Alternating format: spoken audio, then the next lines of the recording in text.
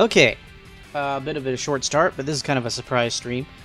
Actually, I'm gonna need one more minute just to get myself properly set up here.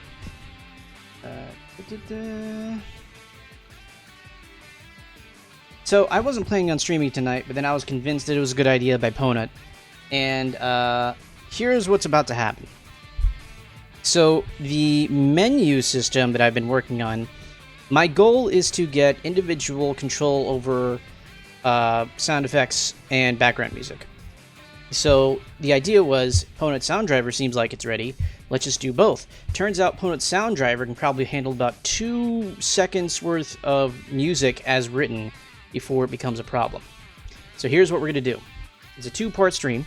First part, we're going to fix up Ponut's sound driver so that I can load up the music properly in a ring, and then continuously playback. And then the second part is we're going to control it in the menu. Ponut, you got to take some credit here, okay? Some responsibility. Okay. Yeah. So, let's. I guess we're gonna jump into this thing. Okay. So let me just kind of ramp this down a little bit. So I have myself next to me a Monster Energy drink. I'm not going to drink all of it, but I'm going to drink enough of it to keep myself up for at least 3 more hours. We'll see how long we go through this one. Speaking of sound, stop. What do you mean stop? Oh, hey, Calculate. Thanks for the follow. What? Half-Life Sen... Okay, first off, anything outside of Sega's domain, I'm sure I'm gonna get struck by someone or another, even if it's like a 2-second thing. Like, I've already had that happen before. So we're gonna stick to safe sound effects. id Software and Sega, for now, or royalty-free crap we find on the internet. Just real quick, before we actually get started, I guess Kate just joined us. So, the point of this stream is that we're doing stuff on the Sega Saturn, so we're gonna be loading up some code on the Sega Saturn at some point tonight. To sum up, what we're trying to do right now is we're going to fix up Ponut's sound driver to play music. Amen break? I don't know what you mean by amen break.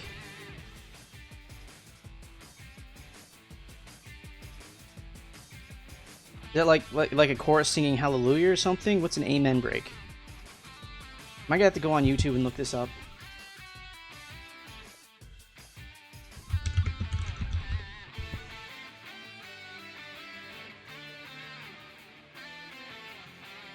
Here, let's pause the background. Oh, this! The freaking, generic, drum sample. Yeah, I get it. Okay. I mean, we could probably loop this as background music. I already have royalty-free background music prepared in MP3 format. We'll convert it when the time is right. Actually, we should probably convert it now, then I think about it. Okay. Feels weird when there's no music in the background. Perfect... No, it wouldn't mean perfect sound. Let me see. I'm afraid to play anything because I know you're gonna end up trolling me with it, but let's do what this perfect sound is. Stop. Oh, okay. Yeah, I got it. Alright. So. Okay, first off, Audacity. We've done this once before on stream on a different topic, but right now, what I'm going to do is I have a downloaded MP3. Where is it? Give me a second.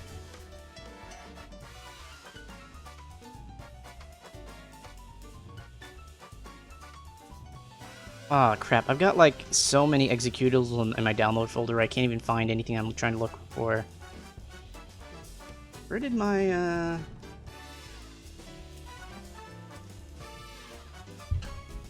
There we go. Here. There we go. So, 2 channels. 2 channels is probably overkill. Let's just hear a quick sample of what's going on in here. This is nice ambient music I can play in the background. Okay, so the first step is we got to convert this to WAV from MP3, which Audacity can do. How do I change the tracking location? Dang it, just move. How do you play it from a different location? Ah, screw it, it doesn't even matter.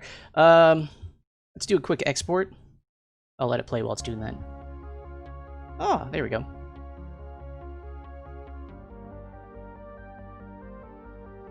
Edit, transfer. It's been so long, I actually forgot how to do this. Export audio. And we're doing this as a wave. There we go. I'm sure there's some options I'm totally forgetting about too. Oh, okay. No, never mind. 16-bit wave format. What about oh no, FMPEG will take care of things like bitrate and whatnot. Let's call it space. How many characters do I get? 1, 2, 3, 4, 5, 6, 7, 8. That's enough. .wav. Let's where are we gonna move this to? Where do I keep my sounds at? Let's see, we got my game dev folder. Now I'll just make a new sound folder. There we go, spaceambient.sound. Okay. So, oh,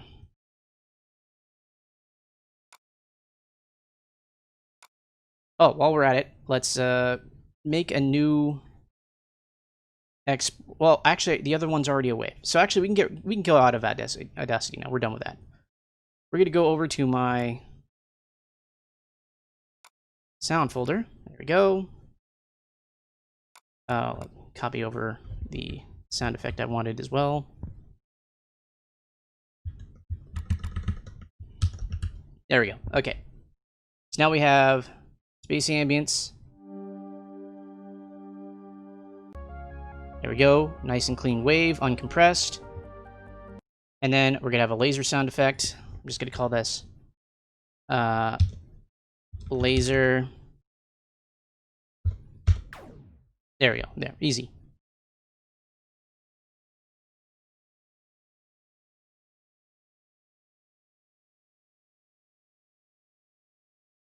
Well, I mean, okay, so if we're just gonna specify what bit rate you have, then that should be fine.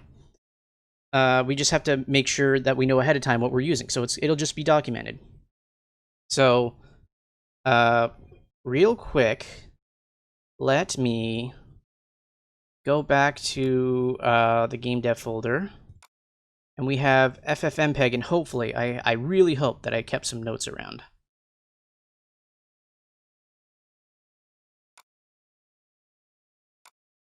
There we go. So we have FFmpeg. So let me put some background music back up while we're doing this.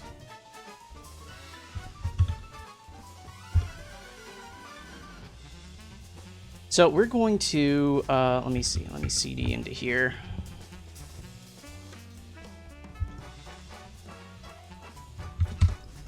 Alright, so we have ffmpeg.exe.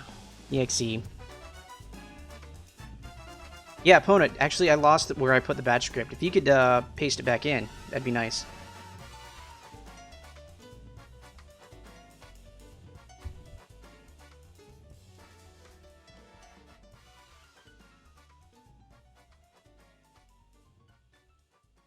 I thought I put it somewhere, that's the thing. It really should be over here. I bet you it's... Yeah, this is not it, is it? Yeah, this is just the actual README for the thing. So what we have to do... Oh, people are messaging me. Oh, Ponut's messaging me. Encode... Oh, okay. No, you just you gave me the actual thing. Let me... Whoops. Undo that. That was a mistake. Guess I'm gonna have to download it first. Come on.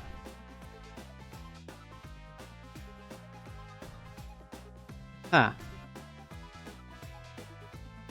.muse. Is this a custom file format that you have, Ponut?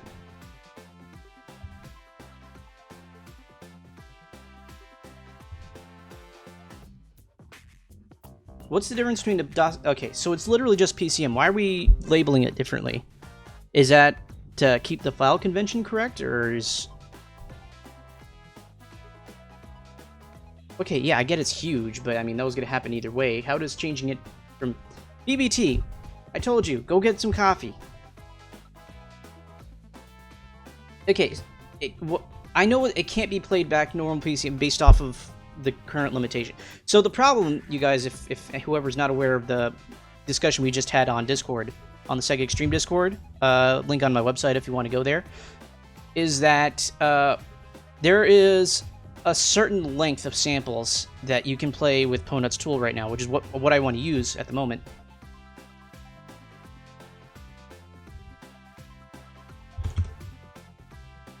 So what we need to do is we need to be able to load up continuously in the same location the data of the actual sound we're trying to play, so that we can go back to the beginning of the file location and continuously play it. So it's kind of like we're filling in the gaps behind as it's playing, to make sure that we can continuously play without interruptions. What I'm trying to get at is, why do we need a separate file format other than just for bookkeeping?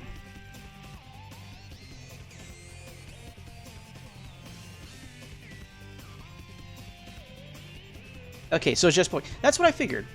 So there's encode music, and then we also have you already sent me this as encode PCM. I don't know what encode 8 PCM is for though.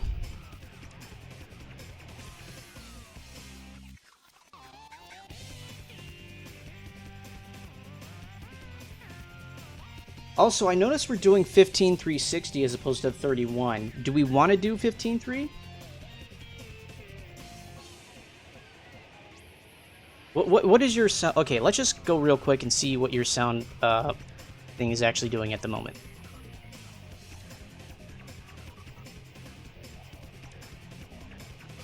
Okay, so you can actually specify 15.360, but there's the what's the other number? It's 31 something or another. Is it double that exactly? The other bit rate that we commonly use? It's 3720. Okay. I want to do double the bit rate. I want to do 3720, and then we can handle it. I guess we're gonna have to handle it in double time, I guess. So in order to handle it, we're gonna have to do... Wow, this is literally just the same thing. Oh wait, we can go directly from MP3? Ah. Neat. I didn't have to do that stuff with Audacity. That's hilarious. Okay. Whoops. Alright. So, let's do this. Let's replace this right here. I don't need the actual batch script. I'm just gonna do this manually for now. I guess this is... Well, I don't see a loop structure in here, but I would assume that you'd be able to do a loop structure and just convert an entire folder if you wanted to. Yeah. I'll keep it off to the side. But I'm going to be using this, and we're going to be doing 31720 bitrate. All the other options are the same. PCM is for... I'll just get rid of all this. Let's call this... this is going to be SFX. And then we're going to do... what? I didn't copy that. Notepad++ is doing some crazy stuff with my key commands. And then we're going to do music. This is going to be .muse. Alright, this makes sense. Okay, let's do that. So, we need... Actually, I probably need to... No, not this. Well, yes, this, but also this. I think I'm going to have to move the sound effects into this actual folder in order for this to do things without me adding... actually, let's just do this.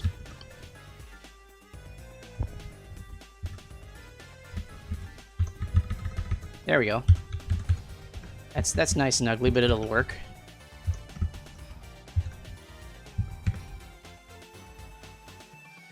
3720. Okay, I remember that wrong. My bad. My mistake. It's literally just double the bitrate, so I just added a 1. Okay, so let's CD over into... Where am I keeping this music at? Here.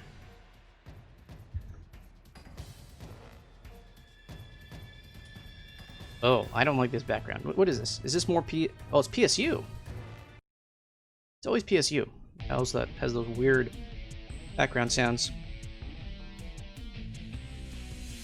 Let's see. CD into here. Sound. There we go. And now we're just going to copy this thing. And first one we're going to be doing is laser.wave.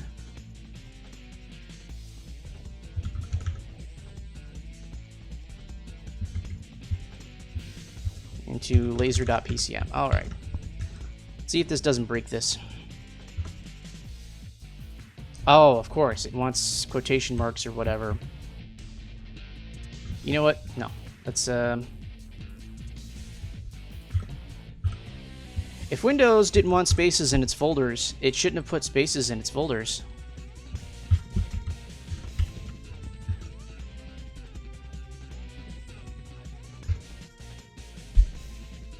Okay, so did it work? Looks like it did. There we go, laser.pcm. And now we get to do something similar with,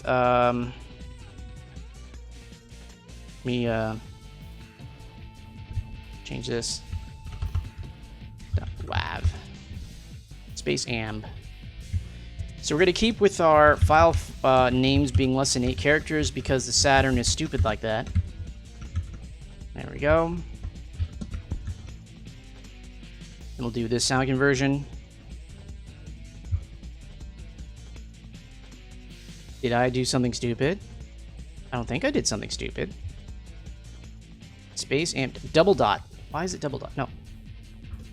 Yeah, I did something stupid. There we go. Okay, we can close out of that. I'm going to keep this open just in case. And I'm going to keep this open just in case. But we have our .music and our .pcm files. All right. Let's copy that in. And we're going to go over to Ponut's sound driver. So this is where we left off last time, is Ponut's sound driver. Sort by type. And let's go ahead and actually run this thing.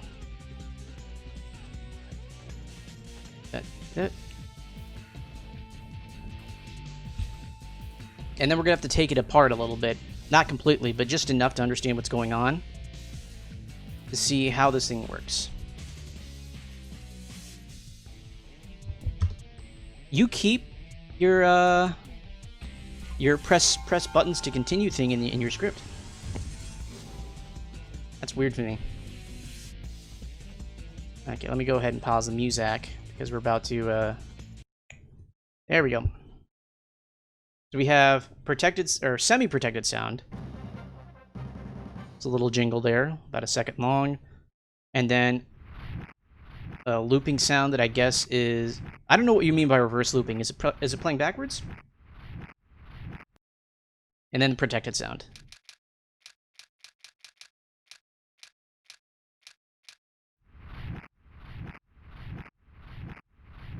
Yeah, I don't get it.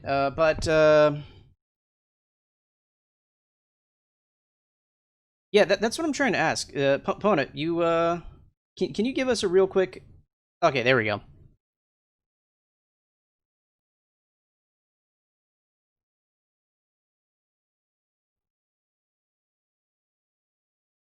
Okay, yep. Well, Ponut, can you explain the difference between the semi-protected sound and a protected sound, and also what do you mean by reverse looping?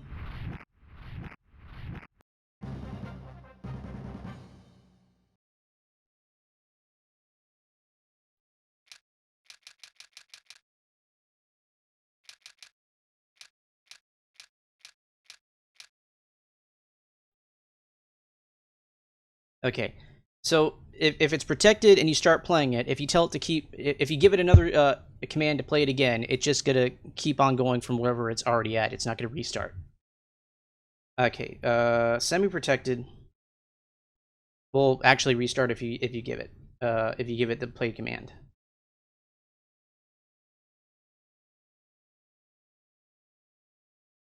Looping and playing. How do you loop without playing back? I don't understand that part.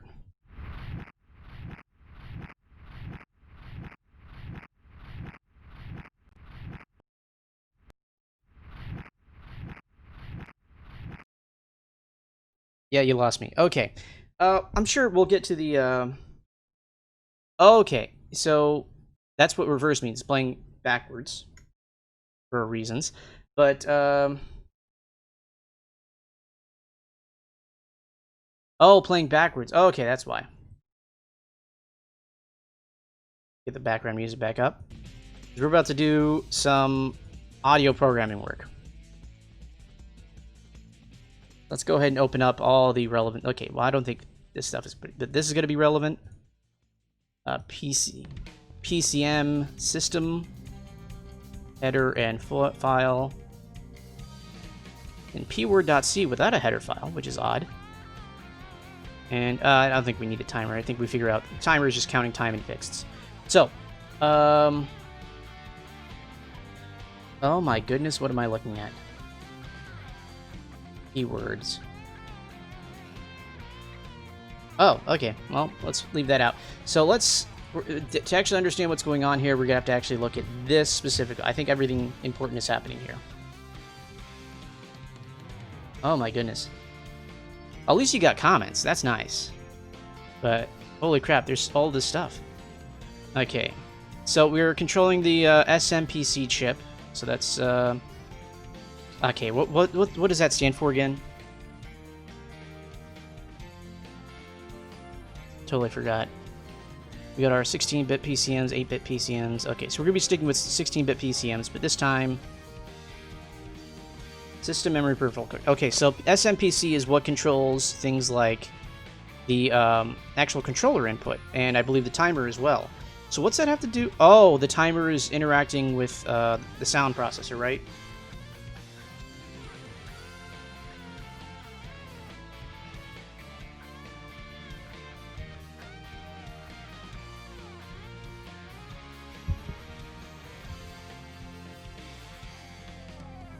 Okay, so the SMPC is actually controlling sound playback. Huh. Alright, well, you know, whatever. But what is it doing then? Why are we making calls to it?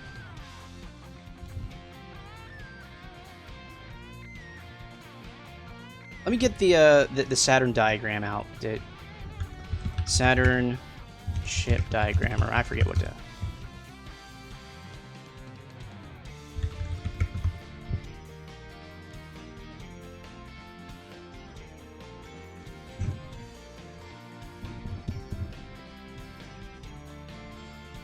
There we go. Okay. We'll get this diagram out real quick just to see what the heck are we talking about, what is going on.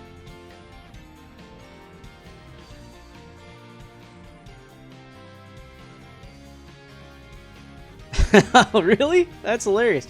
Okay. So, SMPC, where are... Is it... That's not the... Is this a Saturn... SMPC is a Saturn control unit? That's SCU. I thought those were different things.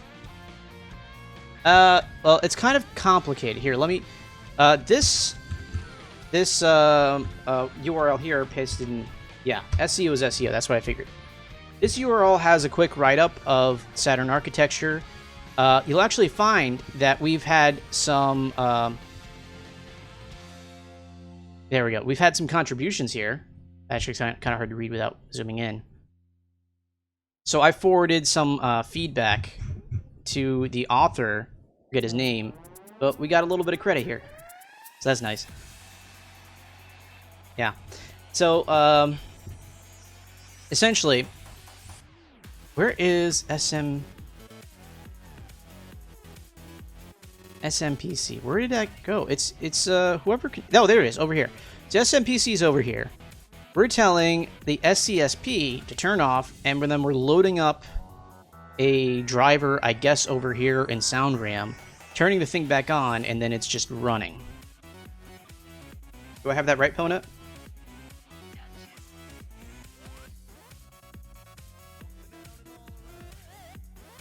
Okay, sure, good enough. So, I'm guessing this kind of stuff is what's more or less required for just loading up all this code here, which also includes this. Where is it? I know there's some sort of driver file here or something like that, or a bin. Here, there. No. There we go. This driver file. sdrv.bin or something like that, which I'm guessing is that your actual driver that gets loaded into memory?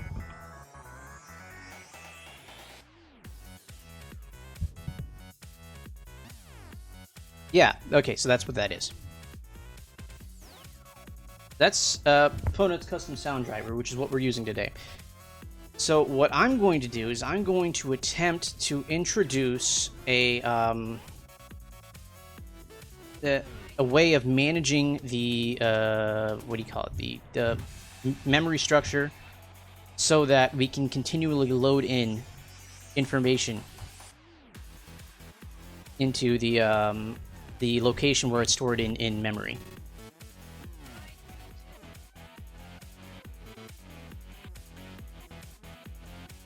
Okay, so wait, we're actually controlling the 6800 or 68,000 over here. This guy.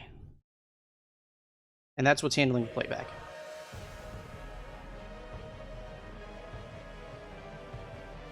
Oh, that's weird. Neat. Okay. So you're taking code. So the SMPC is turning this whole subsection off. It's loading up the binary file, I'm guessing somewhere in Sound RAM, and then Motorola picks it up and then tells the SCSP what to do. Ugh.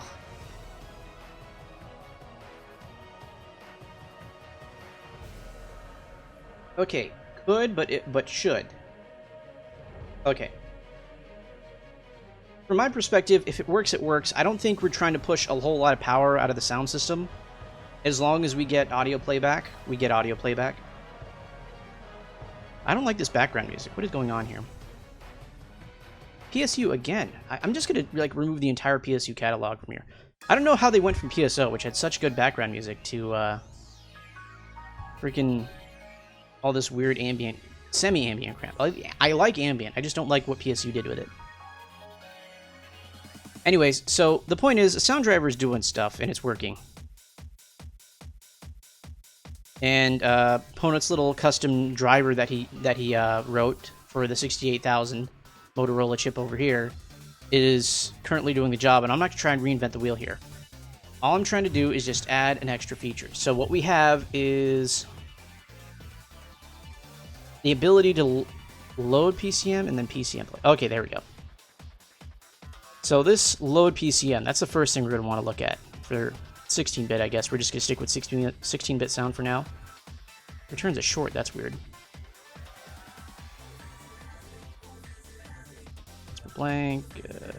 There we go.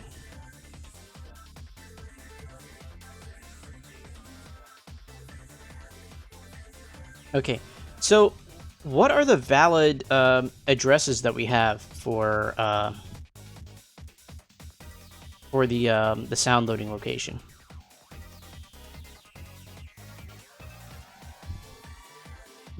I imagine we're starting... Okay, so there's the start of Sound RAM.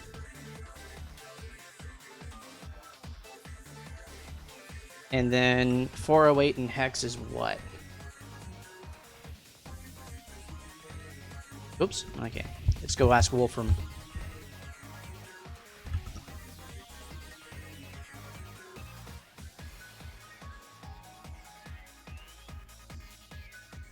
It's a really specific number, but I'm guessing that's exactly what you need. Okay, so that's the size of the driver binary. So the driver is loaded in the front.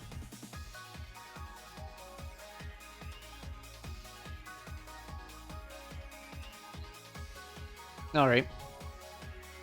So whatever we're loading up in Sound RAM is going to be between here and here.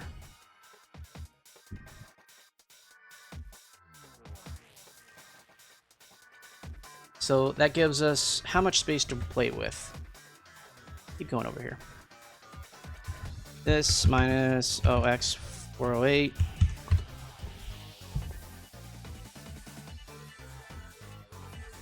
Okay, that's plenty.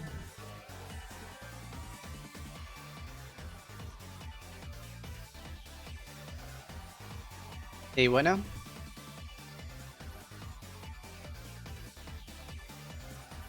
What does the interrupt vector table do?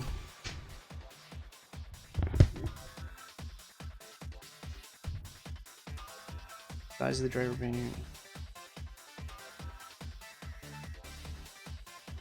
Okay, fine. So it's an untouchable piece of... It's some sort of table that we're not going to mess with, right? So then where is the binary stored in the front of SoundRAM? Or are we incrementing SoundRAM to do something else? Okay. So does this number all include the binary along with all the tables, or is it... Or we need to do extra bookkeeping on top of that?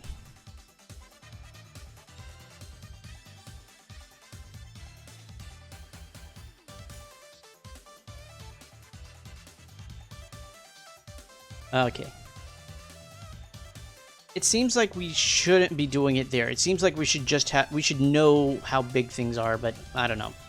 Is the table variable size? Okay, load driver dot. Oh. There's SoundRAM. Wow, you just manually just write the entire... Just put in zeros everywhere. Okay. Alright.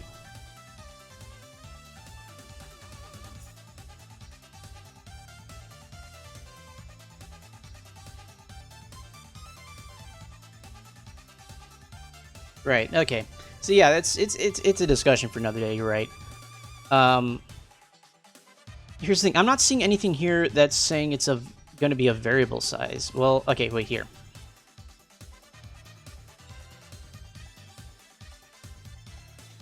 So we're opening local name. Okay, so are we saying that the driver itself that we're loading is going to be a variable size, and we're accounting for that when we... Well, where do we write that to?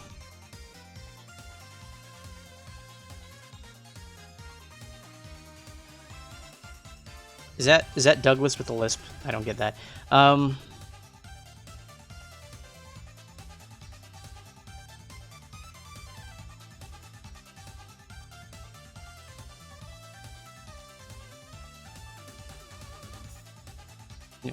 So I'm trying to figure out what the bookkeeping is for, because what we're going to have to do is we're going to have to get into the nitty-gritty of SoundRAM manipulation in order to do what we're trying to do tonight.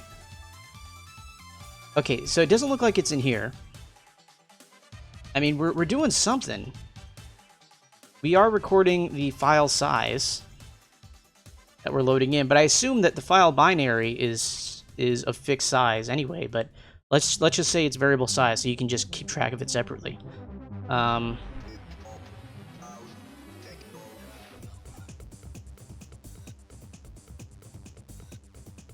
Well, actually, we could probably figure it out just by the loading code. Where are we putting this thing?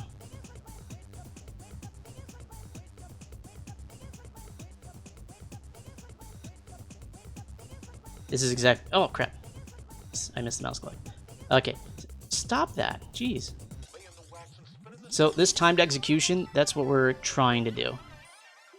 Here, let me just move this comment. Like, try to keep everything on that 80 character limit so we can actually read what's going on. Well, even still, that's kind of... There we go.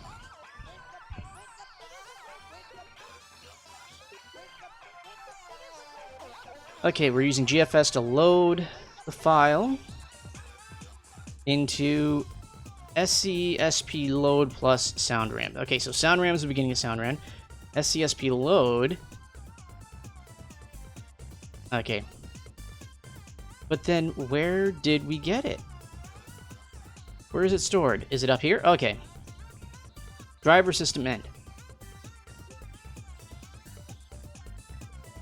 Okay, so what we're saying is that the driver is 10,000 bytes or so big, and we're adding what's 20 hex? I can't do it. Was that 32? So we're adding 32 to basically 20,000-ish to 408, which is a very specific number. But why are we doing this when 408's already designed up? Let's see, 408. There we go. Sound RAM plus 408. That's already over here.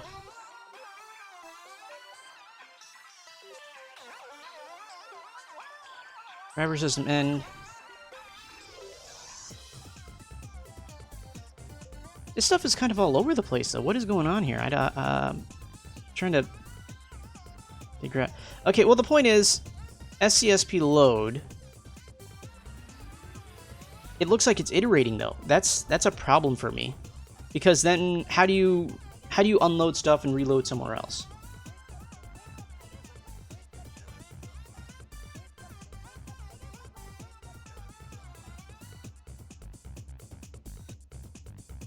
Well, yeah, if it iterates, then how do you...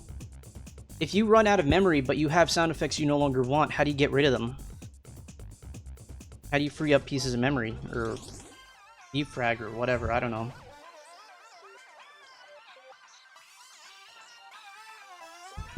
Okay, yeah, I get that, but again, the way the loader... Yeah, okay, so it has to know where it is and how big it is. Yeah, I get that, but... The way this loader is written, it says, okay, we have this, this address is where we write. And once we get to the end of sound RAM, according to this function here, it's game over. We can't load any other stuff. So how do we go back to the beginning of sound RAM and wipe stuff out or whatever? Is there something in here that does that already, or are we just kind of assuming everything that we load is...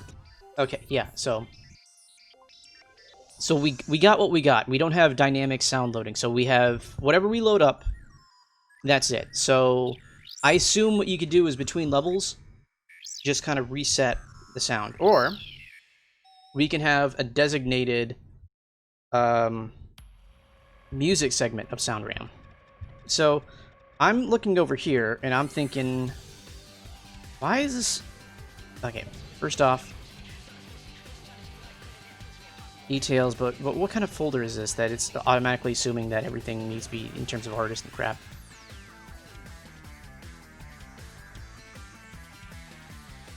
$16 megabytes, but we have... Oh, this is an issue. Ruh-roh. Okay, let's go back and look at how much room we have. We have half a meg in sound RAM. Right?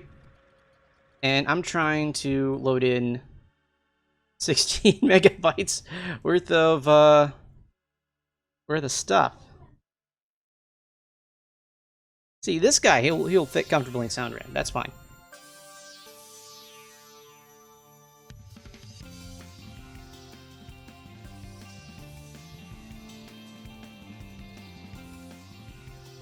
Okay. Okay, I have an idea. So, Ponut, can you tell me the exact size of this? Okay, so the sample, was it 2 to the 16, or might have been 2 to the 17, I forget. Length. So 2 to the 16 was, there we go. Yeah. So if we're gonna fill in 2 to the 16, was that bits or bytes? Samples. How big is a sample? Is it a byte?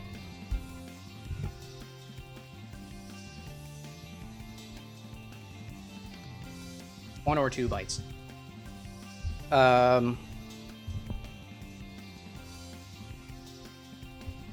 Let me try to figure out how big this actually is. So,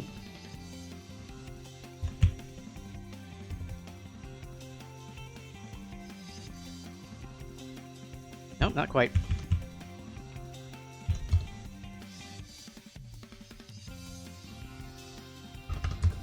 I'm just playing a guessing game here. I'll just do 2 to the 16 2 hex. I completely forgot. We'll handle stereo another day. I think for now, mono sound is just fine. So 1 and then Just give me the text version.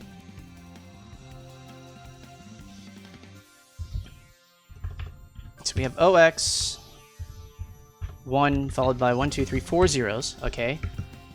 That's... Oh, that's 2 of those, right?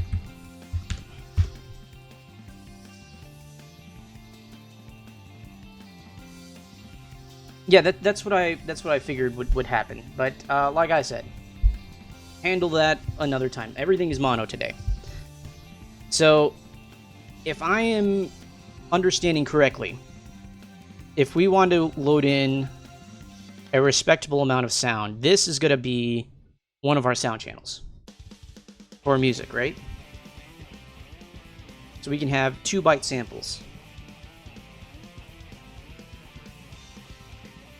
Oh, sorry. Okay, so this should be 65536 times 2, giving us basically 131 bytes of room. Okay, so if we're saying it's 2 bytes per sample, we're gonna max out the size of the music that we can load up. 128 kilobyte. Is that not what this is? Basically 128 kilobyte. Yeah. So we're gonna take what I'm gonna do is I'm gonna take the end of sound random. I'm gonna load up. How much room do we actually have? That's the thing.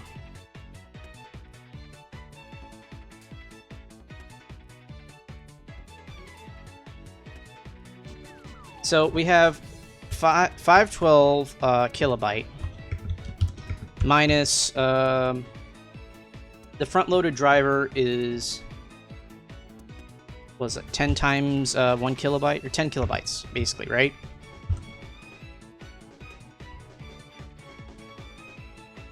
Well, no, I'm just trying to figure out how much room I got to work with here. I want to know how much music I can load up.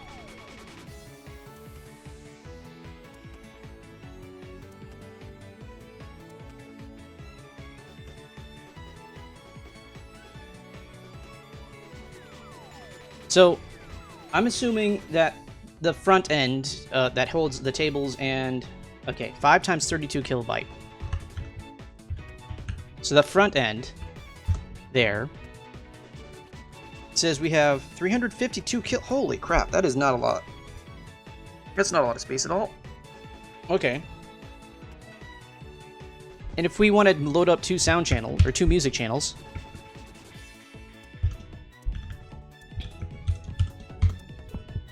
That gives us...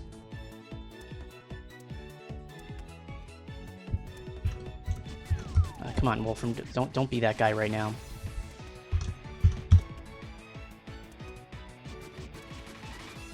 $98 kilobytes for sound effects. Now, for reference, one of our sound effects is half that. So, are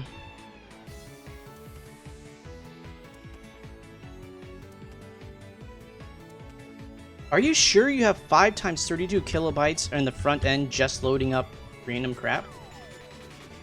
Holy crap, okay.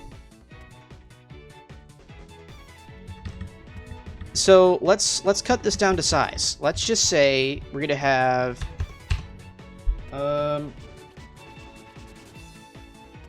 let's say we're gonna have 1-byte samples or something like that. And we're gonna make it small. So we're gonna do I can't even think.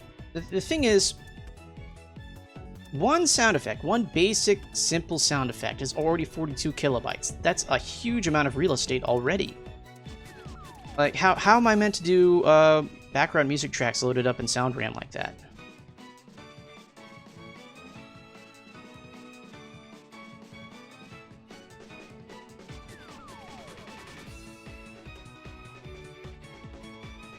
Oh boy. Okay, you know what? Fine. Let's do this. Let's take these guys out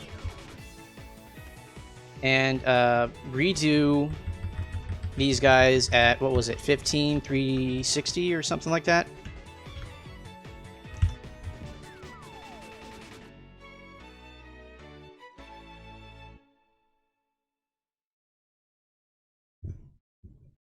Yeah, 15360.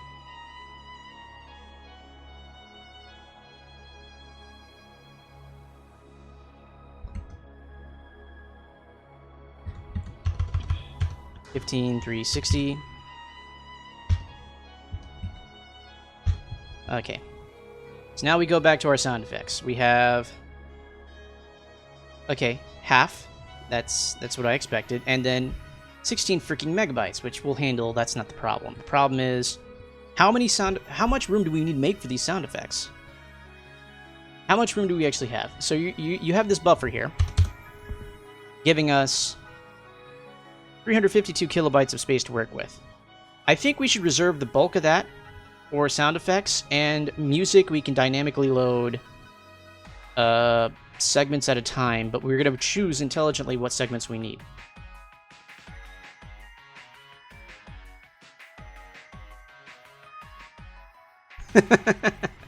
Ponut, it's not that bad. You got sound working, and I'm not even there yet. So you know what? I'll start criticizing your code when I have like a playable 3D game. That's my benchmark for when I start like throwing shade at people. I mean, I might have done that once or twice already, but that's only because you guys don't freaking comment your code. Okay, no. I assume that 532 kilobyte space is just verboten. It's just tables and drivers, and I can never touch it, and don't go there. That's what I'm assuming. I'm trying to find out how much total space I have. So, what I want to know is, how am I going to divvy up the space? I'm going to want to have a dedicated sound effect area and a dedicated music area. You have a music buffer. Well, what the freaking... Why would you... Ponut, you're breaking my balls here. Now I'm throwing shade. Now I'm upset. Okay, so let's take out the 12 kilobytes in loading area. Okay, so 12 kilobytes. That's what I originally thought. It was something like 10 or 12. And then we're going to give ourselves... how many sound effects do you think are reasonable in a game? Each one of these sound effects, let's say it's going to be 32 at the worst, right? 0 kilobyte. So we got 500. Let's take...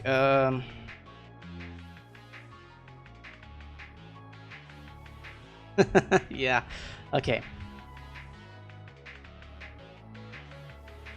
So is your music buffer at the beginning or at the end of sound RAM? And by beginning, I mean right after the driver. Okay, it's at the end. That's where I was going to put it too. Okay. I'm going to resize that based off of what I think would be appropriate.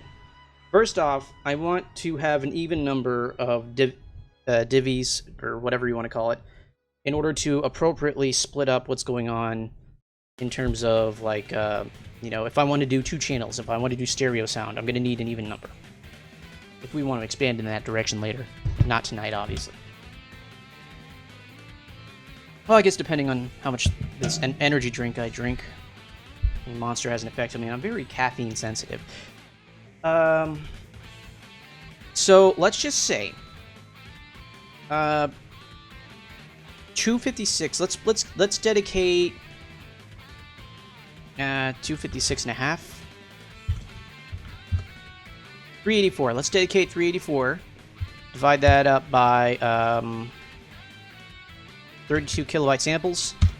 12. So we have 12 sound effects at a time, right? What's that give us? 116. 16 divided by 4. 29. That's fair. That's fair. Okay. Minus 4 times 29 kilobyte samples.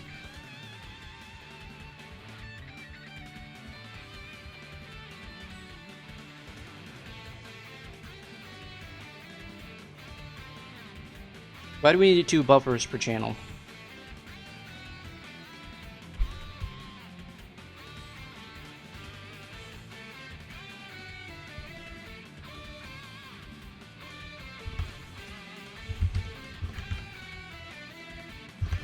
Okay, I'm going to get super aggressive with this, because I like having a lot of sound effects at my disposal.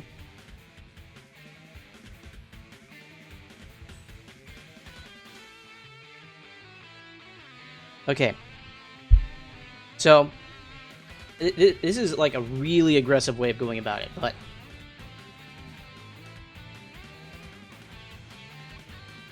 I mean, that's basically what we're doing. We have to be actively loading the file off a CD as we go, which in practice is probably not the best way of doing this. This is probably not good for the Saturn laser if you burn this onto a disk and do it. But I'm assuming whoever's running my stuff is already, like, got an ODE of some kind. Probably a bad assumption, but it's an assumption.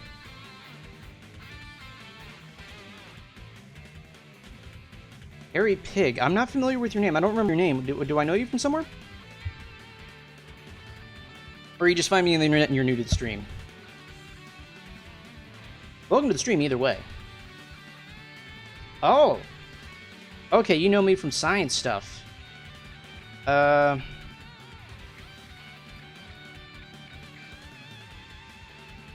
Okay, fine. We're gonna get aggressive with the music loading. Yeah. Okay, so I do science IRL, so I guess occasionally I'll get some of my science folks, my science patriots or comrades or what do you call it? I don't know. There's a word for it. Colleagues. There we go. Colleagues. I knew it started with a C. There we go. I get some science colleagues on the stream every once in a while. So welcome to the stream. We are doing Sega Saturn programming. So right now we're trying to divvy up our 512 kilobytes of sound RAM down here and decide how much of it I actually need for the music. Scared of who? Fine, stop. Oh, id Software? I have been desperately trying to get John Carmack Senpai to notice me. You have no idea. Okay, Valve? Oh, dude, I haven't even played Half-Life yet. Like, I'm serious. Like, I played, like, 1 hour's worth of Half-Life 2, and that's it. I don't do shooters. I do RPGs.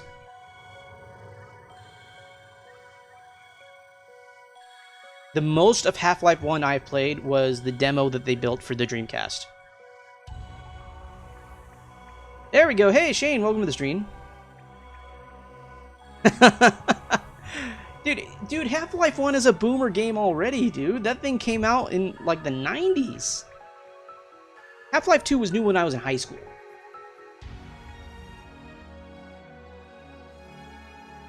Dude, if you're not doing a game for the Saturn, what are you doing for the Saturn?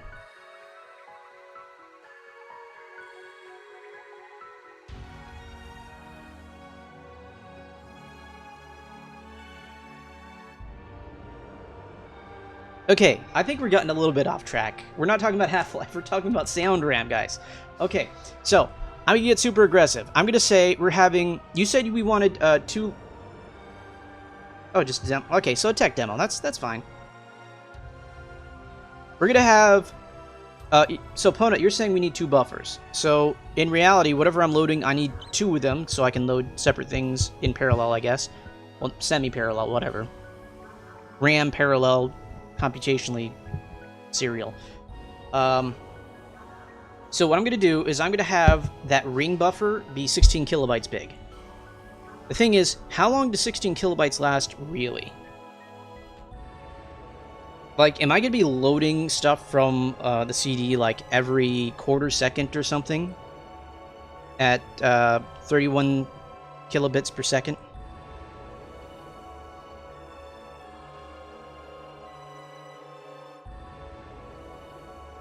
The thing about that, Shane, is I never played long enough to find out. It could be, but I would not know. I assume it was. From what I remember, I think we had this conversation. I think you told me that it was basically done, they just didn't release it. Yeah.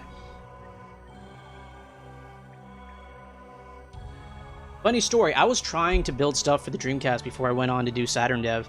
Problem is, the Dreamcast tools were not as intuitive as Joe Engine, so I just kind of started with Joe Engine. Also, my artistic skills are well lined up for the Saturn compared to the Joe Engine, at least in 3D. Once I get more comfortable in 3D, of course.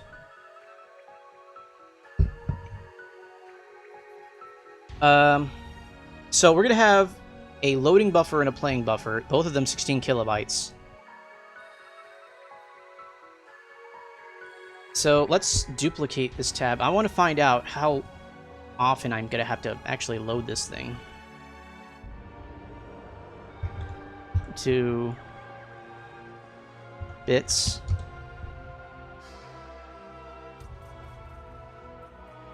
So 128. Okay, 0, 0.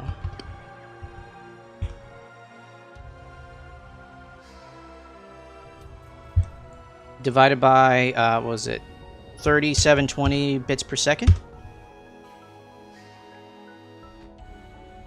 That sounds wrong.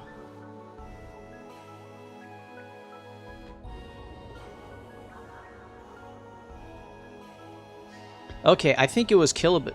So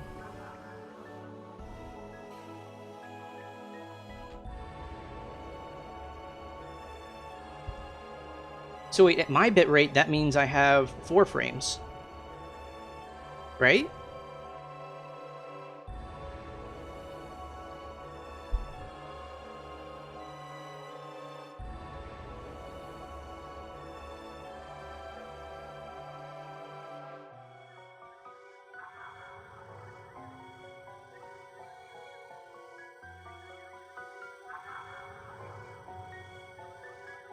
Okay, so I have 8 frames. That's the thing, though, is how often are we actually loading? Am I just filling in the gaps as at every frame? Or do I wait until it's at the end before I load the next one? How often do I need to access the disk?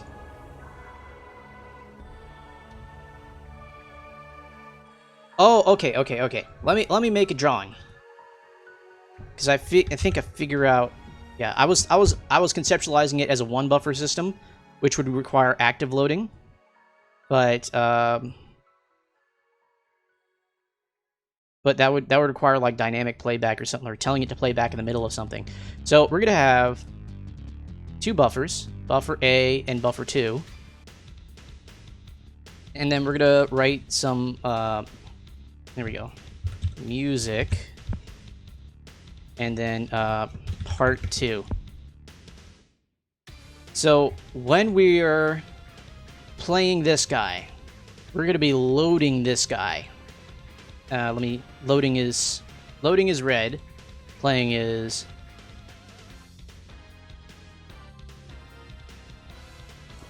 blue. Okay, when this guy finishes playing, this guy will have already been loaded. So now we get to play this guy, and then this guy over here gets loaded. And we're going to keep switching back and forth, and we're just going to keep track of this with a bit flip or something like that. I don't know. Okay, maybe I'll do that. I don't know. Yeah. So once we actually flip over to the other part, let me get those arrows back. Once we flip over and we start playing buffer 2, then we can go back and load buffer A. And then when part 2 finishes, then we start playing buffer A, and then we load up more stuff in part 2. And we have to keep track of which part of memory we have to load up. Oh! Wait. How much RAM do we have? This is the Saturn, so nowhere freaking near enough. I could utilize all the RAM on the entire Saturn. I wouldn't be able to fit this one music file. That is sad. Okay. So we're going to be constantly reading from the disk. So, we got 2 tasks for our new function called... Actually, I don't want to do a function. I want to do a struct. I like structs. There we go. There's a PCM control struct. There's a syscompare struct. Let's do a music struct, or type def.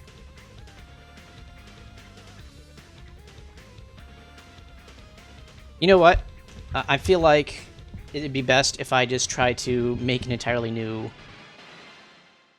thing.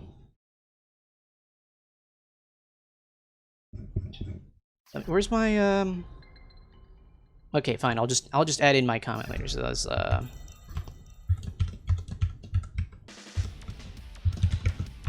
music loader Emerald Nova expansion of Ponut 64's sound implementation. I can spell tonight. Okay. Here we go. I'm gonna name this music.h. I'm just looking for more places where I just misspell crap.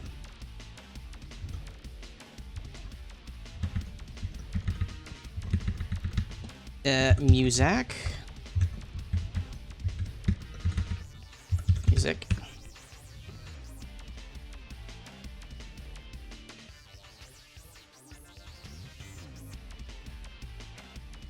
I don't think we need to go that big because I want room for sound effects. I'm going to do 16 kilobytes and I'm just going to do this really fast. I'm assuming that the Saturn can load... What speed can you access on the Saturn? So, okay, you already told me.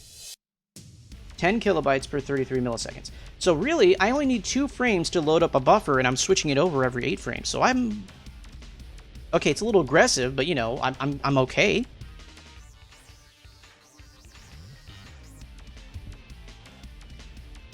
It might be a limitation of the actual chip itself. I don't know. I don't know what the standard for the SH2 is.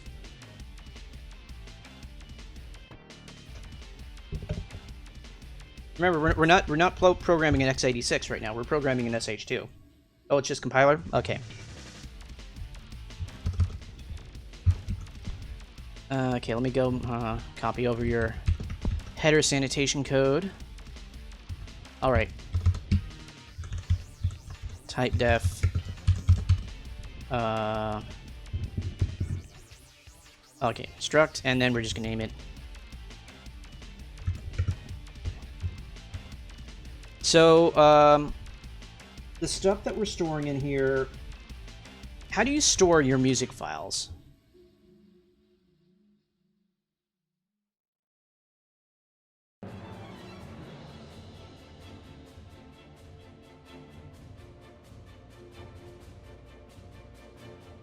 Let me see. File size. Okay, local name.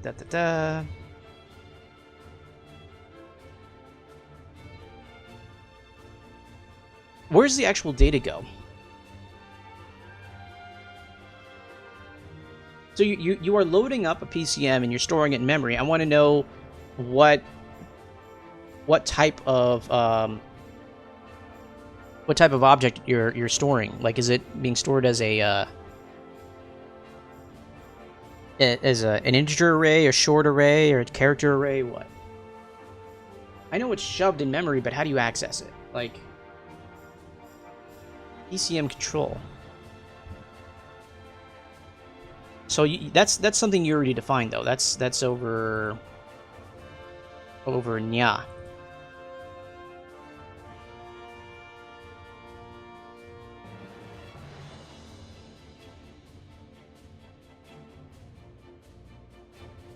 Okay. So, play size, pitch word, pan, volume.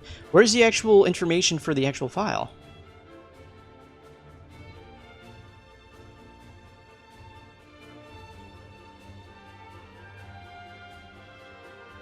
You're not discarding the data of the sound effect. You're storing it in sound memory. What I'm asking is where that actual sound effect is. If I want to go access a sound effect, what am I pointing to? Where's the pointer for the sound effect data? Just the data.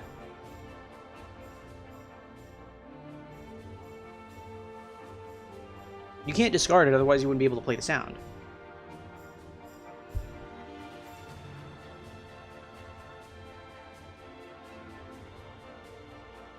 Okay.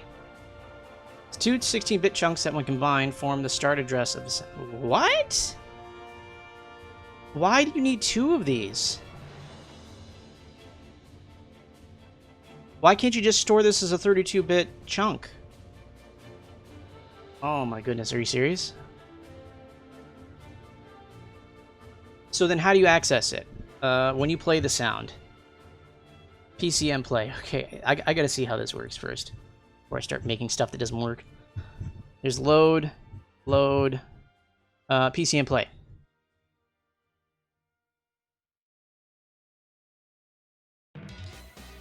How is it accessed? Okay, there we go.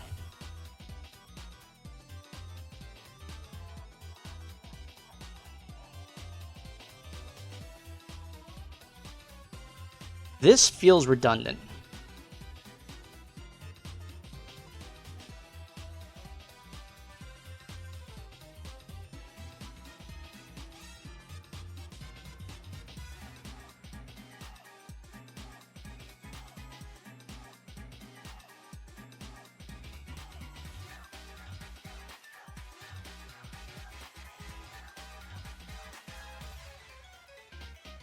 I'm not going to change convention too much from what Ponut's doing because I want this to work together well. So I'll do what he's doing. I just want to understand how things need to be stored. Also, why do you need to do and true? This is what this reads like to me. This reads like bitwise and true.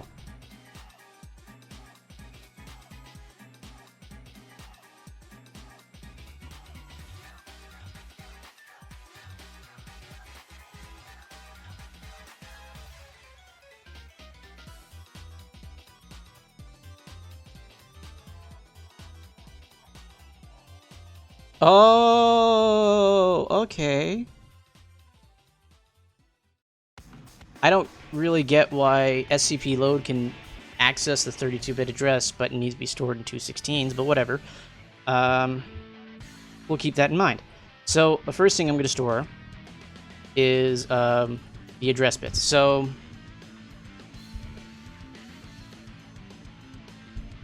well, no, let's do file info because we're going to need that. So we're going to do character string of 8 characters. File name is going to be equal to, oh, there we go.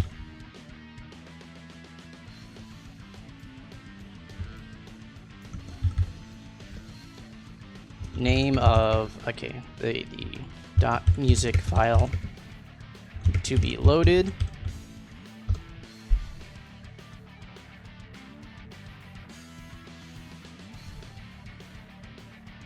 From CD/B, I just call it the BGM folder.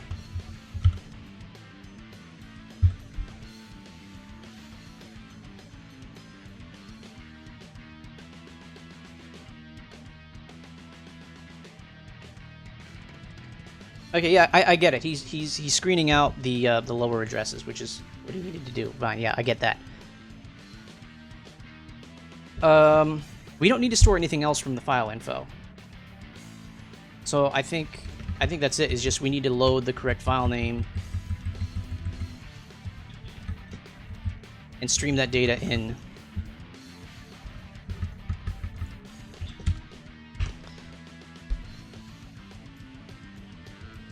Okay, so there's the file name, and then there's we're gonna have to have the actual address in memory.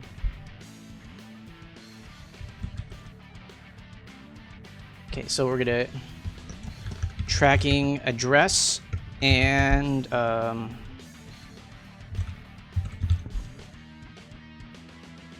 playback. So we're gonna have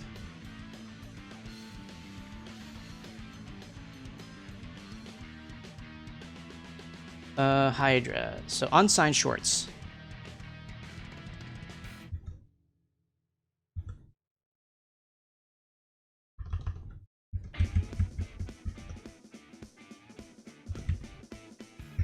Of sound memory address.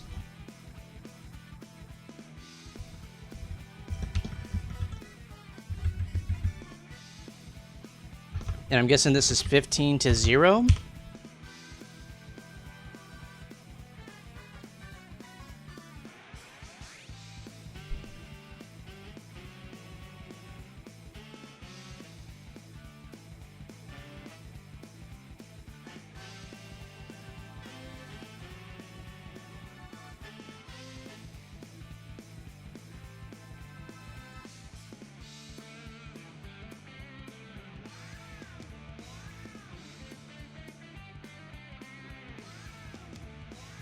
Well, I mean, we could do that, but actually, wait.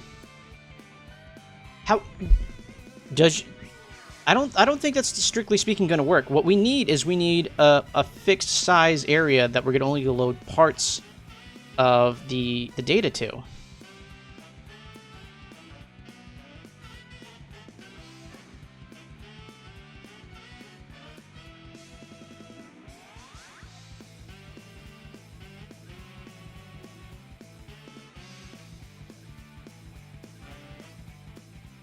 Good night, Branch. Thanks for coming on. We'll see you later.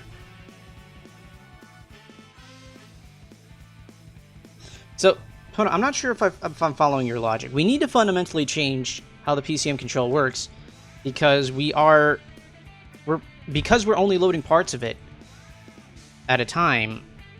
I feel like we're changing a lot of basic parts of the struct that we can it would be best suited if we just made a new struct. So, like, the number of samples poured from the start address, this is going to be a fixed number. Play size, number of samples played before the sound shot loop. This is going to be a fixed number. Pitch word. Okay, we're going to keep the pitch word, pan, and volume.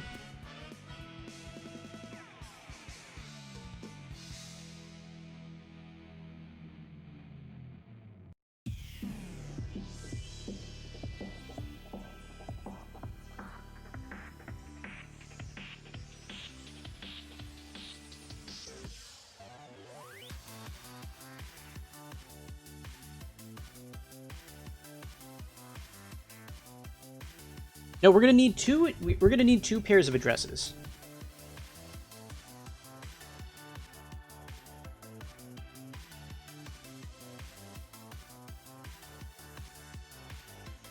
I don't really know what you're getting at, Ponut. From what I can tell, we need to keep track of two different addresses, and that would be easier to do with a single struct rather than having to just point to two separate structs and just have like this spaghetti-ish approach to handling two different things. I'd rather just keep everything in the same struct and have everything just be accessible. It makes the documentation easier, makes it easier to utilize the code.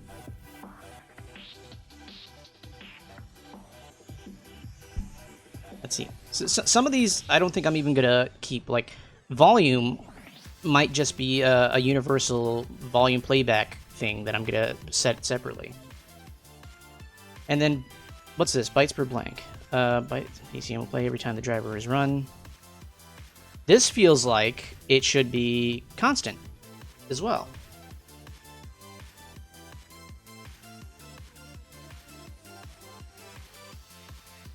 I don't even know what this thing is for.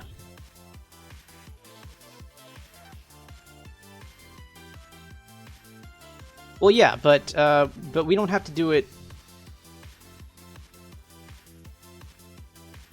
Okay.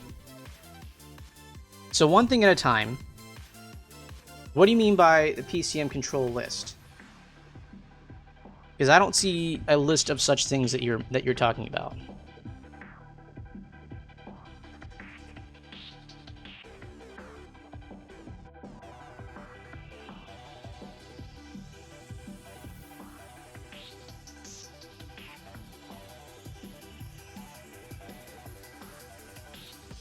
Okay, where even is that?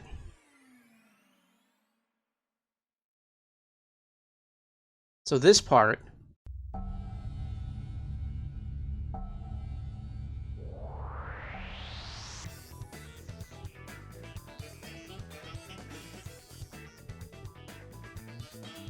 So wait, the 68K has its own version of PCM control? And you just made a separate version of that. So that's the thing, is you're already making a redundant struct for PCM control for sound effects. All I want to do is make a separate version that's tailored to the music things that we're loading up, so that we can just handle it in a way that kind of makes sense for a new programmer coming in and saying, okay, I want to load up music. Here's all the things I need to know about music. Right. So that's what I'm doing, is I'm just mirroring the struct with all the redundancies cut out for the intricacies of music playback. So like we don't need, you know, variable buffer sizes, I don't think, or anything like that. We know exactly what we're doing when at the time of loading the music the first time.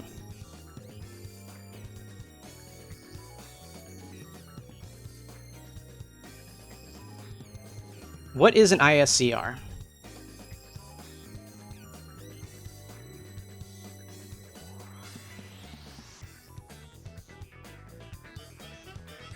I gotta check to make sure everything that needs to be in here is in here.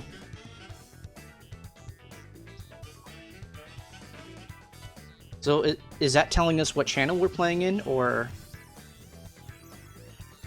is it a specific? So is it just a list of different sound effects that are registered to play? So wait, which was it? That's okay. That's a channel. So we have 32 channels to work with. Can they all be played simultaneously?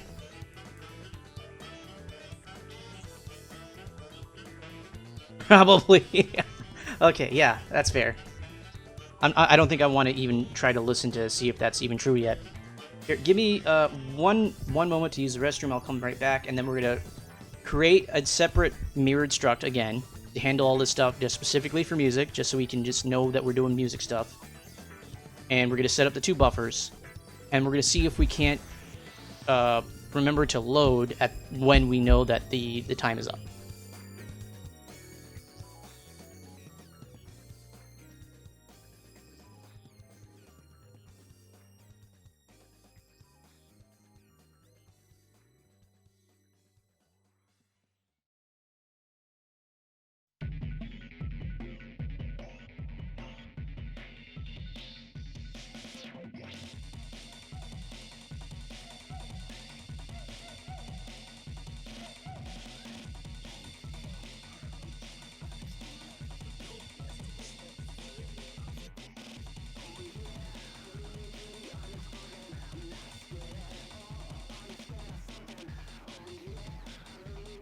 Okay, so I think I've got a feel for what needs to happen at this point.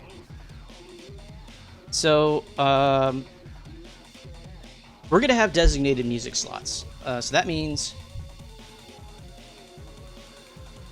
I'm going to limit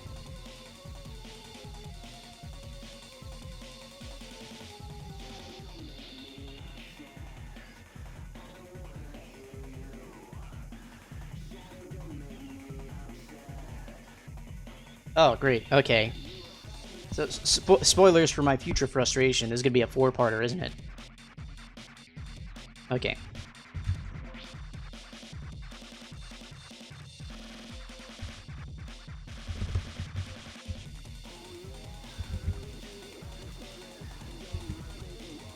So let's rename this. So this is going to be buffer A high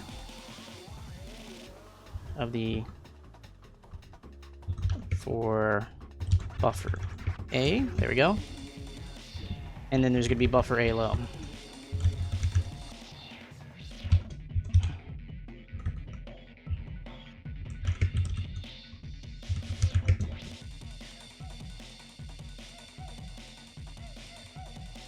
Here's the thing, I don't know if it's for SH2 or not yet. That I don't know that part of whether or not we're sending it to one chip or the other. I'm just gonna try and play it the same way you play it. So how do you play your sounds? How do you know whether or not it needs to go from SH2 or the SCSP?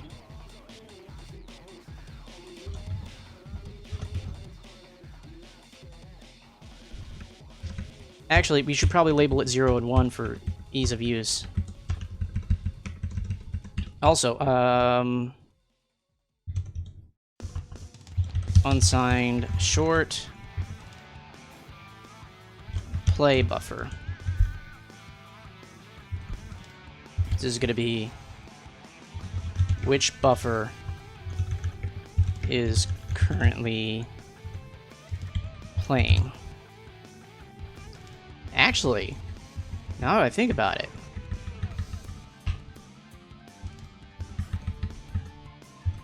this makes it a lot easier to write the code for. A, that's going to be 0, or B, 0, or one index.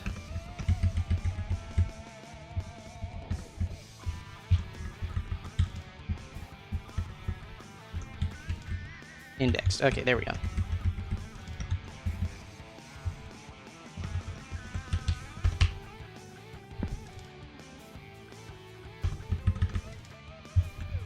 There we go. That's gonna make life easy. I'm not doing A and 2. I need this to be readable by people who actually want to use it. Okay. So, Ponut, you didn't tell me, though, like, how do I know whether or not I'm going to be using SH2 or SCSP? What intricacies are there? What's the difference in using them? Do I need to use one or the other?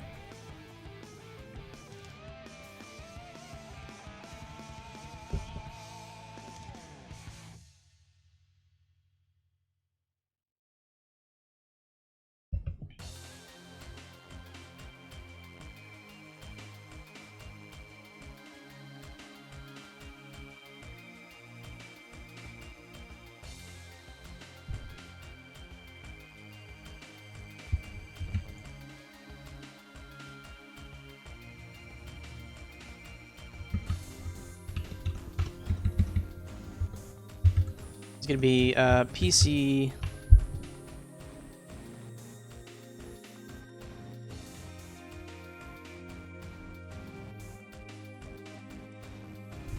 I am not following what you're trying to say with that.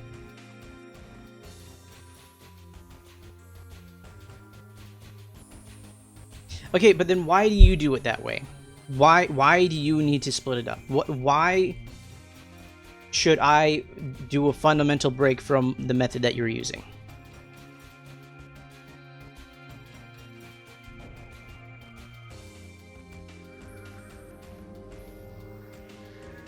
So why shouldn't I put my the music files in that same list that's playing all the audio, or the other audio stuff?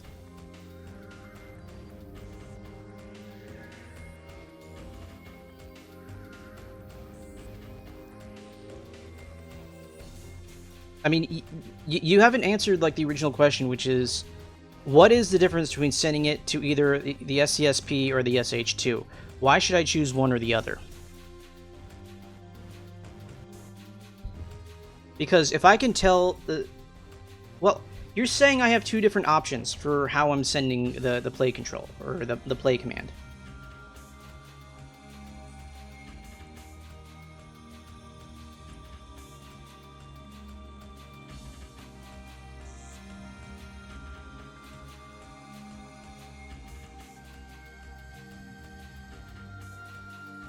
I don't see how, though. Like, I don't see why we need to... Okay, if it doesn't matter, then why do we need... Okay, so we're building incompatibility for what exactly? I am copying your method of sending stuff to a list. I mean, ideally what I would do is I would have the 68K handle the sound-related stuff, so the SH2 is free to do other things.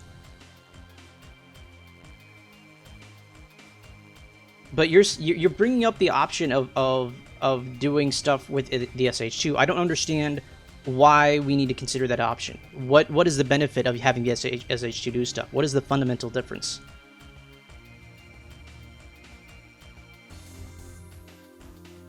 Okay, so if that's an option, why didn't you do that already? Is that just something you forgot to implement, or is there a reason why it wasn't done here?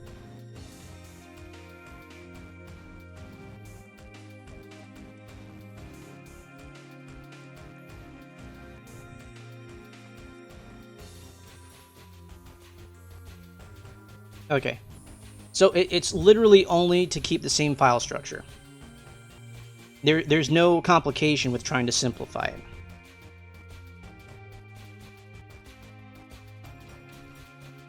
So if I turn this from an unsigned short into an unsigned int, and I say this is the buffer address,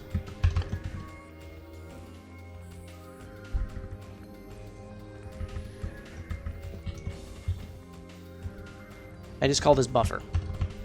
There should be a buffer 1 and this buffer 2. And, I mean, really, this is a pointer, isn't this? This should be a pointer, but it's not stored as one. Why isn't it stored as a pointer? That's throwing me off. it's not stored as a pointer here. That's the thing. Oh, because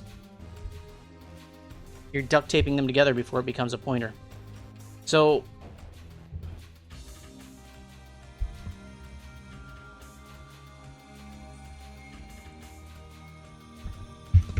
I should be doing this.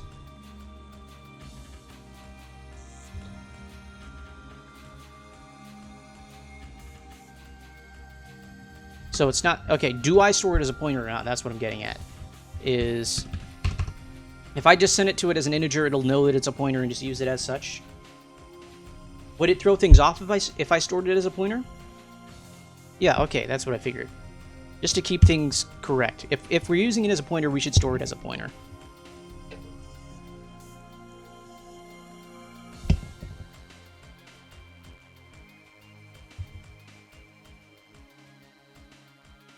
Okay, so we have the play buffer, which is just telling us which one of these two things we're playing, either the first buffer or the second buffer.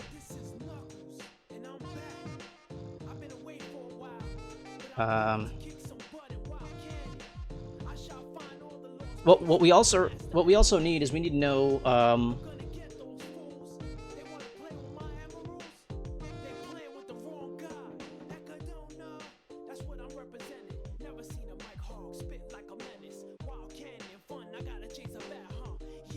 right, okay. So that makes sense. Yeah. So we have a pointer to that. We also need some way of tracking which part of the file we need to actually load up. So the PCM file, that's headerless, right? There's no initial part and final... Well, there's a final part, but there's no initial header we have to skip over. Yeah. So what we're going to need is we're going to need a file size.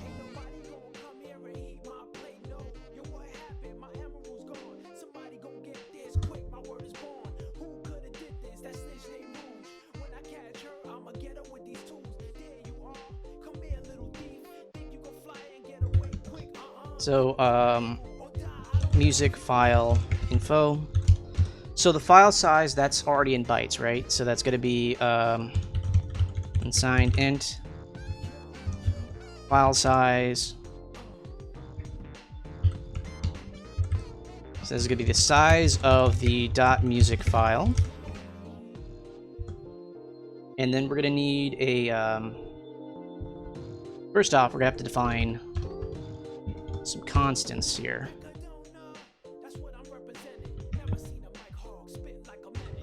Define music chunk as... How big did we say these things were going to be? Forgot. 16 kilobytes. 2 hex.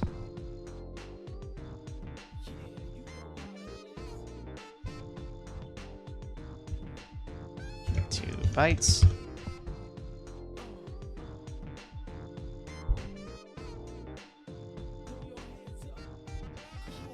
Something feels wrong here.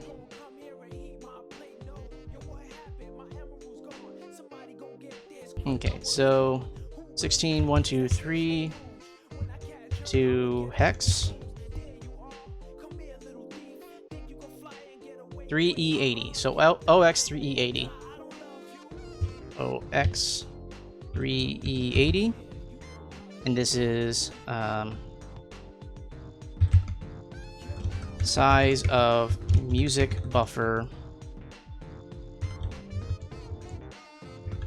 to load at a time.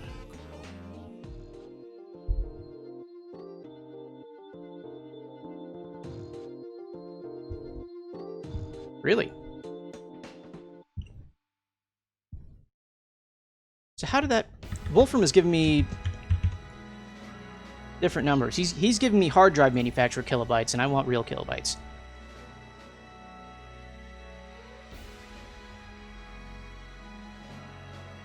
Okay. I always get confused. Alright, yeah.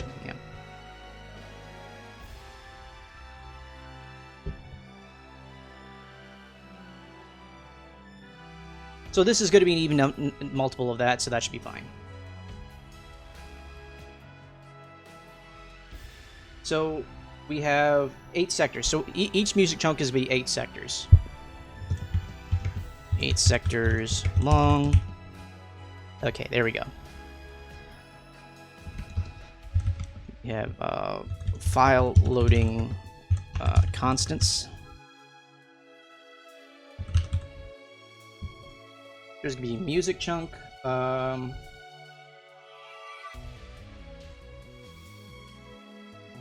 Oh, let's just keep that for now.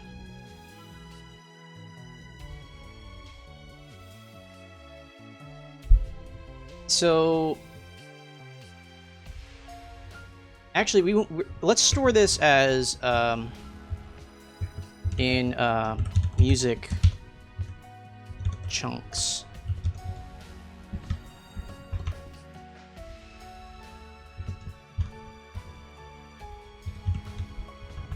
Okay, so this is gonna to count.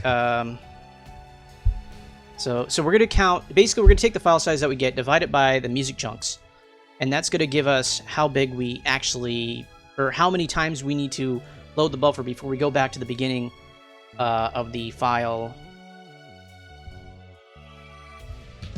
and track what we're doing there.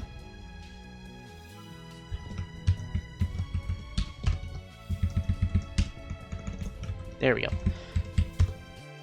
So now we're gonna have unsigned int, and this is gonna be chunk ID.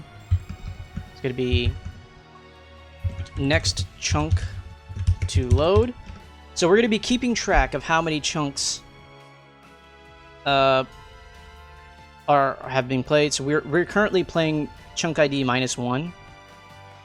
And then once we get to having to load chunk ID is greater than file size, or I guess equal to file size, we will loop back and make chunk ID 0 so we can loop the music.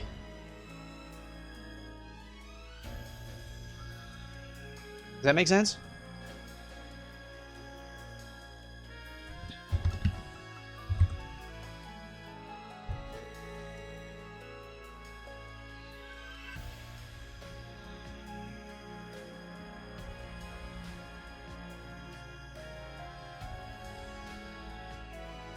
Here's the thing, I don't want to have to support reverse looping, or I don't know what alternating looping is, but that sounds painful to me. I'm just gonna support either looping or not.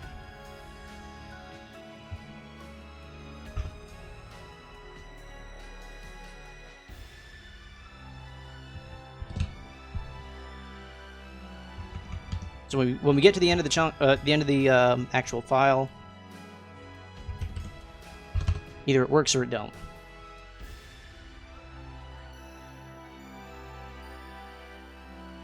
So what I'm assuming we're going to have to do is we're going to take the file name, we're going to load it, and that's going to give us a memory address somehow. But we need to tell it to load up chunk ID times file size bytes. Chunk ID times file size times music chunk bytes ahead of whatever address file name returns when we tell it to load the file, and then we'll read that directly into the buffer. Let's see, loop type, we keep that.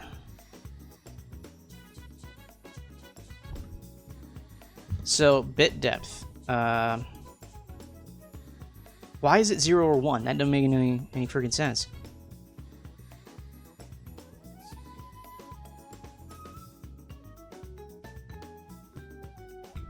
Go ahead and get rid of this crap.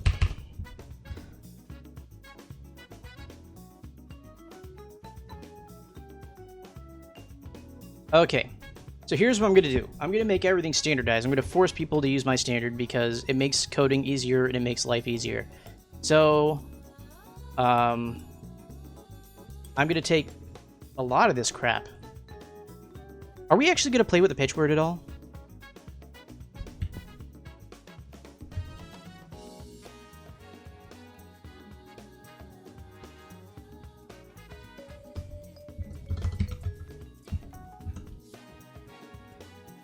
Hash define music LSA.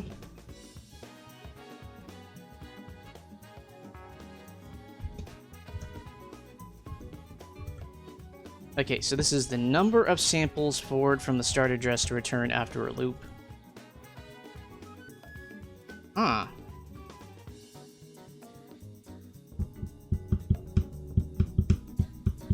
We don't actually need this, do we? Yeah, we're not handling like that, so that's gone. What about play size? So the pitch word, what pitch? How do you set your pitch word?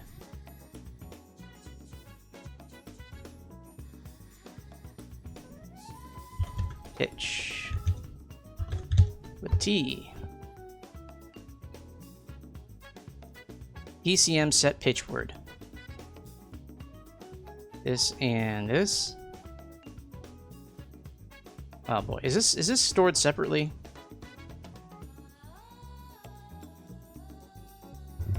Oh boy.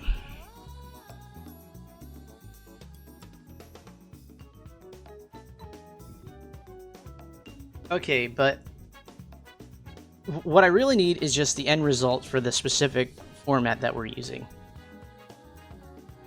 PCM system.h. Okay. Where is set pitch word?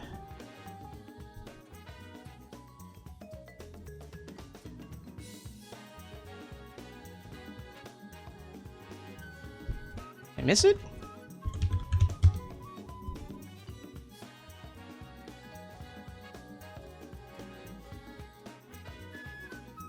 It's not highlighted. Where is it?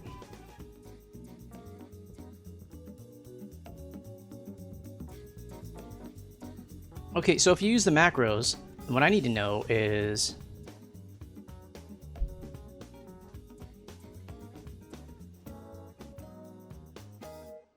sample rate. So the sample rate, we already know what the sample rate is. How does this even work?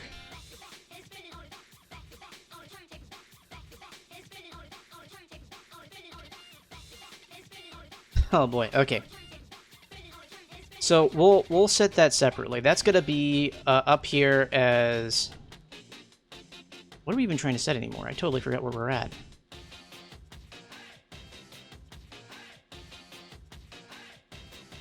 Wait a minute, we can just read the definition and see what exactly we need. Okay, so do not leave 0. That's fine. But the number of samples we need to play is predefined. We know we have 8 sectors, and each sample is 2 sectors long, right? Or, wait, do I have that right? No, each sample is 1 sector long.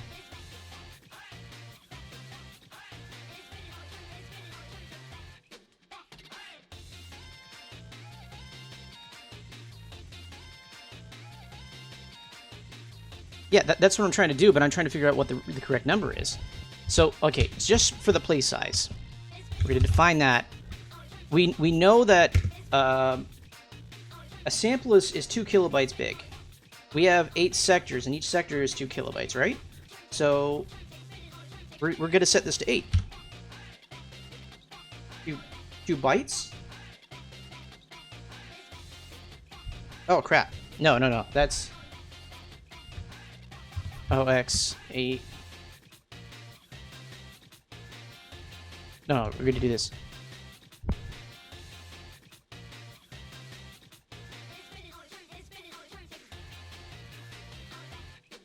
Okay, that's what I was trying to figure out. I don't know why I couldn't do that. That's the number of samples to play before this. So this is a different definition now for us. This is the number of samples in a buffer.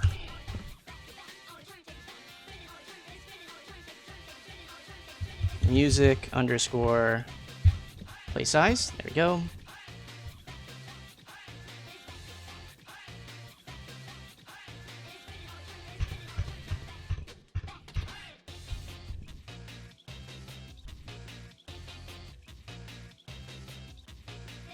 Pitch word, we're gonna set up here as a universal music pitch word.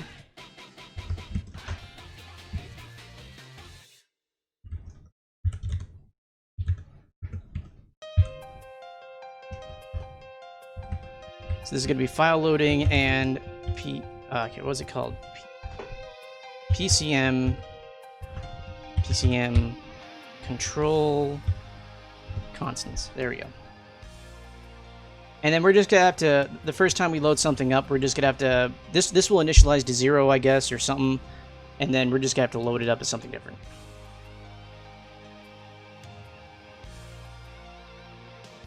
Dude, you know what? Nobody asked for you to be so judgmental. Okay, so we're gonna calculate this the first time because all the things are gonna be mixed to the same bit rate and the same everything, so that'll be done. Pan volume.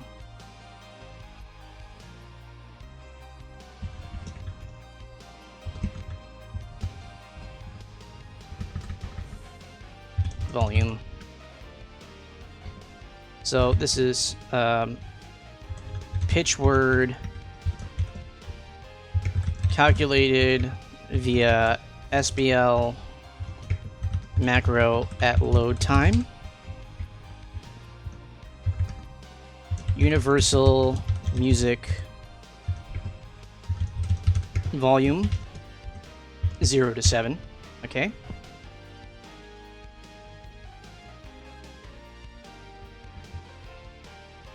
Hey, this is coming together pretty okay. Pan setting. Okay, volume setting. We're setting that. What even is pan? Also, how do you define it? Like, how do you... there we go. Pan is equal to pan. Pan is an input parameter. What the crap? Okay, from the top. Find me where we actually input pan. There. It's just there. So then, okay, fine. Where do we find this? Do we ever even call this? When does this come up?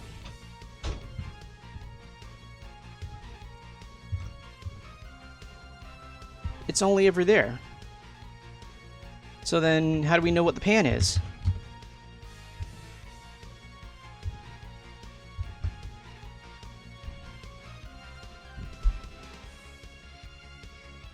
So when you load things, okay, you're going to load it, and you have to set that somewhere, right?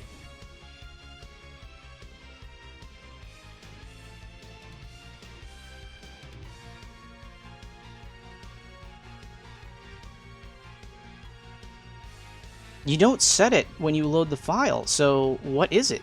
What do you put in your pan?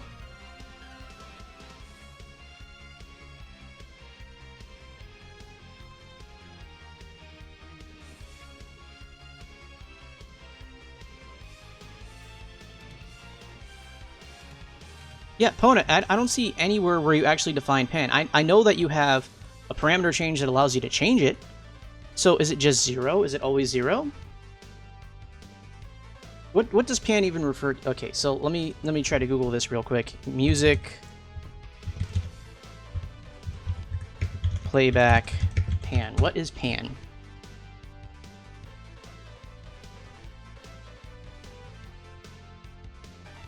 Multi-channel. Oh. So that's how you mix stereo sounds. That's interesting. We're going to want to keep that in there for future proofing. Well, you could have said something, Ponut. I didn't even know what it was. Okay. So, I guess 0 oh, sorry. Okay, I thought you were just sitting there waiting for me to figure it out. Okay. Just watching me squirm. Okay, so just based off like a quick skimming of Wikipedia, if we're gonna put this on a clock, let me just do panning clock.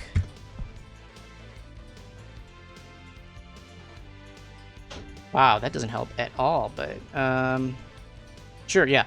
So, oh, you gotta be freaking kidding me. When I say image search, I mean image search, not freaking. There we go. Okay, so I'm guessing 0 starts at your 12 o'clock, and positive numbers probably go right, and negative numbers probably go left. So...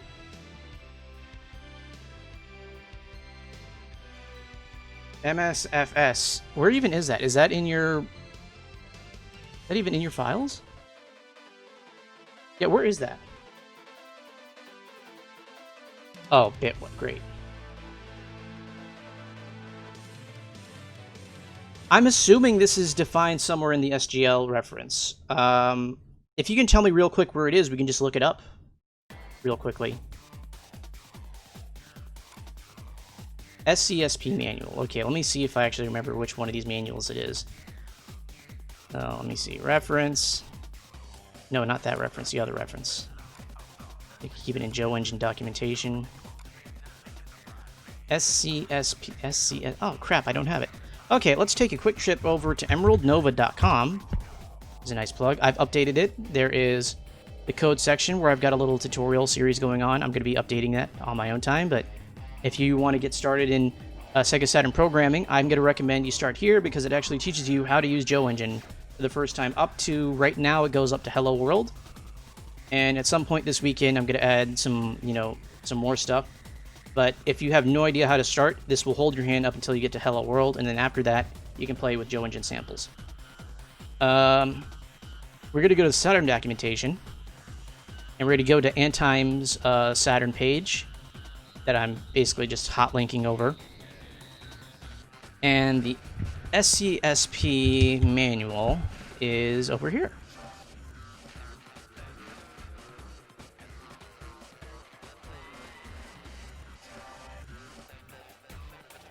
Okay, so let's go over to PAN.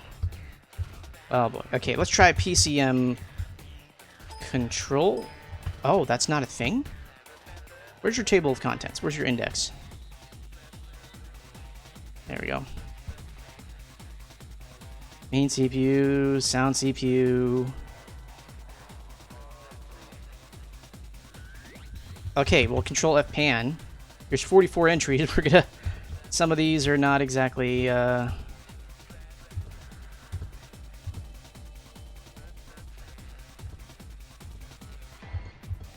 this is...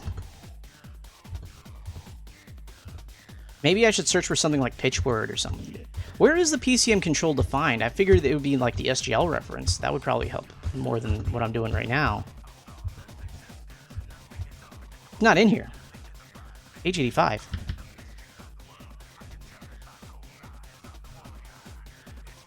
It's not called PAN, it's called Input Mixing Level, or DIPAN.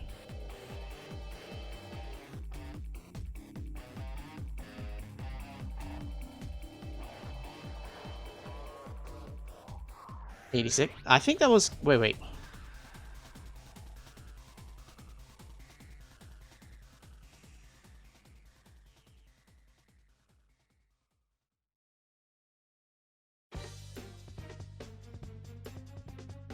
For each slot when the data is sent. Okay.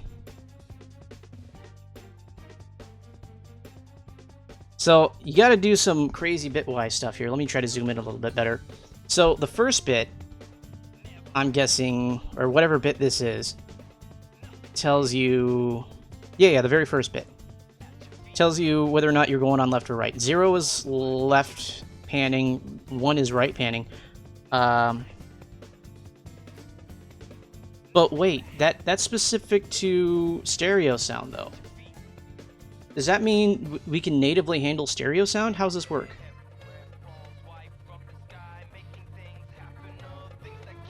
Because this only makes sense if we have two... Okay, I know you can play mono pan, but that's just... Either one of these columns would work. But it's structured in a way that makes more sense than if it was... if this was already handling stereo sound. So how does it... Okay, so I'm going to load up a mono sound, right? Is it playing through both speakers when it's mono? Is that what's going on? I thought you were going to choose a speaker when you play it. I thought we were going to have to double it up.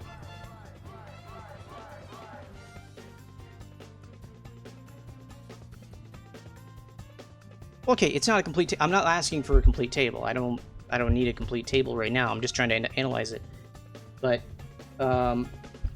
when I play mono sound, it plays through both speakers. I thought designating a channel also designated a speaker, like you were choosing left or right speaker.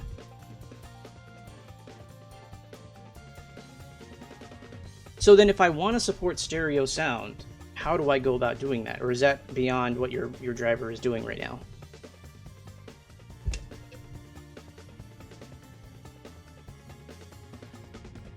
Okay.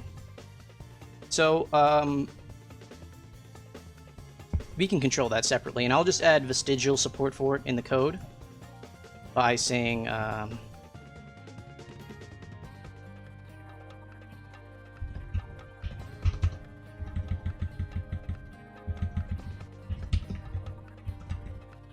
crap.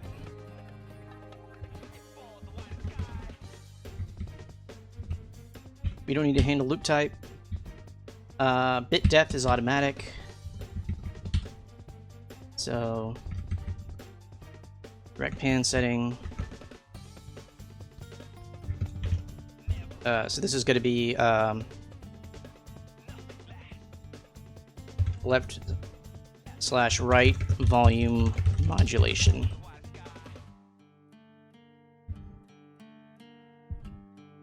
Bytes per blank. Oh, this is something else we can pre-calculate. Or is it?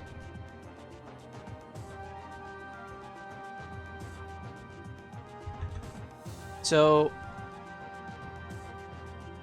but here's the thing: if the bit rate is known, right? But okay, v blank is not the same thing as frame rate. V blank is always 60 hertz. So,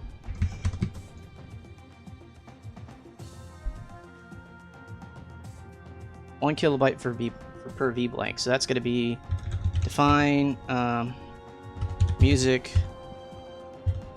bytes per blank.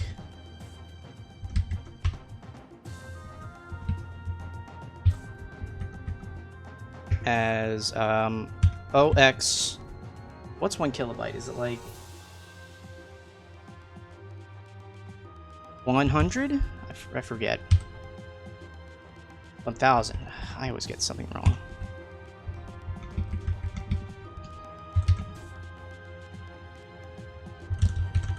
Number of bytes to play per v blank.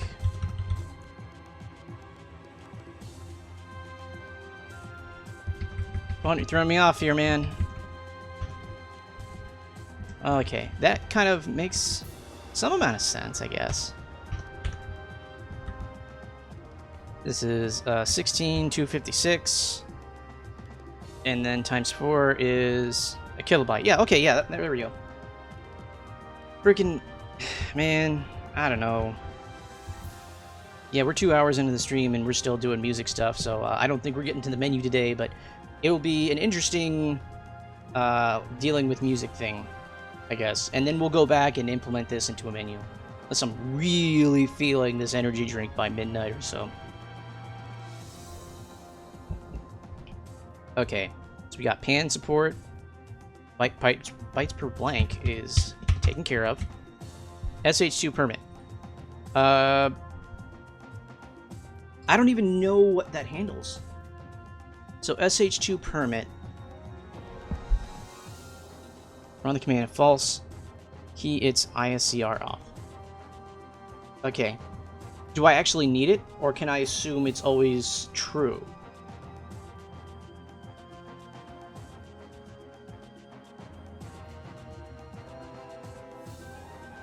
Also, ISCR target, we're going to call that...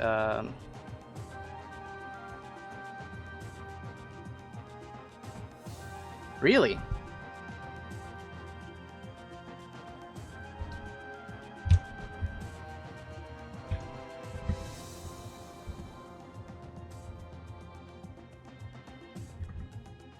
Also, if this is a Boolean, why aren't we storing it as... Well, I mean, we don't... Okay, let's go ahead and open this up and see what we're looking at. Just keep this off to the side for a minute. Why in God's name is a Boolean 4 bytes? Who made that decision? Why would it be 4 bytes? It's a bit.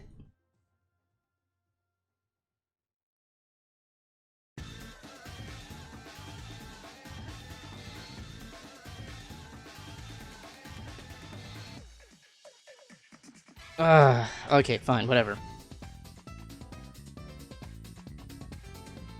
So every time I write a boolean, I'm being stupid. I should be using chars instead.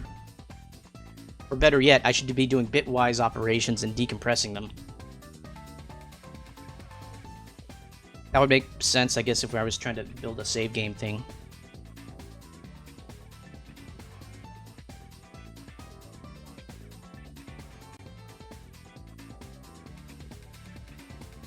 What's T?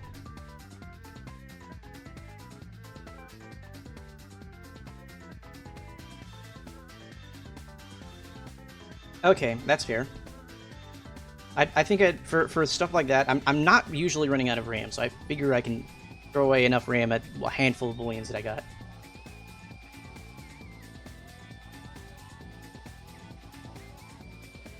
Yeah, I get the uint 8 part. I just don't remember ever seeing it as a T. But we've established char works, so let's just use char.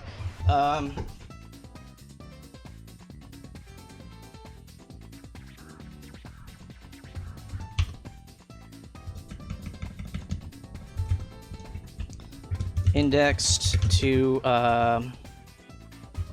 playing buffer.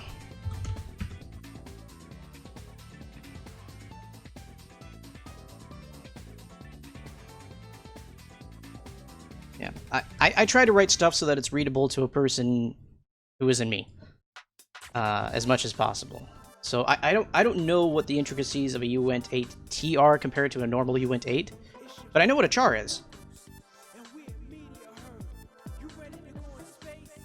Okay, and does char not do that? Well, for starters, the architecture here is fixed. This is only going to go on a Saturn, so it doesn't really matter. Yeah. So I'm doing stuff specifically for Saturn. I want to make sure that everything is readable on the Saturn.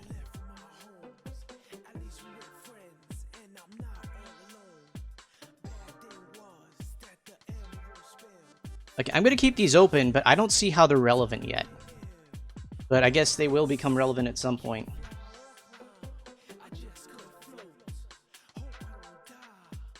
Yeah, I figured char would always be 1 byte, like, unless someone expands the char format to handle freaking emojis and you know, flag emojis or whatever that need to be like 2 or 3 characters long or whatever.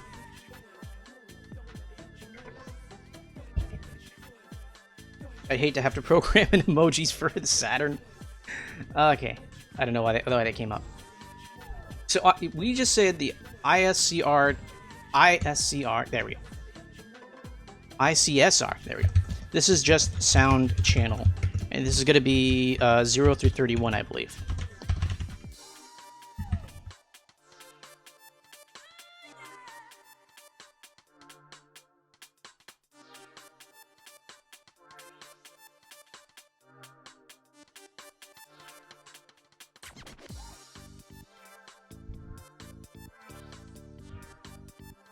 Yeah, let's actually save this, because I don't think this is actually saved yet. And then we're going to save a copy as save as.c.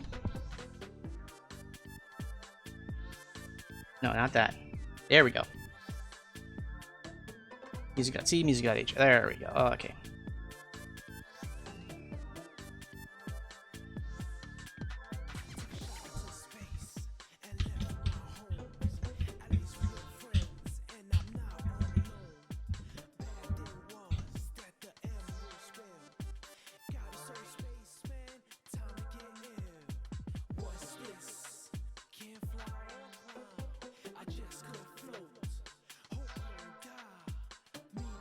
Well, I mean, I figure we're just going to find some dedicated sound channels. I'm just going to take, like, the last 4 channels, which is what I'm planning on, and dedicate them to, or actually the last 2 channels. I'm only making room for, I guess, 4 or so.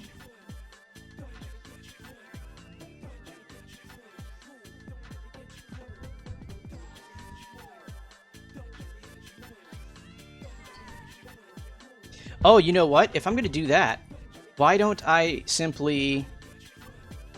here. We know that the end of sound... Where the heck are you? Where's the end of sound RAM? I know you wrote it down here somewhere. You? No. You? End of sound RAM. There we go. Let's do an include. Include PCM sys.h. Okay. I want to define 4 banks of music.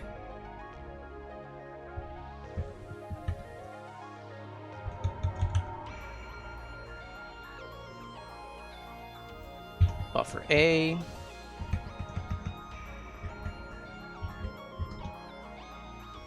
Address of music buffer A. There we go. B, C, D. Okay. B, C, D.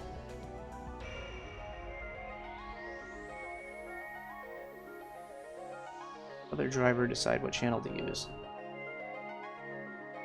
Okay. Oh wait, is that an old con? Okay. It's getting a little late, so I'm getting a little weird about it. But I'm gonna have dedicated memory addresses for these buffers, so I don't have to do any sort of thinking at all. So let's take this guy over here and subtract.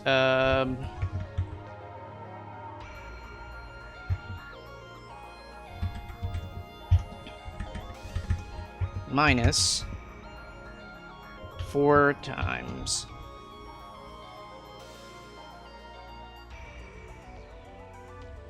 Well, I'm gonna store it in forward order. So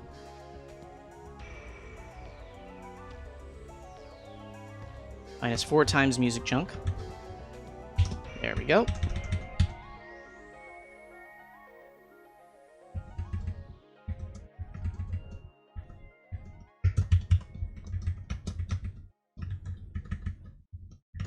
PCM. Okay, no, not PCM. Music chunk.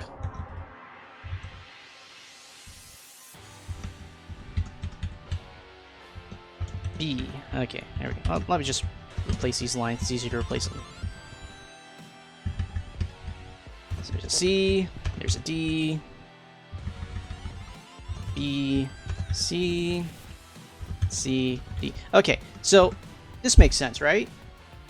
So we have dedicated areas for A, B, C, and D.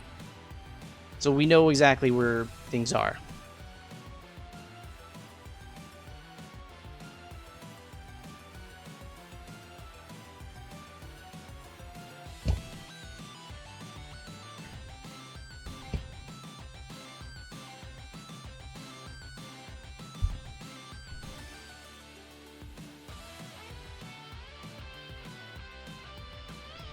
Okay, so for starters, oh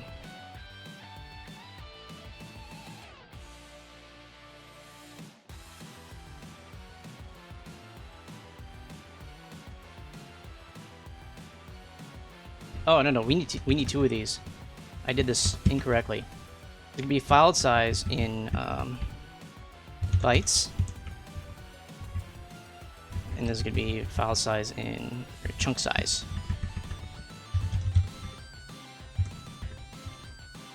Because the music files are not always going to be perfect multiples of chunks. We're going to have to be able to cut stuff off. I think. That makes sense to me, at least.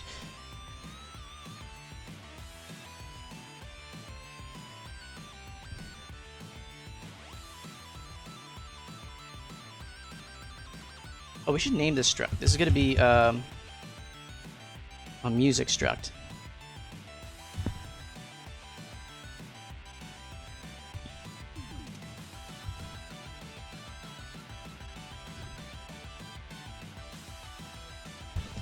So we're gonna need a oh crap. We're gonna need to load load music.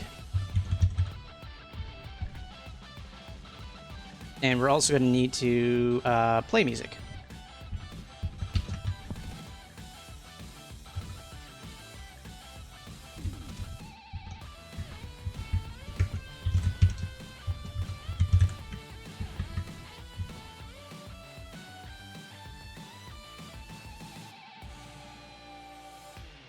I suspect he might be asleep. I mean, well, I mean, 11 p.m. on a Saturday isn't exactly late, but you know, a lot of people are off doing other stuff or sleeping, or he's getting bored of me just trying to redistribute all the sound memory.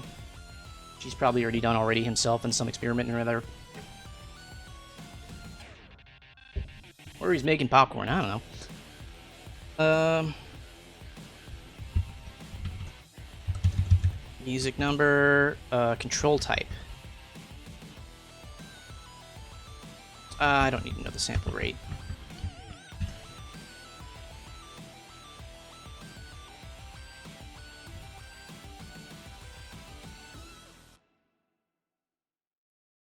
Oh, nice. I have 0 experience as well, so, you know, we're in the same boat. I'm learning as I go. What the heck is control type? Play music, play music, play music. Load. Okay, well, hang on that. PCM play. PCM number, control type. Loop type. Okay. So, why don't we just name that what it is? Loop. That would be true or false. And then volume, we control universally. I'm going to have one volume control for everyone.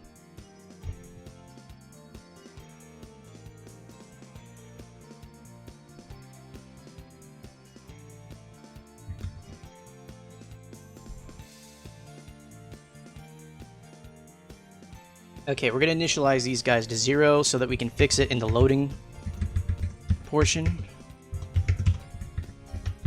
Because they pretty much, they can't be 0. So if it's 0, then we can fix it.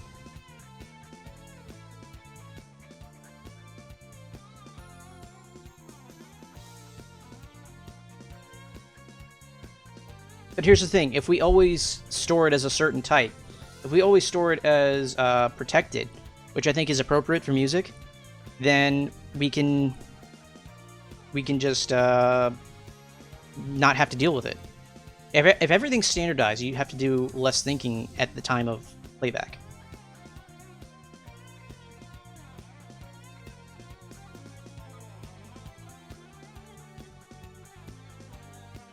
Wait, okay, so remind me again, why do I want semi-protected over protected?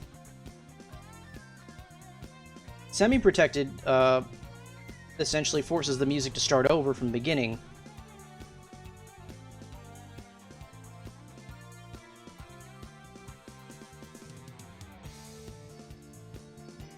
Well, obviously you have the ability to load either semi-protected or protected. You demonstrate that in your code. I just need to know what I...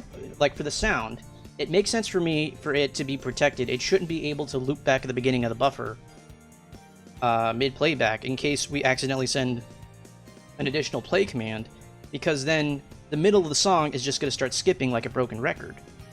I feel like if we just load everything as protected, then we know what we're sending in, so we always set that value to protected. So we don't have to keep track of it.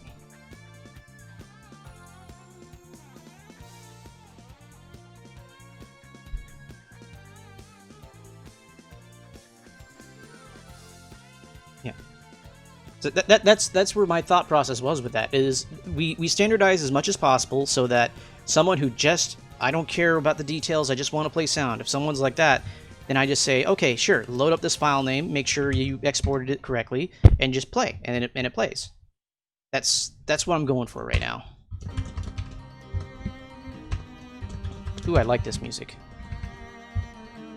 Okay.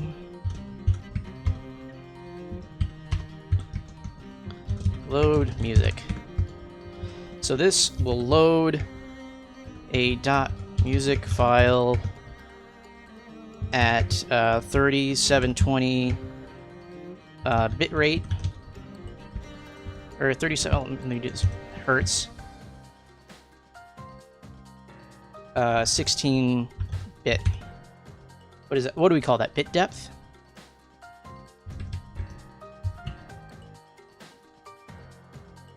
Is it bits per second, or... No, not bits per second. Bits per what? I think we refer to that as bit depth. I'll come back to that. Ponut, correct me for... What is 16-bit describing?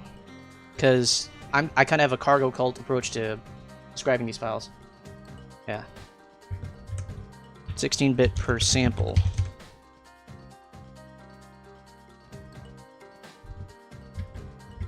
There we go.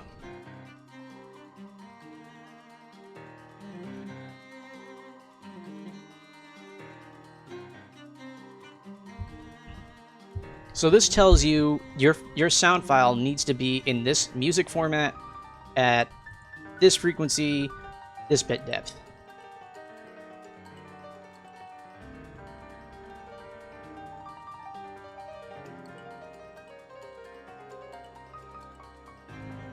Oh, you know what? We're also going to want a track 1 and a track 2. So we're going to need... can I instantiate a struct before its time? Can I say I want a music track 1 defined up here, or do I have to move it down below the struct? I imagine I have to move it below the struct if it's like a single pass compiler. Yeah, that's what I figured. Dedicated music tracks. Track 1, track 2. There we go.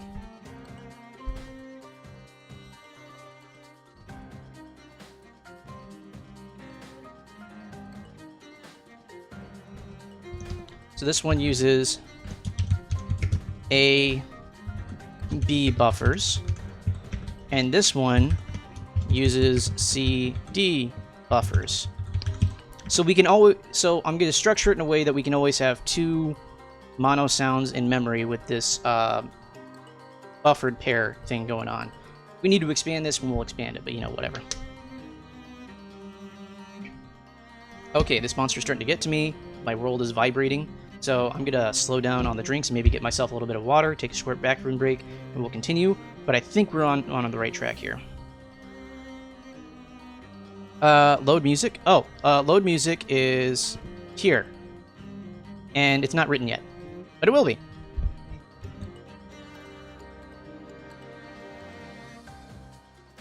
So what we're going to do... Okay, let me take my bathroom break first, and then I'll explain what's going on. But essentially, we're going to copy Ponut's code, and it should just work.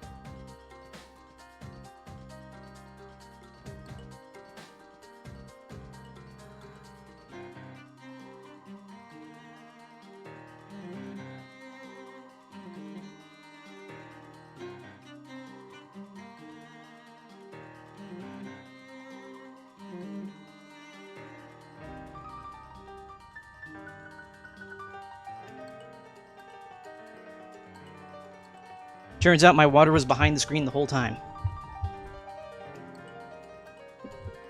Oops. Okay. So, okay, first off, I'm not good at C, so I don't even know what extern really does. And also, if I don't need it, I don't use it, so... What?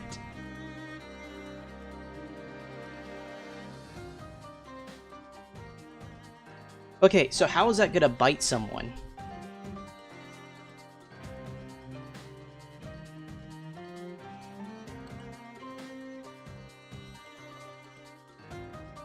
So, okay, I'm reading chat now, and I don't remember ever hearing the explanation saying what we're going to do doesn't work. Because fundamentally what we're doing is just doing what you're already doing, just doing it over and over again. The only complexity that we're adding to it is that we have to constantly load up a file.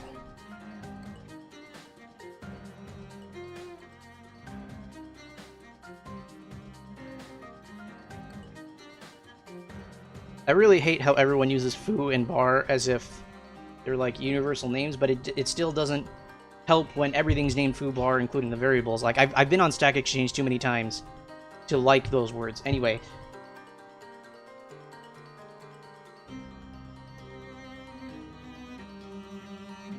Why would they both have 2 instances of music 1?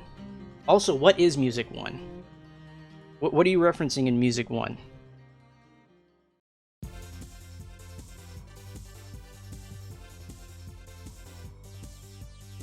We have 4 dedicated buffers with very specific sound RAM addresses.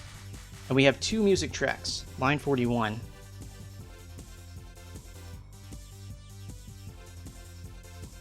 So how are these two going to be instantiated differently when they're instantiated inside this header file that can only ever actually be read once?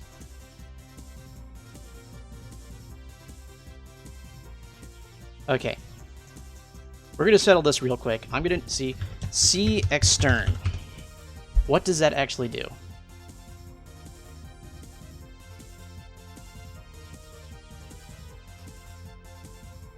Declares a variable or a function exists somewhere in the program, but the memory is not allocated for them. Blah, blah, blah, blah, blah, blah.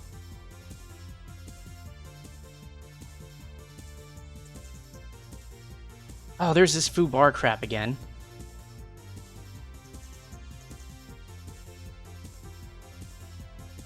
So,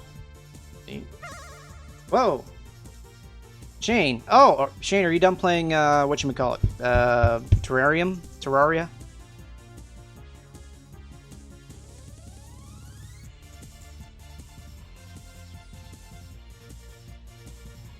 Well, thanks for the raid, Shane.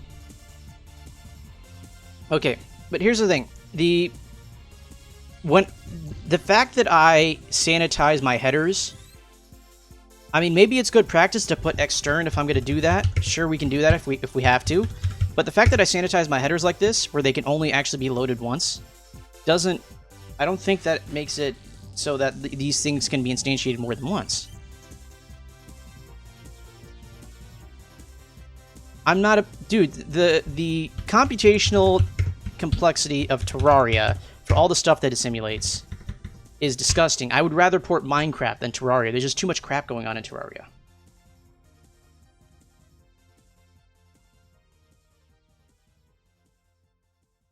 There.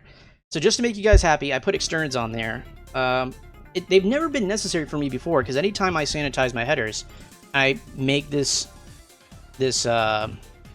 thing up here that just kind of like controls everything related to this header file. It doesn't usually give me problems.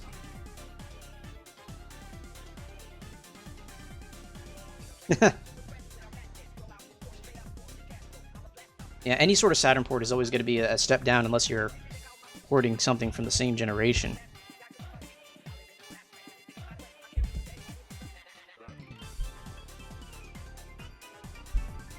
Okay, we have extern now, so they're definitely only being instantiated once, despite the fact that the sanitized header should have already taken care of that, but whatever. We don't need to reinitialize there.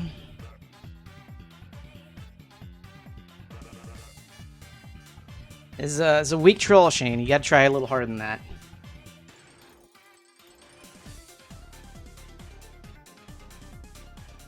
The data in the function sectors have the right...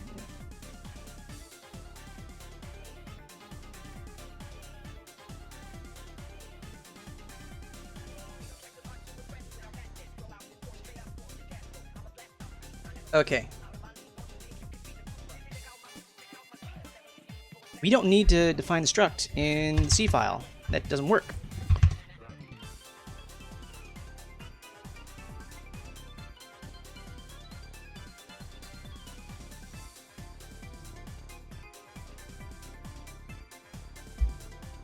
We probably should include the actual music header file. Include music.h.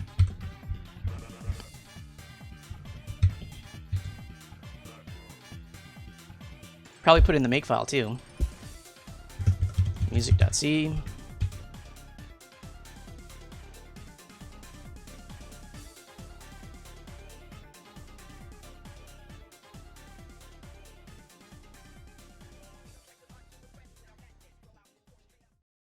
Yeah, I saw you paste that earlier. I don't really see how that's gonna like work. So is he just gonna have a PC running in his basement that just handles it? I guess he's got to find a way to acquire the right URL so you don't have to mod your Xbox to do it.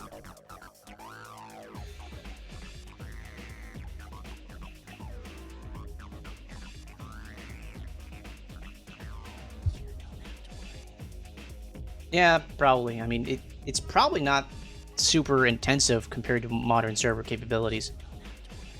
Because I'm pretty sure a lot of the Xbox multiplayer was, well, it probably wasn't, actually. You probably needed actual servers, but I think some of it could have been peer-to-peer, so that's handled on console.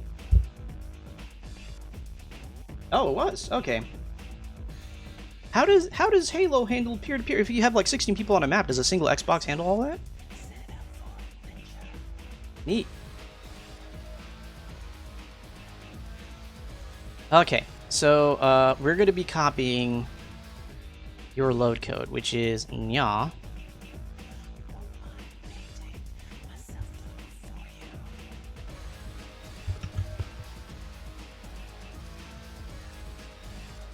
Okay, we do not need to track the address because we are telling it exactly char track.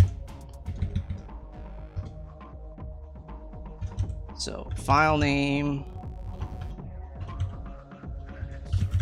gives name of .music file without extension HRs,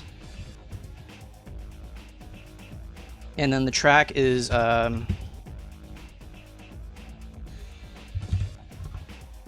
track there we go. Trying to document this code so it's usable.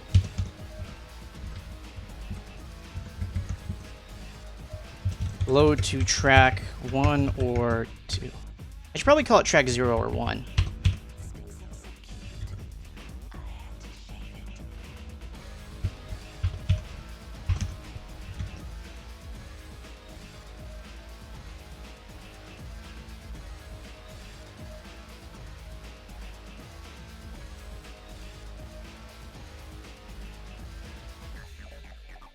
Okay, now we gotta figure out what the crap is going on here. So we have, yeah, I still don't. Okay, this is, we'll do this one thing at a time. So this is gonna be GFS file loaded.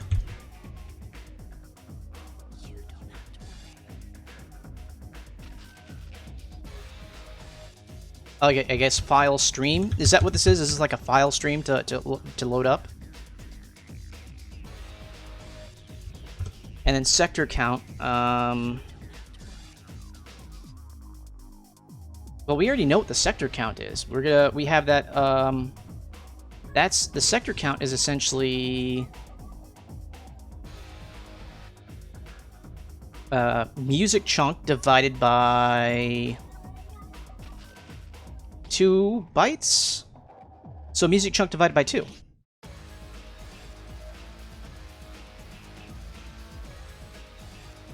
Master file system.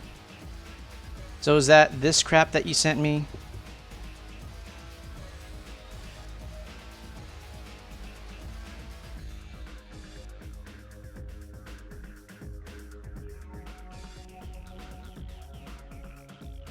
What I don't get is why the file loading is fundamentally different from what you're already doing.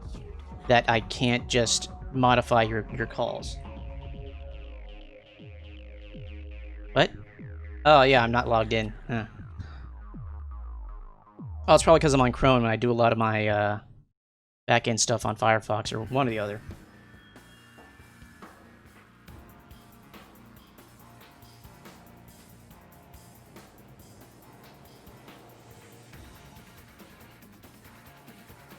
So I need to use a different load command. You kept hinting at something, but you didn't actually describe what was going to be different. Okay. Well, I mean, if you just said that earlier, but different than all this, you know, innuendo that you're throwing out there in chat. Ah, crap.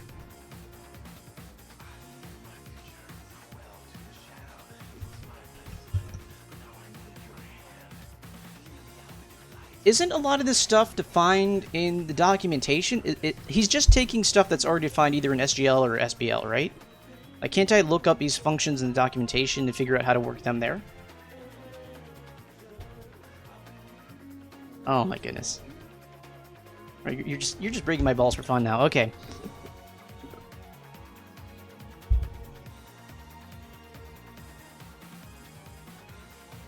So yeah, I can modify the main loop to have a loading process at the beginning of it or something like that, or just.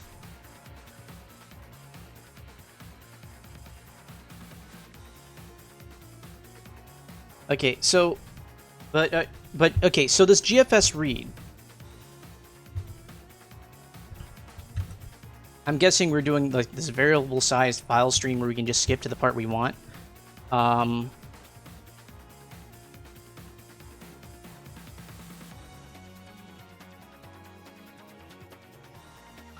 Well, this isn't the part that we're trying to do. The part that we're trying to do is get the music loading differently. I don't even know what I'm looking at. I don't know what this is from.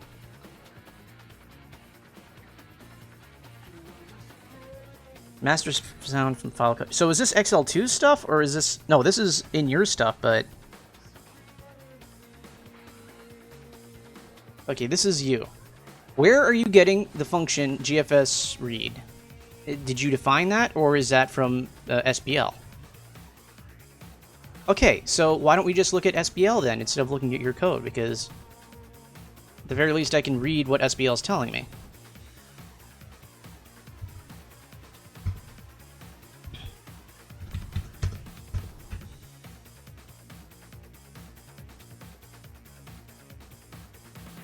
So, okay, table of contents. Calling sequence, data specifications, functions. Okay, list of functions. There we go. Page 33. Well, it's probably not 33 in the PDF. It's going to be like... There we go. It's going to be this page.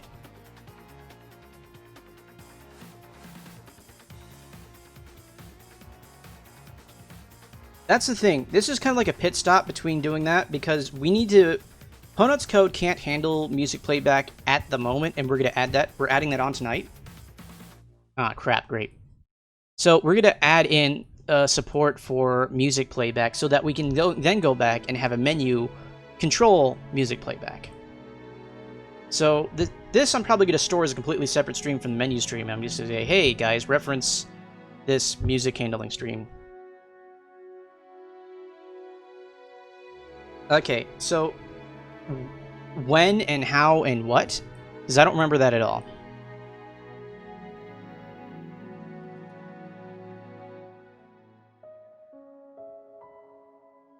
Yeah, I'm not... I don't remember NDiddy just giving me something that would immediately fix this specific problem. Well, all I want to do is I want to look up the documentation for that specific... Okay, that's what we're trying to do. That's exactly what we're trying to do, Shane, but we need to add music support first before we can independently do that. Yeah, Ponut, don't sidetrack me. Like, let's stay focused on GFS read. So, somewhere in the documentation should be... What is this background music? Is this PSU again? It's freaking PSU again, every freaking time. There we go, PSO. Never been disappointed by PSO. Okay. User's guide, user's manual, CD communication interface. That sounds right. Let's do that.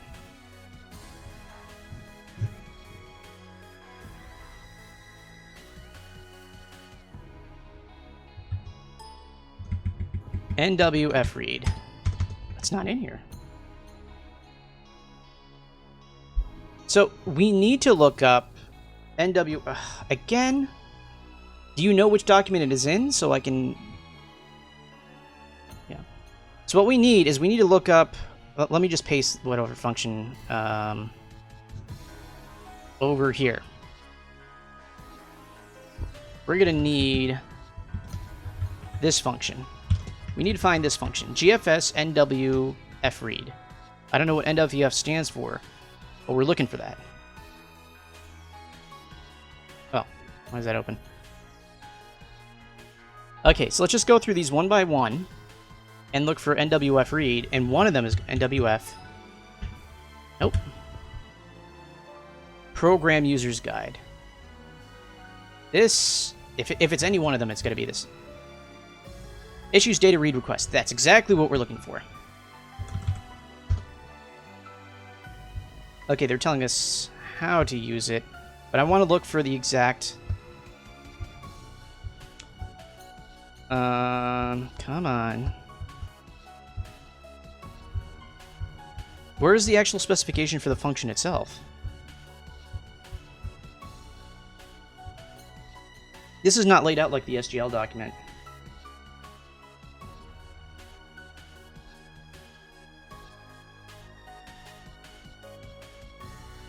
I know, right? Okay, there. This is the documentation. This part. Try to drag this. Every time I resize, it drags the top part down. I didn't want that. There we go. This is the part that we're trying to get to. All right. It's impossible to read Sega documentation. That just sucks. But we have GFS NWF read. So file handle. That's going to be the file name. FID. Wait. That's not even in here. How is that input if it's not specified in here? Is this even correct? What is going on? No. Okay, so we're looking at the inputs. It's GFS, NSCT, a buffer, and a pointer to a buffer at least, I guess, and then B size. So we have NCS, B size, buff. What the crap is going on? Half of these things aren't even the same things in the function. How is it an input if it's not defined in the input? Okay. Issues a request for data load in response to a server function. Upon completion of the requested operation, access pointer advances NSC sectors.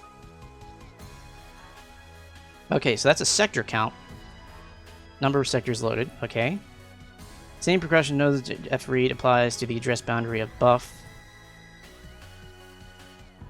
Even if the access pointer is outside the file range specified by the file handle, it undergoes reprocessing as part of the file. Even if the number of sectors specified straddles the file and the specified number of sectors undergo read processing. So is that just saying it's gonna read exactly as many sectors as it tells you, even if it overshoots the file? And then you have to look for a terminating character on your own? That's what I'm getting from that. Which means I need to know the terminating character for PCM file format.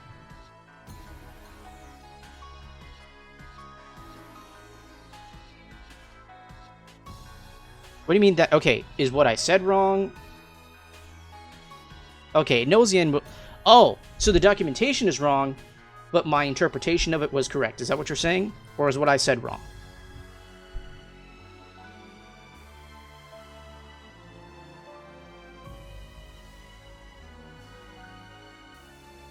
Okay, so intricacies like this, for everyone else in the audience, is why... Sega, we always make fun of Sega documentation. Okay, yeah, the document is wrong. I read it correct, but I shouldn't have read it correctly because it's wrong.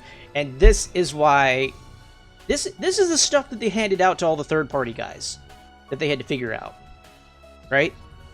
This is why third-party support for the Saturn is garbage. That and because Sega's just run by freaking idiots. But the fact that documentation was wrong is not a good thing. And also, the documentation doesn't appear to agree with itself right next to itself. So, GFS is, I believe... There, it's this thing right here, right? It's just the file stream. We're just opening up a new file stream. Is that what that's saying? A GFS HN, right? Yeah, so this is our file stream. And the file stream will have to be initialized with the file name. Okay. That tracks. Open GFS file stream. If file stream is the incorrect term for it, correct me. But I understand this is a file stream. We're opening up a location to stream information from the CD that we're going to read from the CD using the file name at file with file name. There we go. Okay.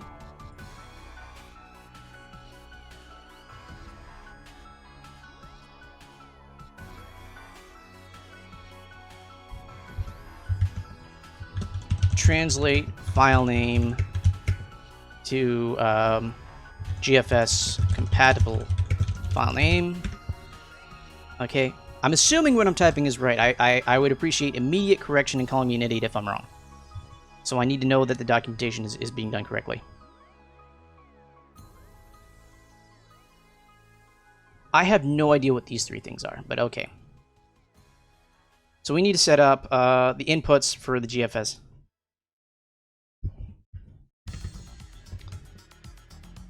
Okay. Set up inputs for GFS NWF read, and those inputs apparently are GFS, and let me just try to copy this whole, oh, I can't. Oh my goodness, I hate this so freaking much. Okay, let's just try. Wow, okay, that's annoying. Let me just throw this over here for a minute, off to the side of my screen, and we'll just type it manually, like cavemen. GFS, SN32, NSCT, void, buffer, SINT32, bsize. Okay. That's all I needed. The ability to copy and paste from a freaking PDF because it's current year. Oh no, you still alive? Because I'm gonna need you to hold my hand through this like whole thing.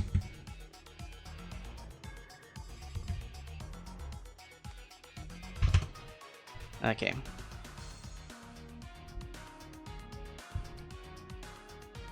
GFS file stream, and then we're gonna do number of sectors, and I'm gonna keep the same format as documentation. Try and make things as simple as possible.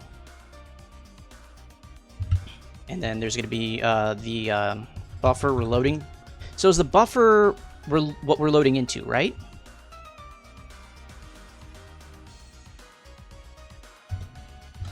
Void buff. GFS sample. Okay, so this file. Okay, so I'm just gonna call this a GFS handle. Number of sectors, buffer.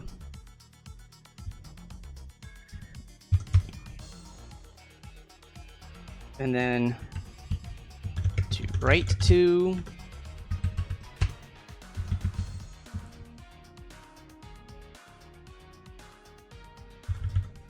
So this is number of bytes to read in.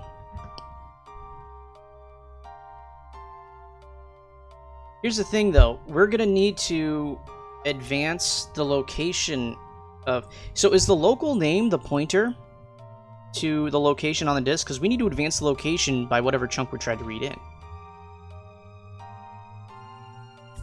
I guess we'll get to that. This stuff can wait until much further down the line. Way the heck down. Where does it even come up? Okay, there we go. Yeah, we'll do that down there. We will get to that. Okay, that's fair. One thing at a time. Try to take this one step at a time so it's understandable. So we need to translate the file name, GFS compatible file name. So is this SN32? Is this a memory location on the disk? Or an effective location on the disk? Okay, I get that. I get that. But I want to document this loading code correctly. So this SN32, this local name, is this a, it's the actual file name but written as an SN32? Or is it written, okay, it's a file ID. Okay, I get that. File ID, right. Okay, and then we're going to open the GFS file stream at the file with the file name /file ID. file system ID. Okay, so I guess there's like some sort of system ID file table or whatever, some master boot record. I don't know how it works, but essentially it labels every file inside of it with a number. So we just need to get that number, which means we have a maximum of SN32 int max files that we can put on the CD, which is probably way more than anyone would ever need. Okay, now we're gonna get... Okay, this, I imagine, is already just freaking wrong. Which is probably a lot smaller than SN32, right? I imagine it's like, what, like 2,000 something, 4,000 something, I don't know. It doesn't matter. We're never gonna get to that number. We're never gonna have that many files. Yeah, it's gonna be huge. So I'm pretty sure... this stuff here, we're not using this approach. Okay, we do need to do that. So let's look at what these actual functions are doing. So let's go back into the documentation. And let's try to find, first off, get file size. Oh, it's, what's exactly, it's GFS get file size. Okay, so if this is stored alphabetically, F, it's not, is it? Nope, nope, nope, nope. Set. Well, if you've got sets, you have to have gets, right? Except they're not here. Holy crap. Okay. What order are you storing these in? Get file info, get file size. Okay. So let's, once more, let me move this to the side of the screen so I can translate what's going on here. Because this calls for... Get sectors doesn't tell me anything. I'm just going to delete that for now. Get file size. And we're going to write in, because this thing can be a little bit archaic.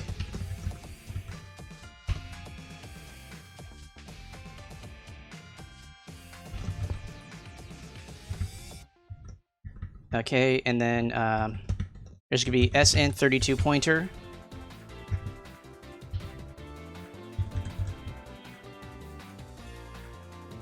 Size, okay. So there's going to be the file handle, file ID, or whatever file stream we're using. And this is going to be number of sectors.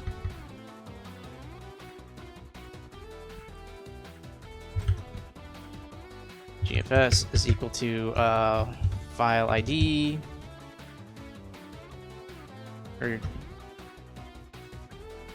So GFS handle.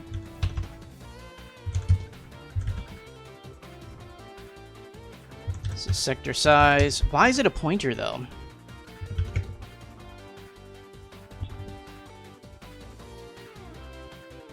Number of sectors. Why is it a pointer?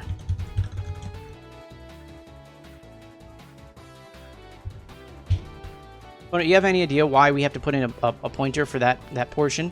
I know we're not going to put in null anymore. We have to put in something. And then...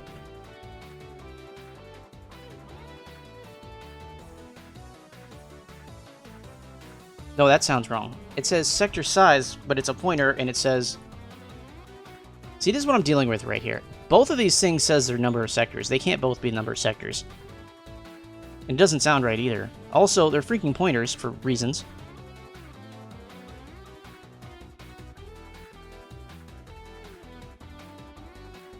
Oh boy, what a surprise. The documentation's wrong again.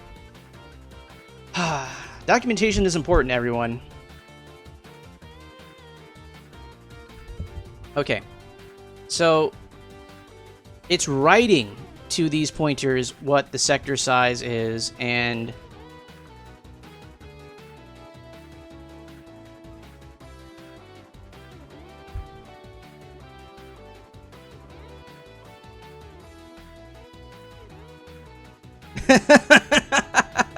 okay, let's go back and look at that. What are we looking for? No, not you. Hey, it's not in here. Oh, this is the .h file, that's why.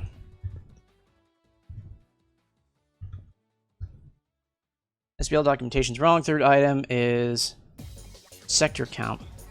Second item is CD sector size. Memory must be managed in sectors. Okay. Let me copy this over, and then I will try to translate this into a comment that will be productive. Okay.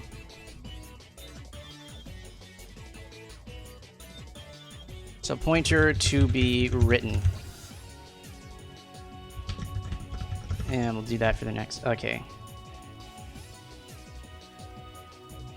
Keep this off to the right. So we got the sector size, and then SN32, sector count, or NSCT, and then SINT32 last size. Okay.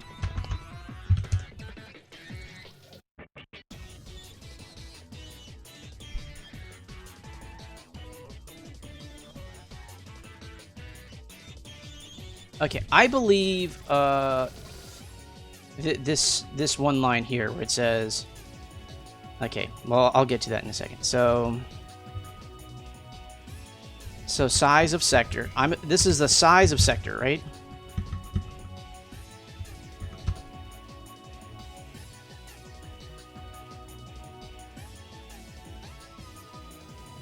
Okay, and then there's the number of sectors, and then there's last size, size of final sector. So that means file size in sectors. Oh no, file size.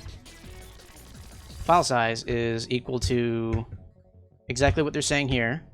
NSCT minus 1 times sec size plus last size. Okay. Right.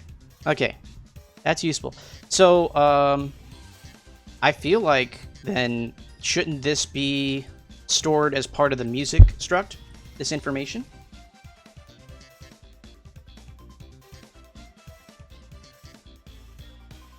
So what we can do is we can store all this stuff inside of the music struct so that we constantly have this GFS information written in. Yeah, okay. So let's add that to the struct then. Control items. And we're gonna have GFS items. So we're gonna have SINT32 sect size. Let me just copy these lines over.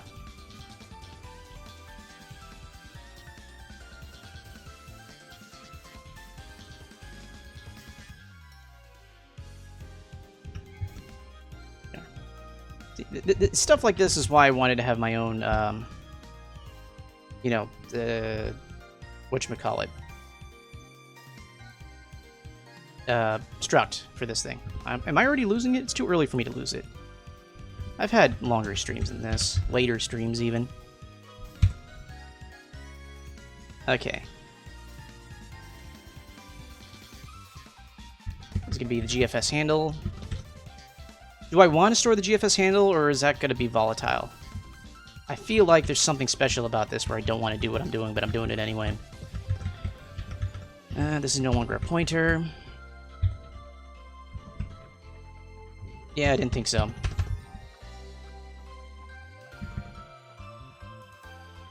Yeah, I had a feeling that was not what I wanted.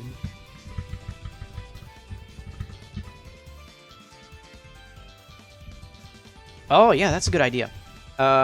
What's the file type for the file ID?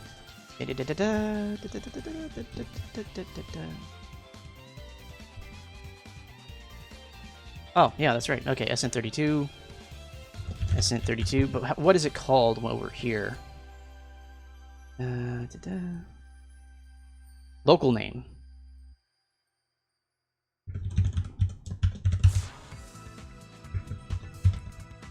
This is going to be GFS file ID. Right? Yeah. Okay. So I want to keep things consistent if possible.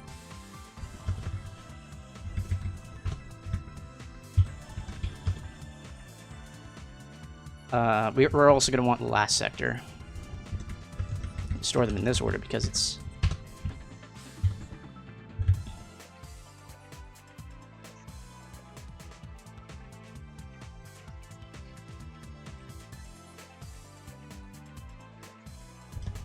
There we go.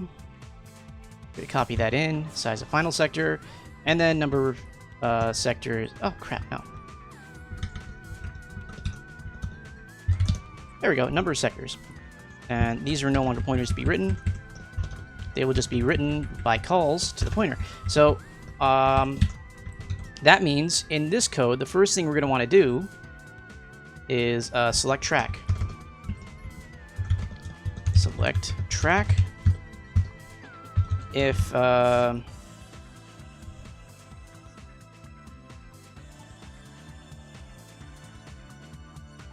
let's add stuff as we pick them up. I'm trying to do everything here in order so it kind of makes sense. We're going over right now GFS get file size, so we'll just take everything we need from there, then we'll go on to the next function and add stuff as we need it. Select track is going to be if track is 1, then this could be music track. This is going to be pointer to music. Track is equal to the address of track 1, else track is going to be equal to the address of track 0. Okay.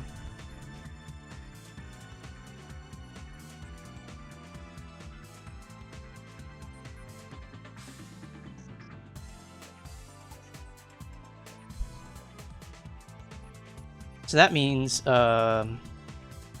we have a local name in this guy. So let's store the local name.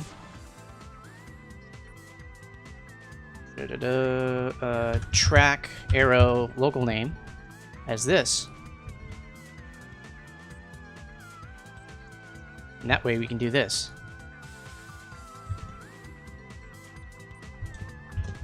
Right? Now it's starting to come together. And then the GFS file stream. No, we're going to want to leave that as is.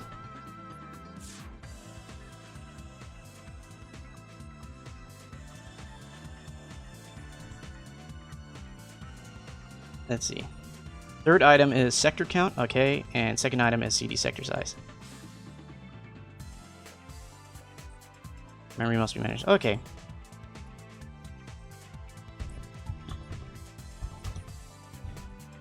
So, GFS is simply GFS. And then sector size is going to be track sector size. Except we want the pointer to that.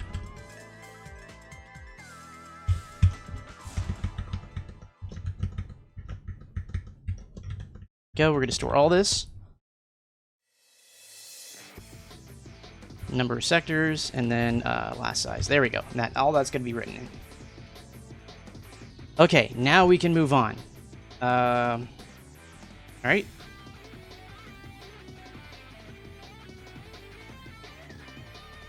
We no longer need to keep track of that because that's part of the pointer. File size, number of bytes to read in. Okay, now we're going to have to keep track of that, and that might be...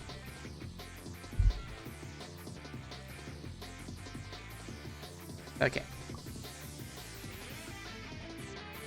So we have GFS, get file... Is that get file info? Is that what we're doing? Yeah, get file info. Okay.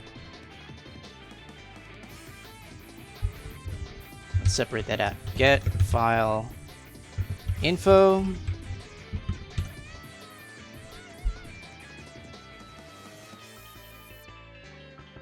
Right. Alright, so get file info. We're gonna have our GFS. There's our file ID. Okay, let me just write this all separate. The file ID, and then what's FN? File number. That's interesting. Why? What is the file number? Output of the information can be suppressed. Okay. Why do we need a file number? What does that do for us? How is that different from the file ID? I thought the file ID was already a number that specified the file. File size, okay, that follows.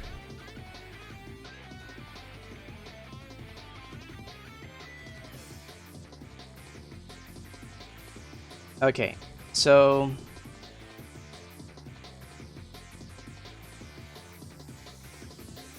well, let's load this all in serial, but I still want to document it in case someone else wants to expand this. So we're using GFS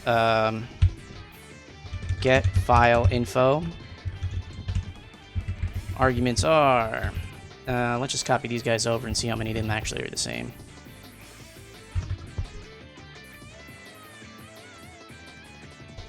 SN fid. There's just gonna be a whole bunch of S in 32, so let's just FN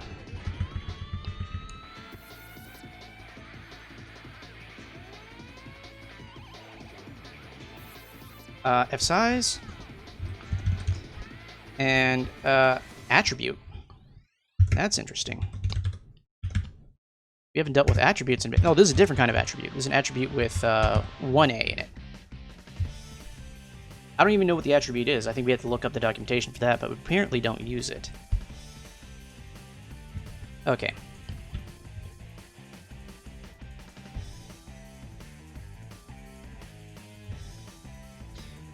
Do you think we should store the file size as part of the music thing?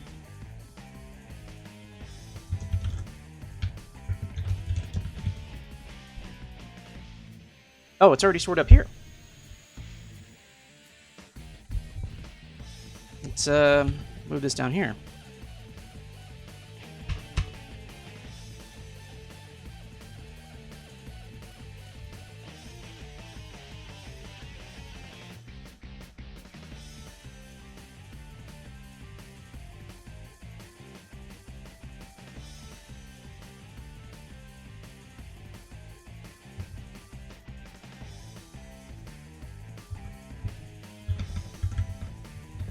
File size in bytes. Okay, there we go.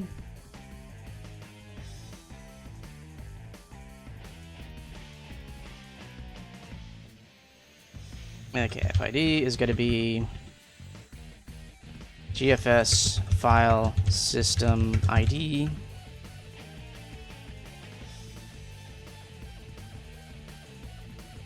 Or file system ID. Okay, there we go. FN. File number in case of multi-file loading. Okay.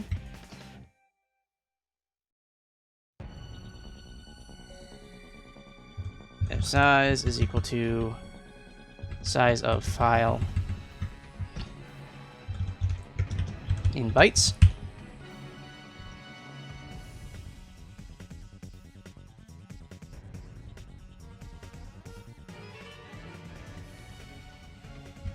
Making this line redundant.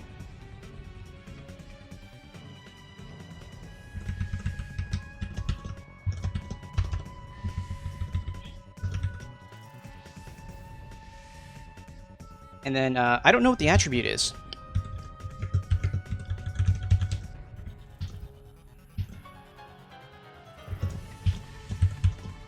Let's save that for now. So the file size we can now calculate. We'd have track arrow file size is equal to literally this. Nope, here. We just got to put track arrows in front of everything.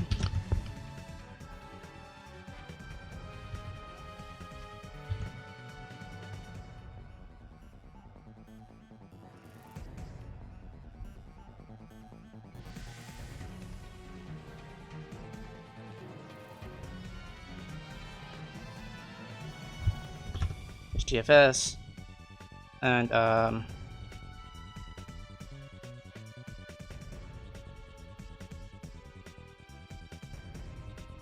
so wait, we're writing the file size here. Do I actually need to pre-calculate it? Or is that redundant?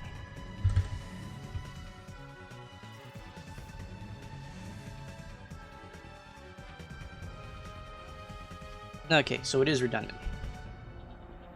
Yeah, so it returns the file size, so I don't actually need to have that line there. I'll just keep it there just in case. I don't know what an attribute does, so I'm not going to use it. We have our this file system ID.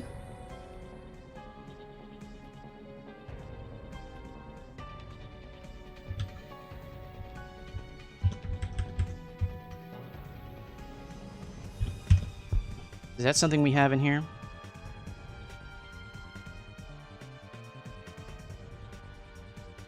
That's GFS local name, is it not?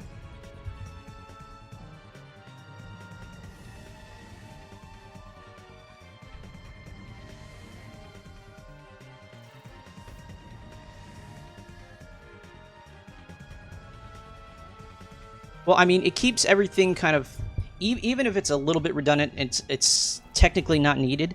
It makes the documentation easier to go through. It makes it easier for someone reading this to understand what's going on. And it costs very little to do that, so I'd rather help the programmer out in the future. File number in case of multi-file loading.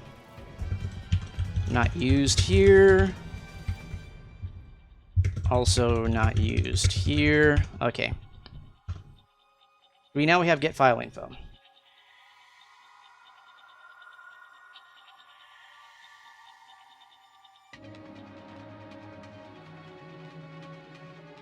What do you mean one is a pointer and one is not?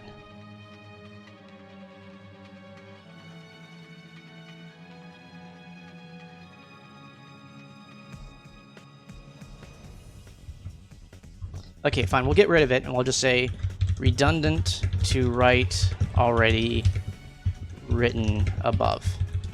Then I'll just null it out.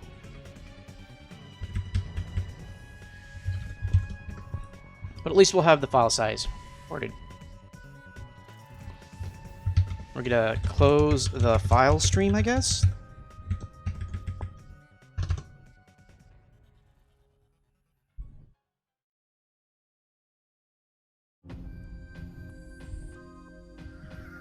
Okay.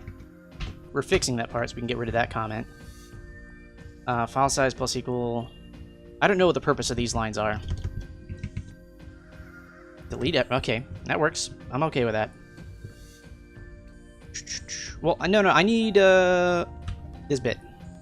I need this crap over here. We'll keep this part. So, this is where we're calculating... What are we calculating here? I forgot. Calculating... Okay, yeah. Calculate pitch word. If pitch word equals 0...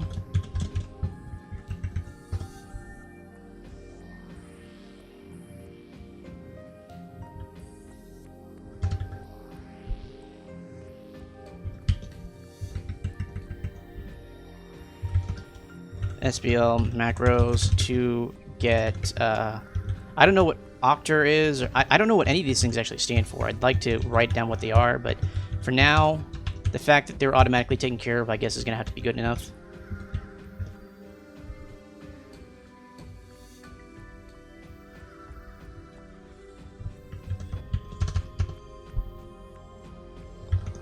Set pitch word, music underscore music underscore pitch word is going to be equal to that, and that should be here. Yeah, okay. Actually, this is redundant now, or no, it's not. I need the 0 definitions. Okay. This is this. All right. And this should default 7.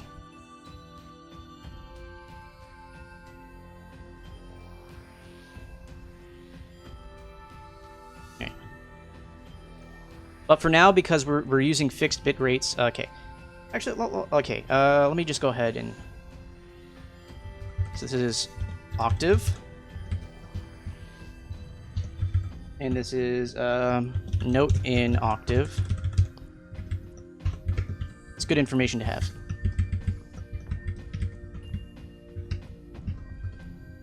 So we're just going to say pitch word fixed by standardization of bitrate and frequency.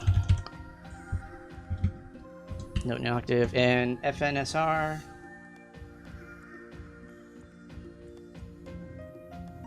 I don't know what FNS is, but if you know, we can write it in. If not, we can move on.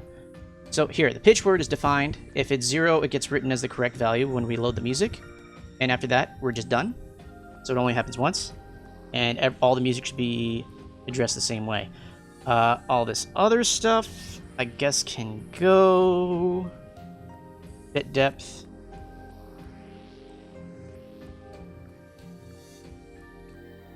Okay, so that's frequency, number, shift, selects, octave, bank. Cool, we're learning stuff. Okay. Now I'm going to delete all this crap and we'll come back to it if we need it. Oh, switch. Alright. This bookkeeping we don't need. SCSP to load. Alright, yeah, we're not doing that bookkeeping. We have fixed music files. Okay. Now we're going to move on. So we have the file.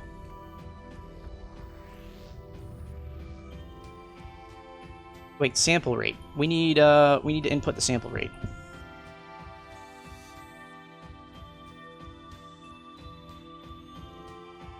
So hash define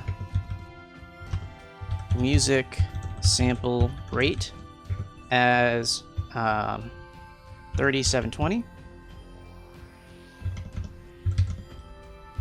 Music sample. All right, music sample rate. That's correct, right? The music sample rate is 30,720 hertz. Okay. Put that in here. Put this in here.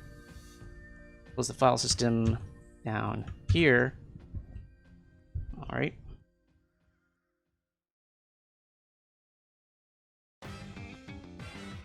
So we've gotten the file size, we've gotten the file info, and now we're going to move on to GS NFW read. Didn't I write this down somewhere? There we go.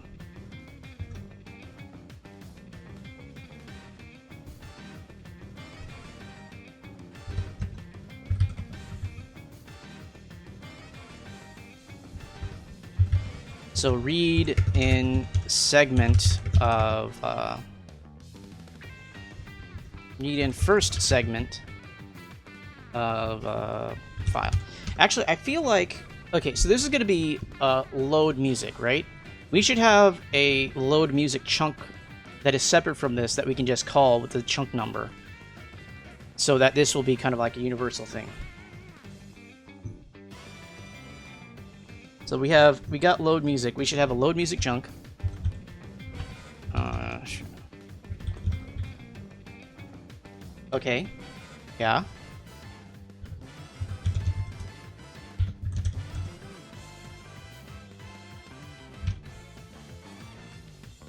Right. Okay. That's what I'm doing.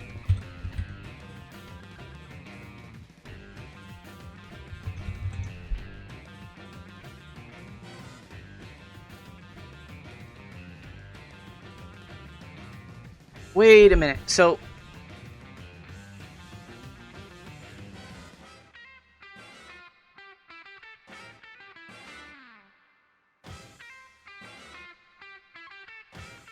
okay. Load music, right? Why can I not simply put load music? Oh, because of the GFS file. Okay, right. So why can't I just move the GFS calls here GFS open and GFS close, into these external variables that I can then open at the beginning of the game and close at the end of the game. Because that makes more sense.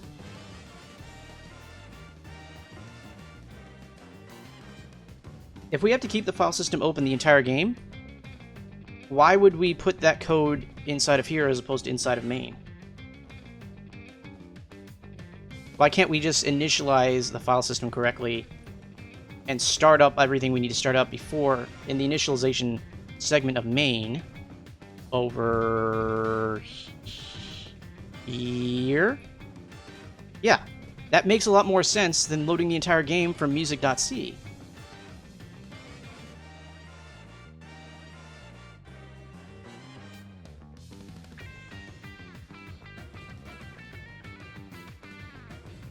Holy crap, your draw function is taking over everything? Also, your indents are incorrect. Okay, let me try to fix this.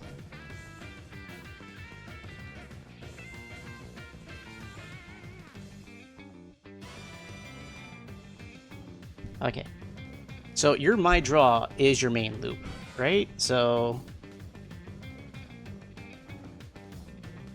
yeah, okay.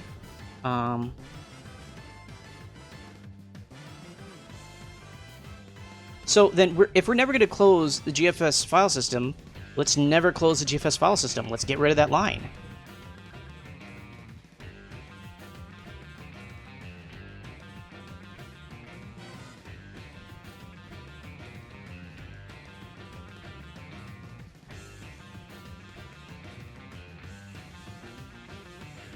Okay, so then we do that inside the code to actually change the music files.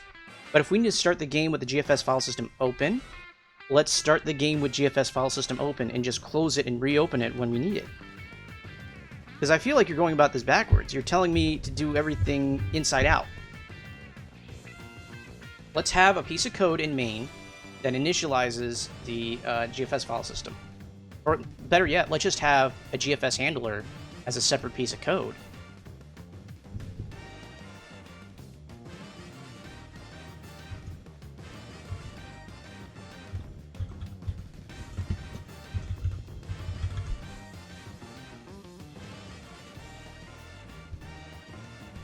Well, you kind of just linked it to me without anything specific motivating why we need it.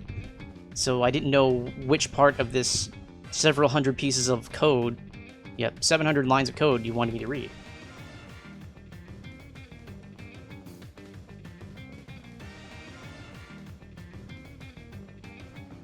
So here's what I'm proposing we do.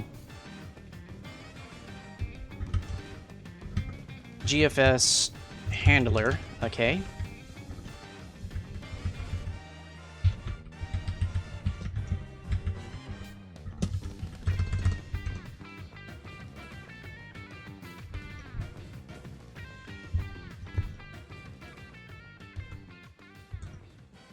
This is GFS handler. Is this too long of a name? .h.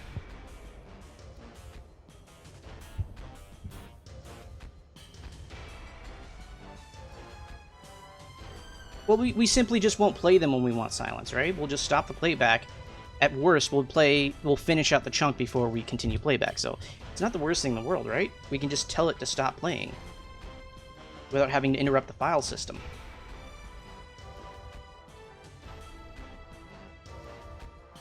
We need to have like some sort of sanitation to separate the file system reading from the music playback.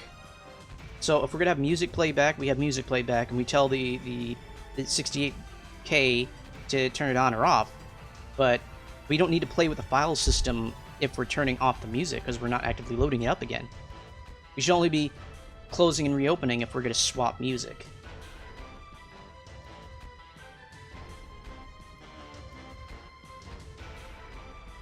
So, so this GFS handler, we're going to have a, here, make you guys happy, extern.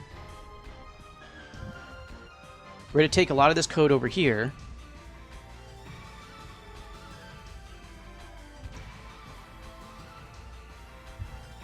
Oops.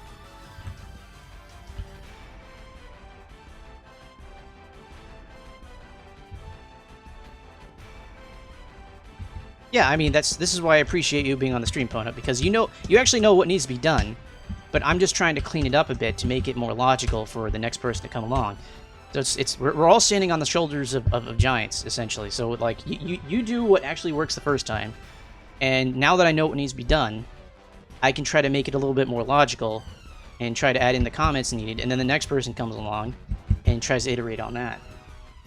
So, I'm gonna take this GFS handler, I'm gonna open up the file stream before the main loop, and then the main loop can run and do whatever it wants. From there, we can close and open as we swap over files, and that way we don't have to do any sort of interruptions.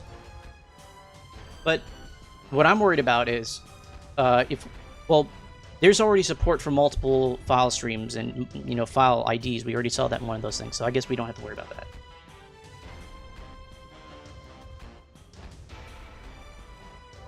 Well, so let's just expand on that. So we have the GFS file handle. We're just going to call it GFS. That's there. So we don't need to define this. So we need to open the GFS file stream with anything, right? So why don't we... Can we open it with null? Can we put a null pointer on GFS open? Or do we have to give it a specific file ID? Can I give it file ID 0?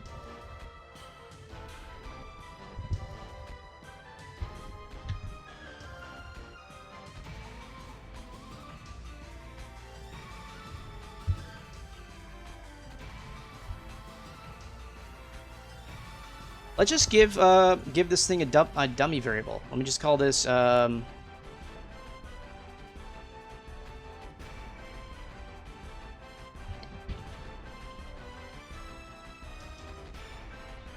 dummy dot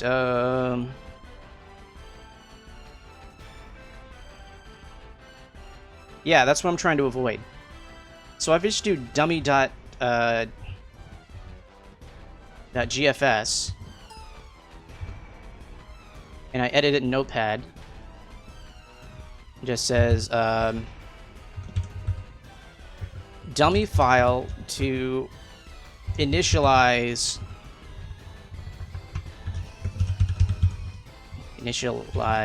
GFS file system for read, or for active reading.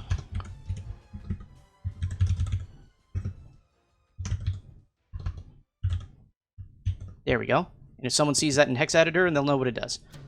So then we can just open with dummy.gfs, and we know it's going to be there because we're putting it there. All right.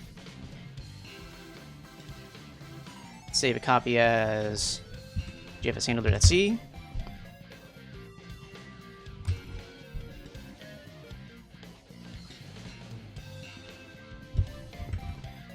Don't need this. Don't need any of this, really. Okay. So, we're going to have void start GFS stream, right?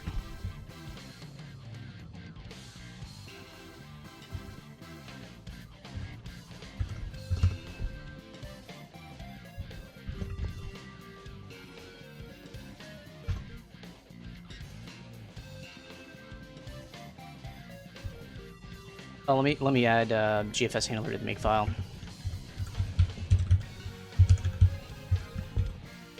Okay.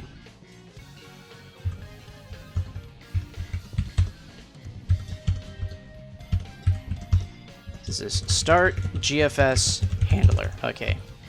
So initial. Okay. Opens up file stream for GFS to allow for active file reading during game. Use before main loop. All right. And all we're doing is we're going to be copying... there we go. Let's just copy all this crap and just kind of... Because we don't even need this part. We just need the open part.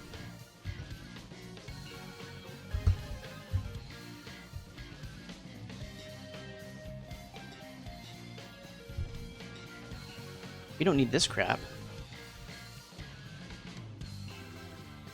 And then the file name is char... Oh, I just realized something bad's gonna happen here. I gotta fix it earlier.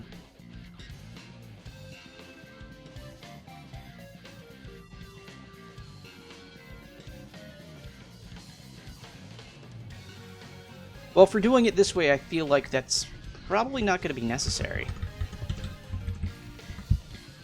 Let's call this, I don't know how many it's going to be. Let's see.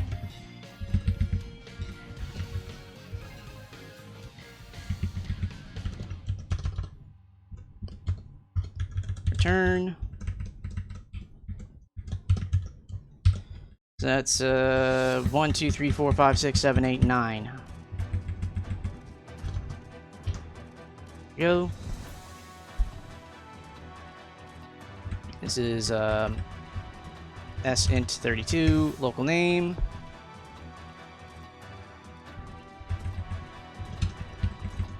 There we go. And that should do it, right?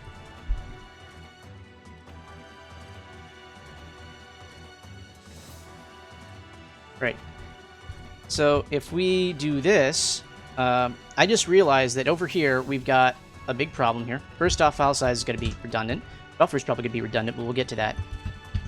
If we need it, we'll need it. If we don't. File name. File name is...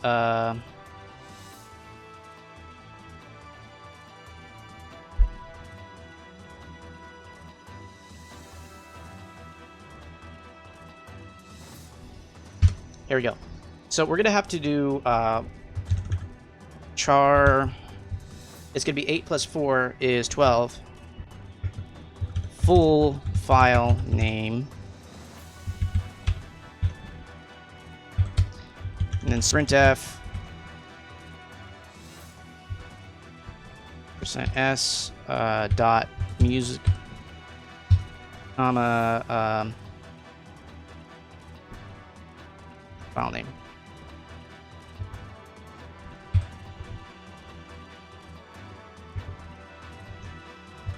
Right? That sounds right? Okay, yeah, we're gonna need to close when we're changing files. That's understandable. So we can just shove that over here. Right over here. Close GFS stream to reopen on correct file, right? So where do we put that close command? Over here?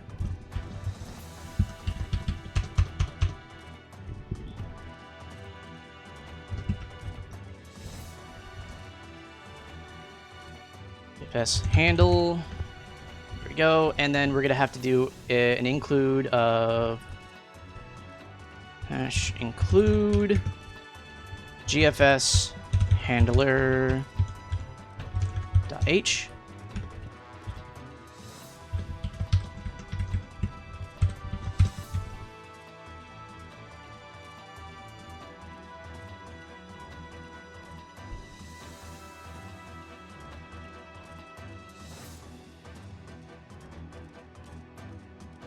Okay, but we're only calling this if we are loading a new piece of music, right?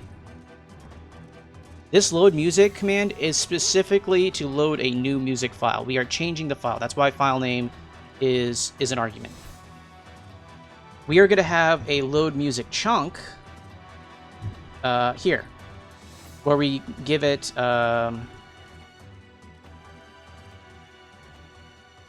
let's give it a pointer to music. And load music chunk will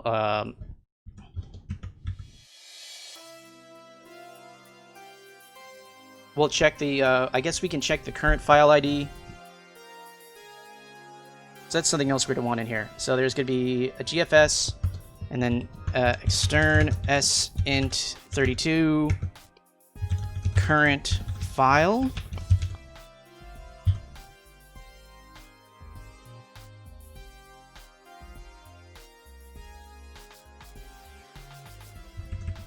We'll do current file.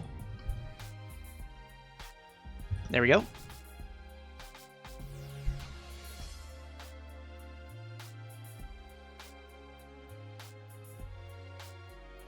Well, let's get to that when we get to that. For now, right now, I just want to...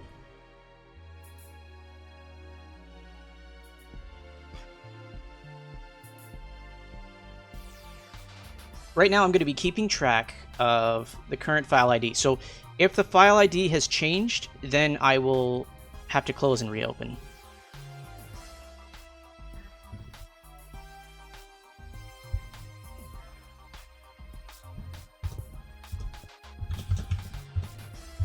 So let's get to that.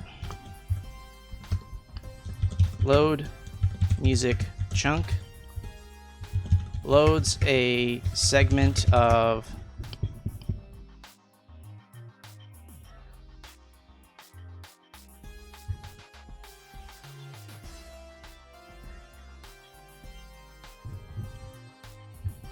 music chunk size at the next buffer location.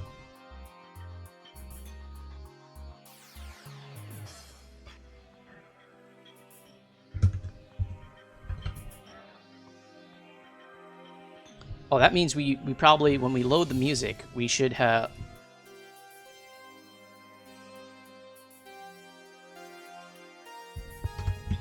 Tell it that the current location is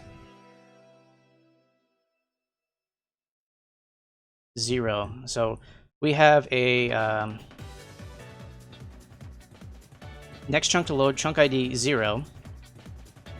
So we need to initialize play buffer to 0 and chunk ID to 0. Or no, play buffer should be initialized to 1. No, I don't know. Initialize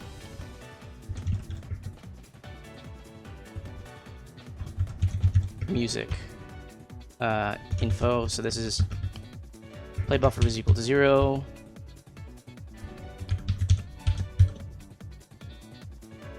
Okay, and then we're gonna have chunk ID. Okay, the next chunk to load is chunk 0. Track. I just say play buffer to -1. So if -1, we know we're not playing. Chunk ID 0. That's the next thing we're gonna load. Okay.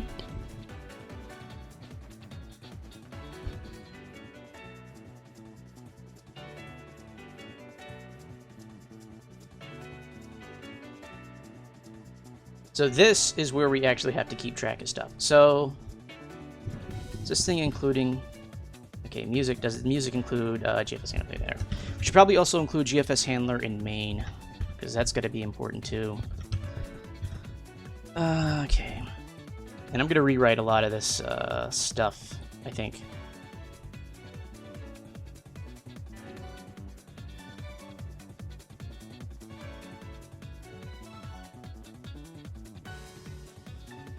Okay.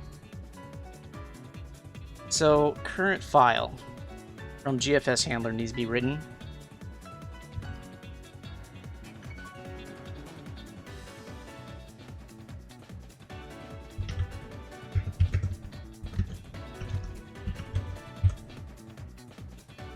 There we go.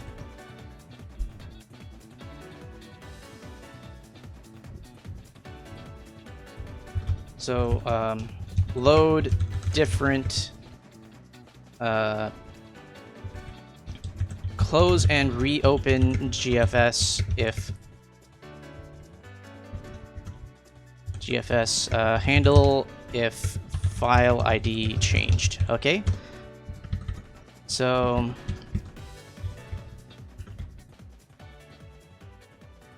if this. No, wait. There we go.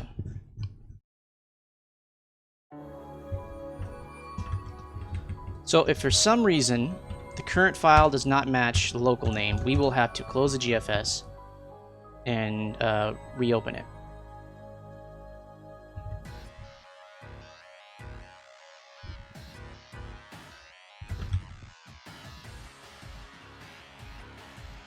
There, and that should take care of that instance of things happening. Okay, so if we're for some reason trying to load a different file than what we were expecting, what the current file that's open is, we just close up the stream and reopen it. It should happen basically instantly, so there's no chance of Saturn having a heart attack.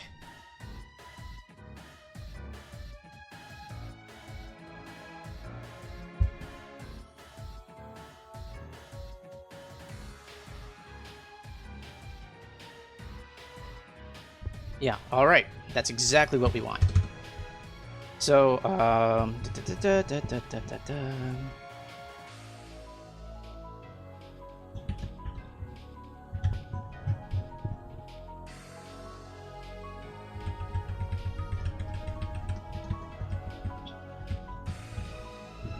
know I had these things commented already. But it wasn't this, but some close enough. I think they're basically identical. So let's go look over at NWF read.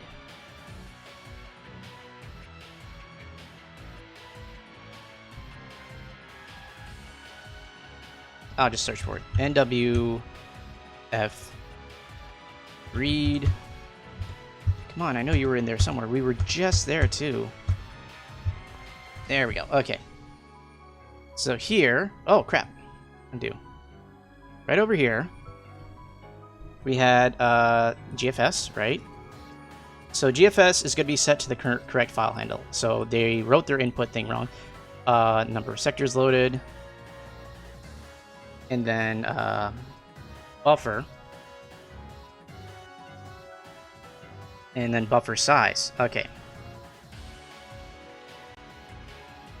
So now we can set these correctly. That's number of sectors to write.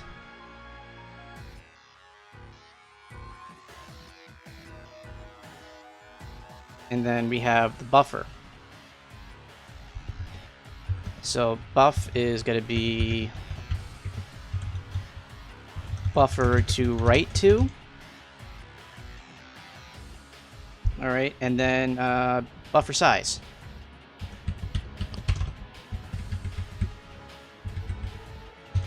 And this is size of buffer. Is that going to be in sectors?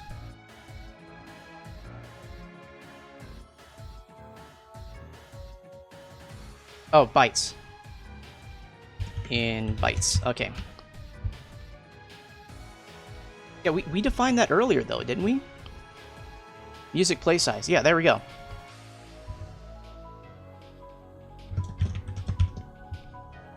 And this is why we do things like that.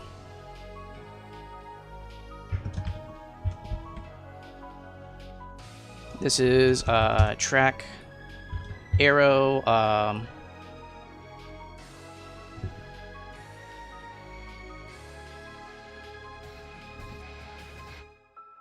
Oh, no. This is going to be music buffer X.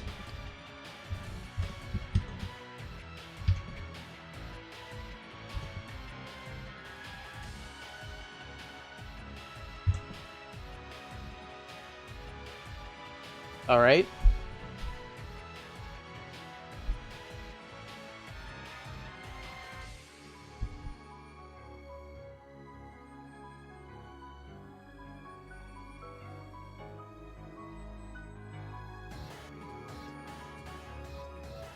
Oh, no. We need to set up buffers 1 and 2. Okay, there we go.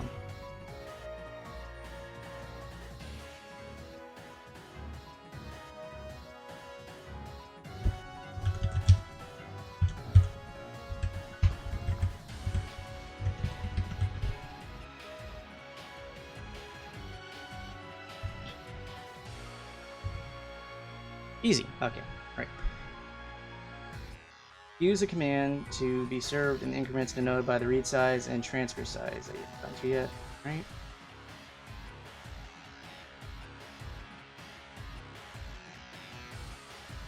So this do while loop, we're assuming that's all happening inside this load music chunk, right?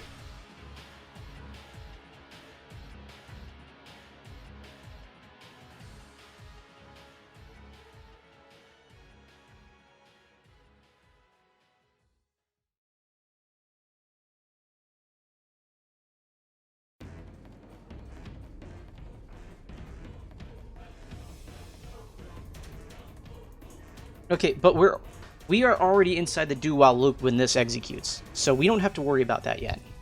We're gonna fix that over in main.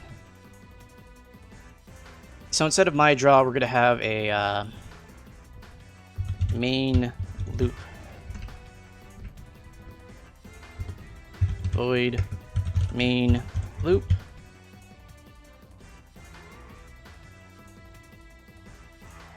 Okay, then. What was the... Why did you... Okay. Fine. What are we doing?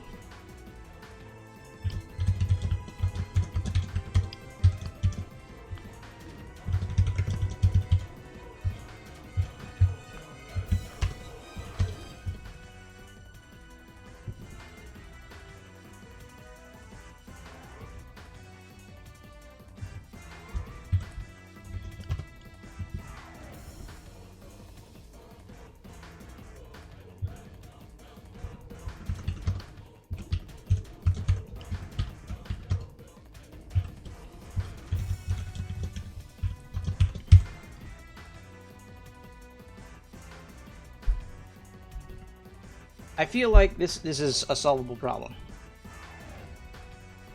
So, are we or are we not using NWF read?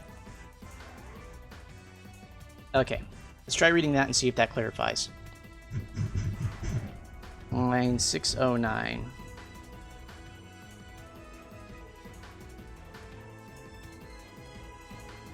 Oh boy, this is not very descriptive. Okay.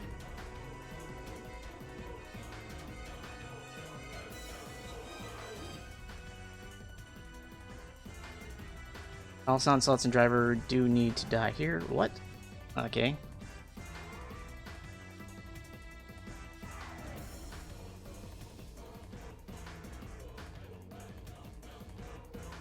So wait, if we are doing this...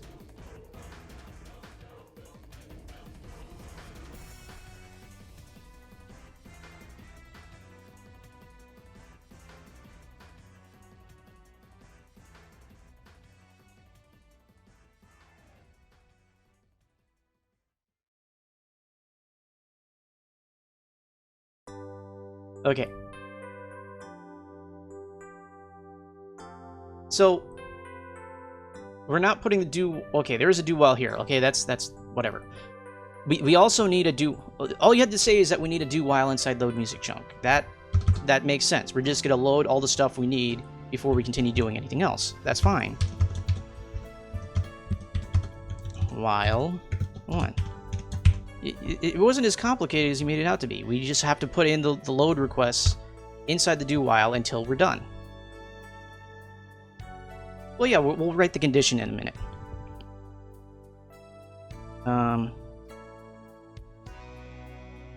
There we go. Also, I need to put I need to terminate my whiles with a semicolon, apparently.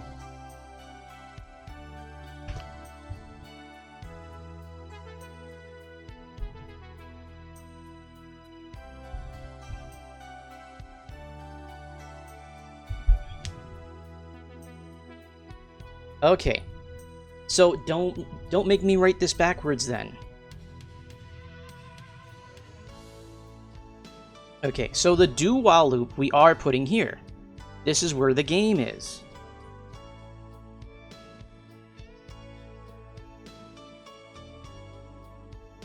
So what we need to do is we need to sneak in the loading function. Yeah, okay, so I was doing it right the first time. What we just need to do here is incremental file loading code, and then we'll have input handler, and then freaking draw handler,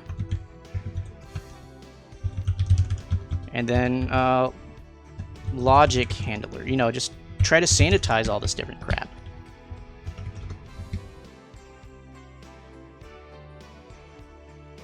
Okay, so that's what I don't get, is how do we plan on doing this then?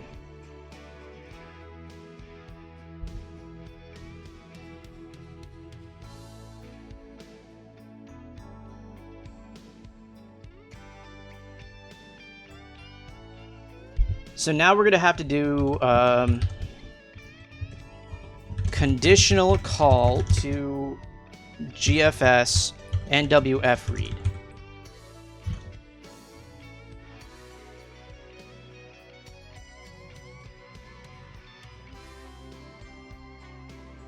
Which means this whole thing is already in its own parent while loop.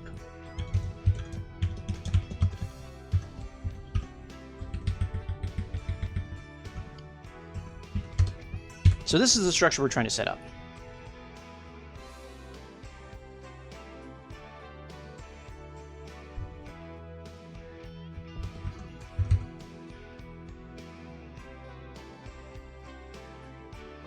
So see, if we just organize everything correctly, then it doesn't look that bad, right?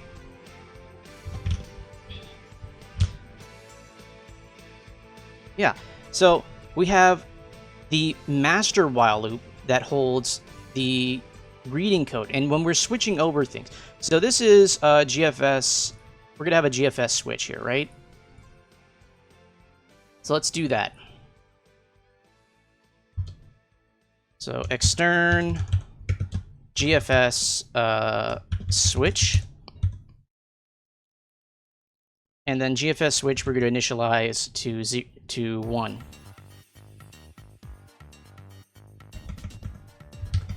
If 1 aborts inner main loop to load new file.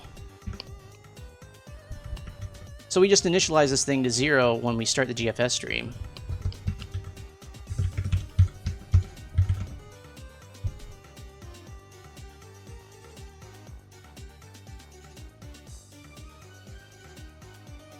Please don't play the stop sound. Look, I'm not like upset or anything like that. I'm just, it seems like you're hyping up the difficulty of this when really a proper code structure doesn't seem that bad. Like with the commentation I'm putting here, it seems like it's very handleable. We just have a flag that we flip in order to get out of the while loop and just do a little bit of setup before the next blank. That's all. Or not even the next blank. Well, actually, yeah, there's a vsync there, so it's the next blank. So during this blank, if we find out we need to load a new file, we flip this switch. This switch becomes 1, and we're going to do that over in the load music chunk thing. Oh my goodness, that's some that narcissistic parenting thing. He's like, I don't know if it was Stephen Lynch or some other comedian, or I forget. It was some blonde comedian that I forget his name was. But it was you know, Anti-Dead or something like that, where he drinks a beer and he said, "Well, you wouldn't have made it if I didn't beat you," or something like that. That's the kind of feeling I'm getting here. So. Switch to exit inner loop. So disable switch to exit inner loop.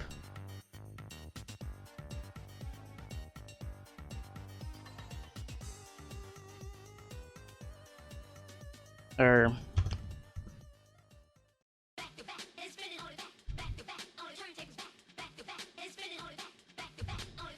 alright, so this is going to be set to 1, and if 0, I had that a little bit backwards there. And there we go. So there's a GFS switch, and we'll just call that whenever we have to load a new file.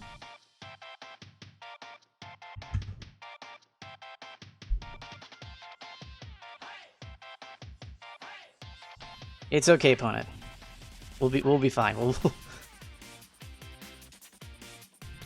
Okay, so load music chunk. If this happens, wait, do I do this? Do I want to do this here, or do I want to do this somewhere else?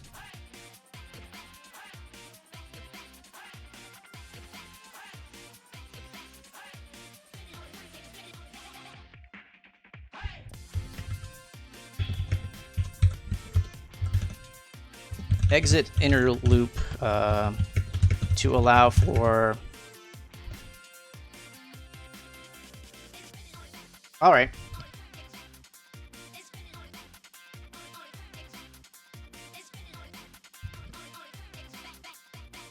So that means we need to add in another variable here.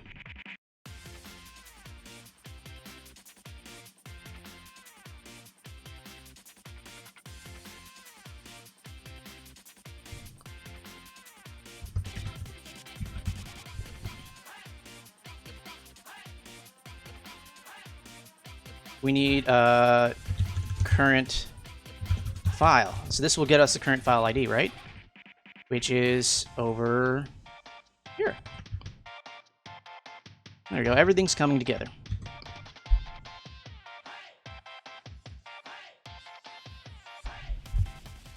That's fine. It's fine. We got this though, right?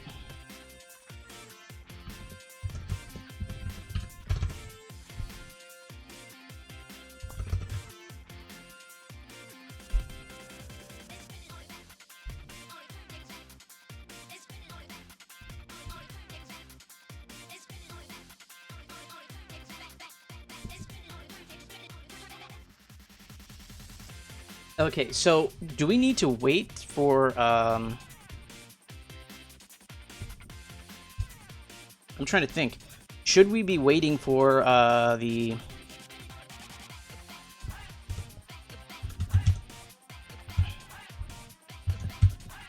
Oh, let me set the buffers, but, when we load the music, we need to wait for that loop to be done before we can actually properly load any information.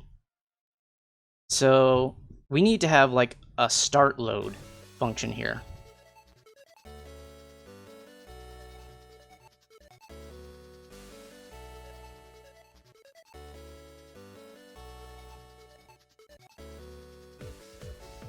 Yeah, but it looks like we're gonna need two calls for that though, right? The load music, I guess, okay, load music is start or trigger process to load a music file. And then load music chunk, I guess we have to keep calling.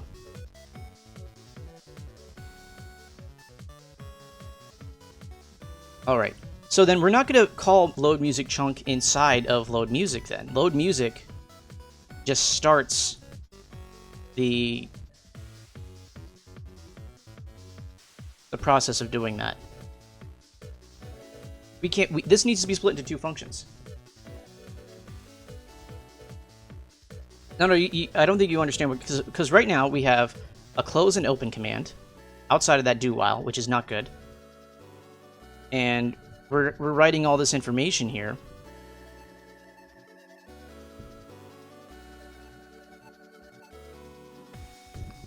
So we're gonna have to separate some of this.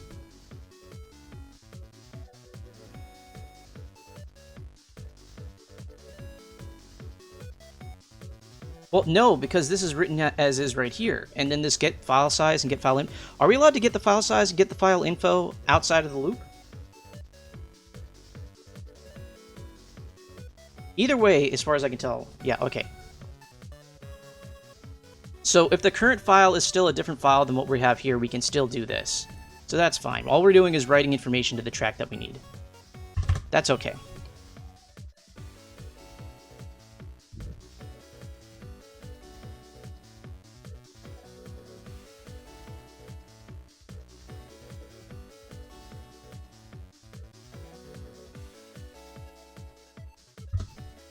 All right. This is going to be the call. Do that.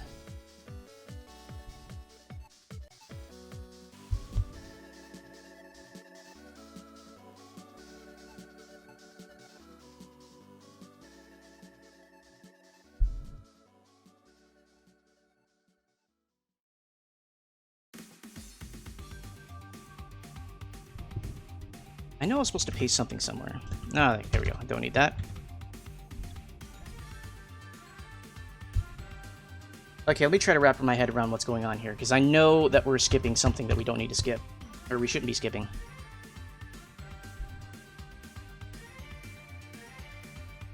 So what we're doing here, I feel like this short can be avoided now.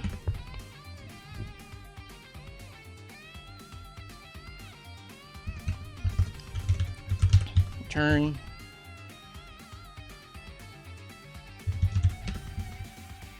Both of these can be voids.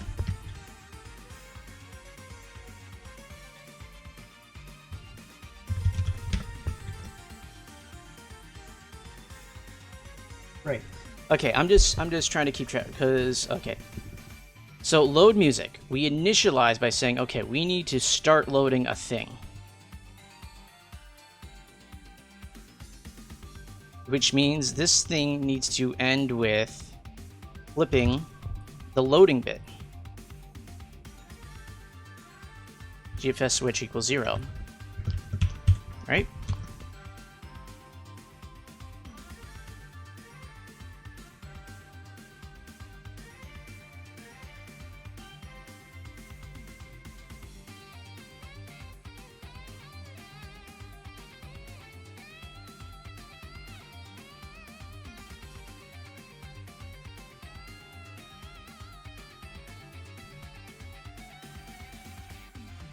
And then down here,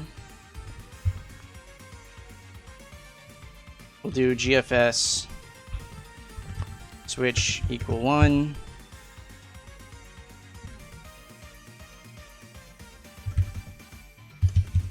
Okay, allow loop to restart.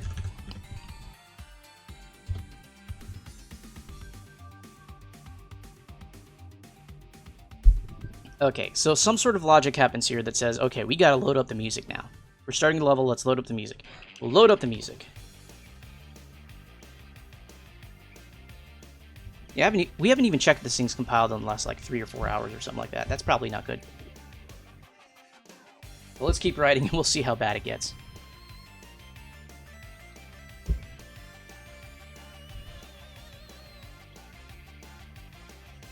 Okay, so load music chunk.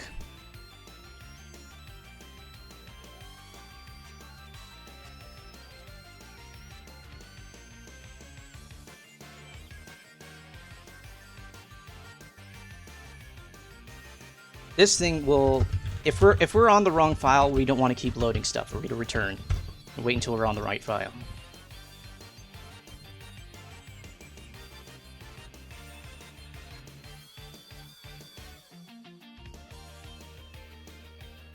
No, we're gonna get this done. This is gonna work. We just have to take it cautiously. We don't need this. I don't think we need this do while for the music. Okay, so load music chunk. Let us assume that the current file system is pointing to the correct file ID, right? So now what do? We need to load in the actual information to the correct location. And that is what this code over here does, right?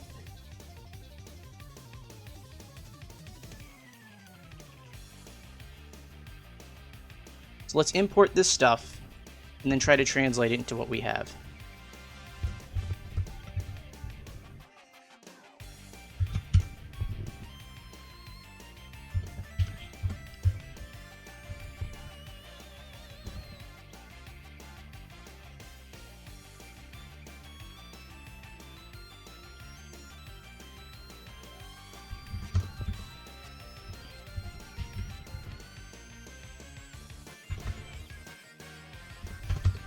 Just trying to get all the indents right so I can break or see what's going on here.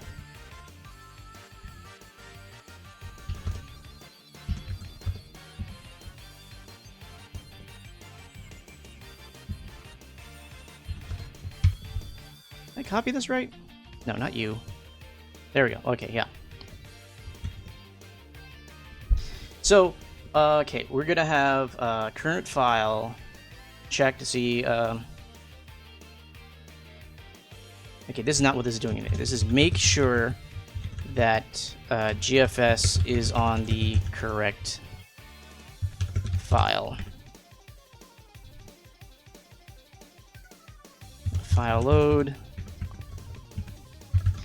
And then we're gonna load correct file.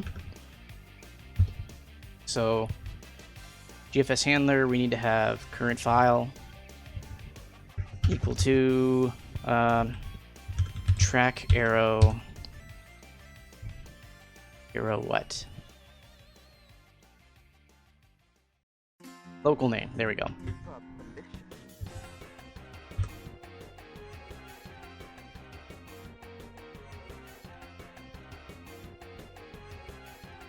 What do you mean make a weird noise? I don't understand what you're asking me to do.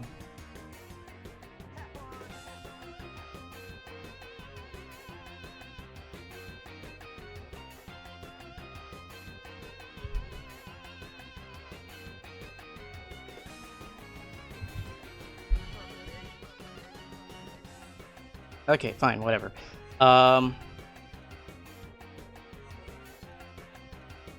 So right now we're just assuming we're on the correct file. We're not even touching this interrupt stuff isn't happening yet. Or at least it's already happened and we're going to do it.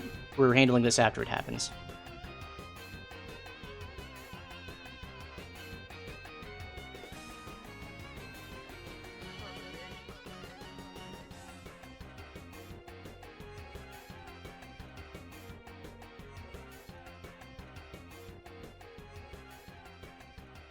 Wait a minute.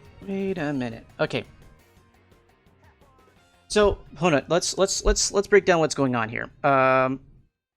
The entire purpose of this code over here is just to switch tracks, or not switch tracks, switch which file we're looking at. But as long as we're looking at the same file, we don't have to exit the do while loop. We can keep loading stuff up as we go. Correct? Okay. So then we don't need to worry about this when we're writing load music chunk. All we have to worry about is the actual file loading itself. So we're assuming we're on the correct file, right? So the file ID is the right one.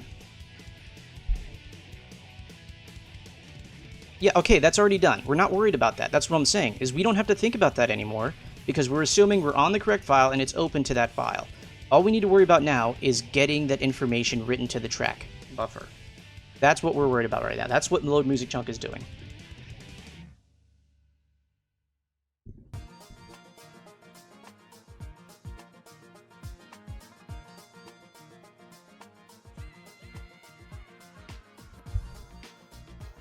So I can't read what this is saying. This is not descriptive enough for me to figure out what's going on.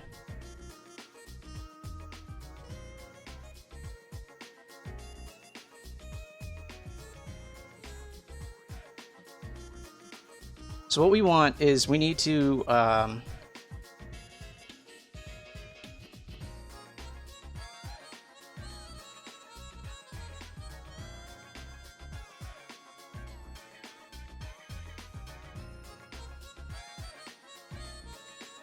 yeah, okay, so this part we just want to write to the buffer, right? And the buffer, well, let me go ahead and write which buffer we're doing here.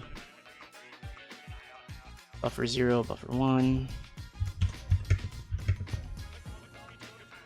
Buffers are pointed as integers.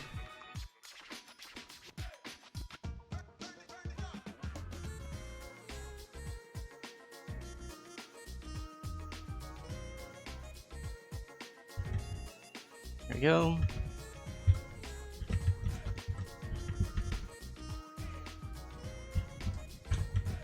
Okay, so we know which buffers we need to write to because we're keeping track of that via chunk ID. Okay.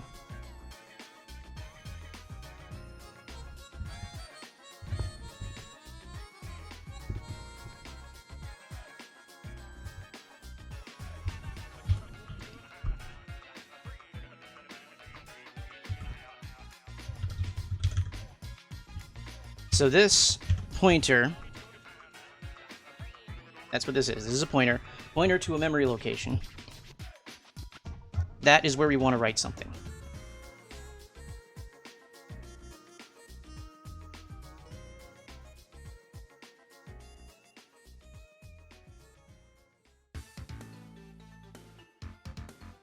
Okay, so we need to keep track of how far along the chunk we are. So basically what we want to do is we want to have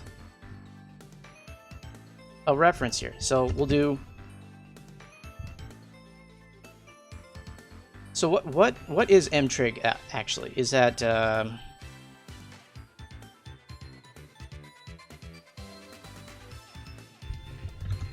M trigger. So the music trigger, that's what that means. We need to find the initialization. And it's a Boolean. Okay. How do we change M trigger? Because that's what I actually want. I want to keep track of the actual location.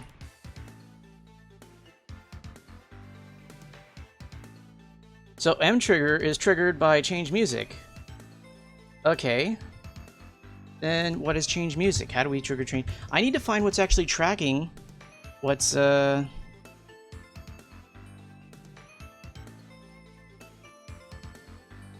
what's actually keeping track of where we are in the playback.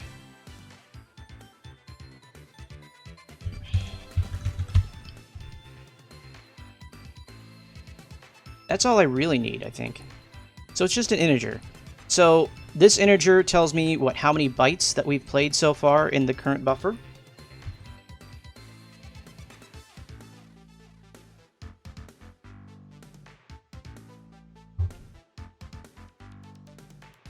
Do unsigned. Can I spell tonight? I need a little bit more energy drink in my system.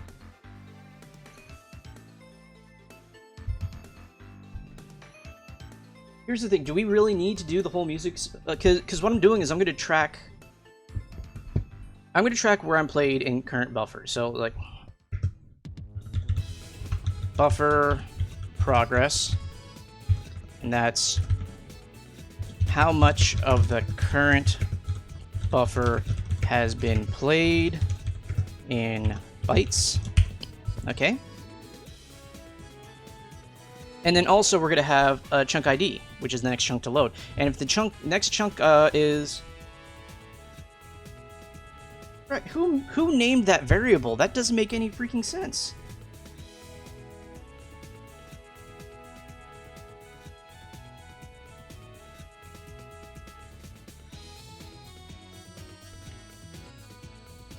Okay, so my plan. I will track progress inside of a music chunk. Right? So progress within one buffer or another. I'm just going to call that chunk progress.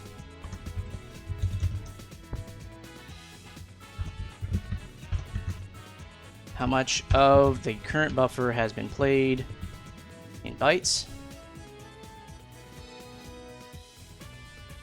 So once chunk progress has exceeded music play size, or wait, no.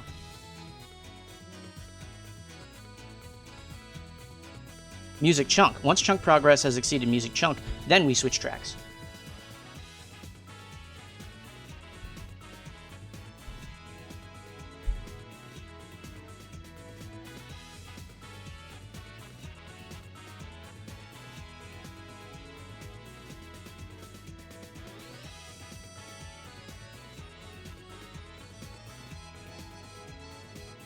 Okay. And then chunk ID will tell us what the next chunk to load is, and if the next chunk is too high, then we reset it to 0. So when we switch tracks, we will iterate chunk ID and modulo it back to where it needs to be.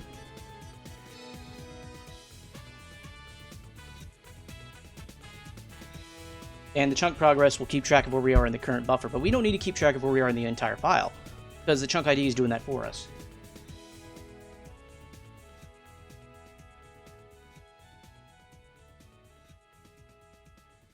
That's a lot of variables to do what we're talking about, though, isn't it?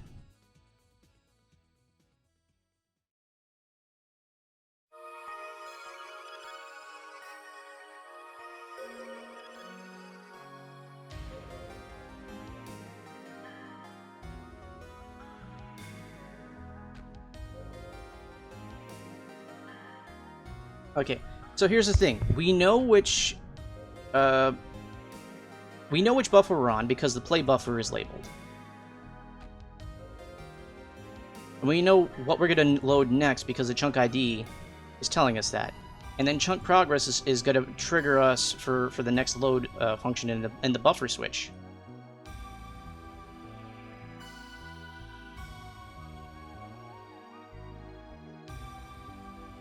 So a lot of those variables are super... What I really need to know right now is the necessary and sufficient code in order to take in the correct amount of information from a file and move it into the buffer.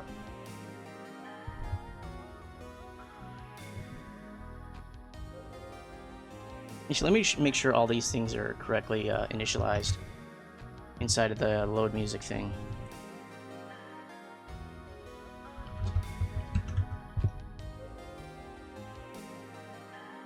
So play buffer.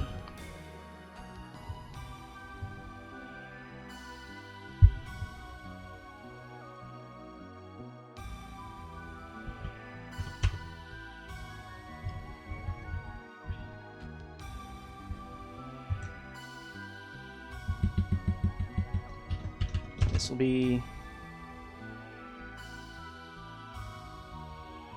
Oh, this needs to be calculated. We didn't do that yet.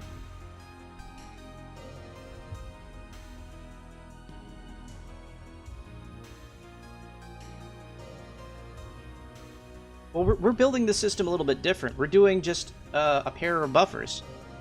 So as soon as we're done, we just fill the other one. That's it. Or, yeah. File name, me there. Track chunk progress is equal to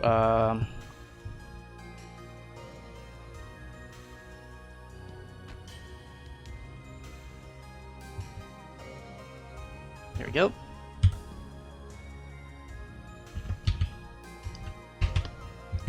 Chunk size. We need to write chunk size. We forgot to do that.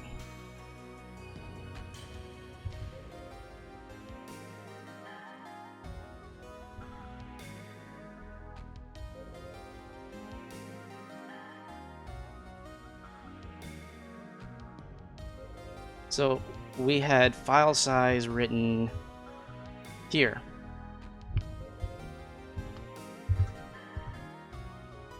We are not going to be reading in the first segment of the file yet, so that's not happening. Calculate chunks.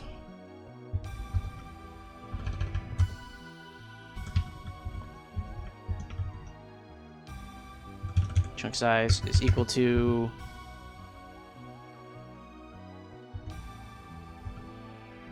this chunk size divided by... Oh, didn't need to scroll up. I just need to do this. File size divided by music chunk, and then plus one of these. There we go.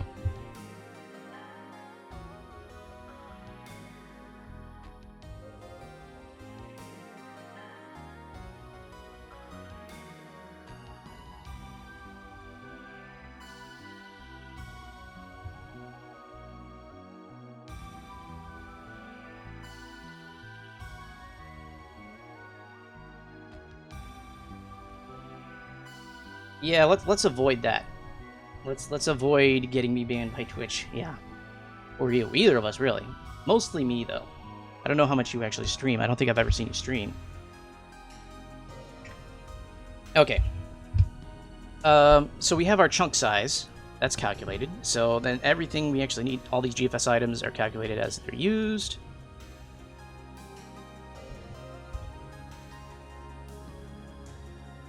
We're going to assume we're going to send the pan command as 0.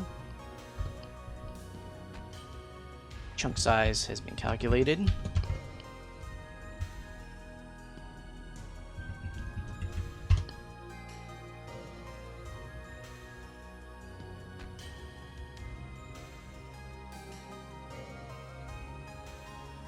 Oh, we didn't actually settle if what this needs to be. Is this going to be true or false, this SH2 permit thing? Because this needs to be initialized. And in fact, I don't think we actually need 2 of these. I think 1 is sufficient because it's going to be the same for both. False. Okay. Yeah, that's all I need.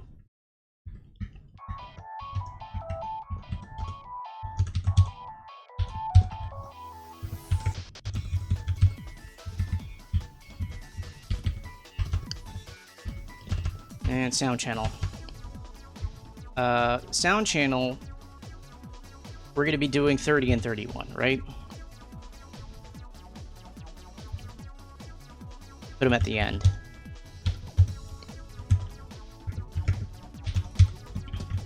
Unless that's the wrong way of doing this.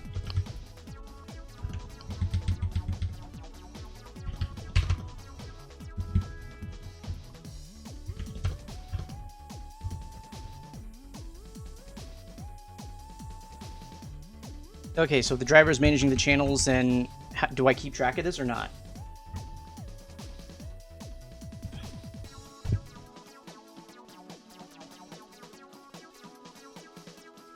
Okay, so look, I'm gonna keep it stored in here, but if I just don't pass it in as input, it won't matter anyway.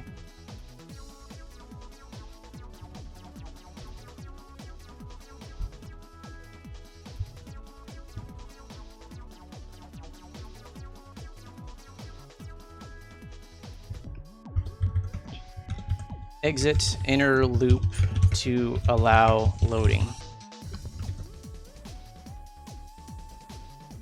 Or to switch file.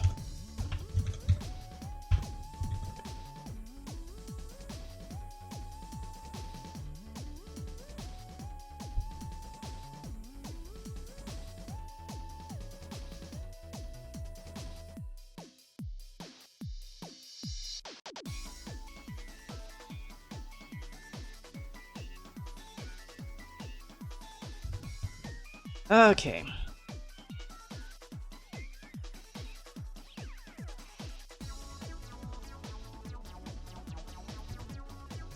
Oh, there's probably another thing we need to put in here. We probably need to put a boolean that says playing.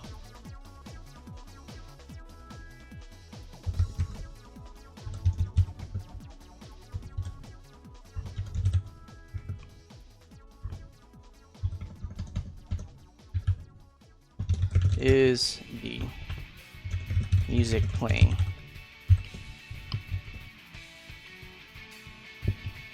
There we go.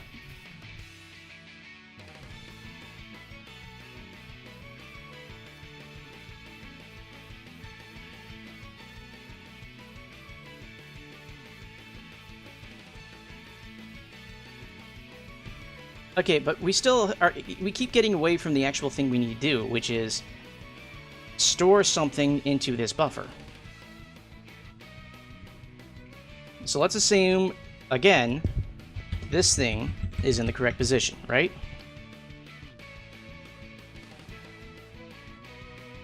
We are specifically calling load music chunk when it's time to load the new buffer, or the new chunk. So we know that it's happening. We're not going to do any arithmetic here yet. We're going to do arithmetic elsewhere in the play function.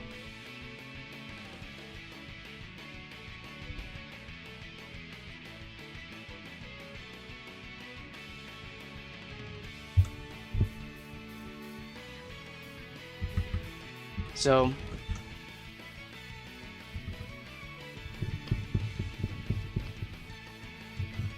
crap. Okay. So the number of sectors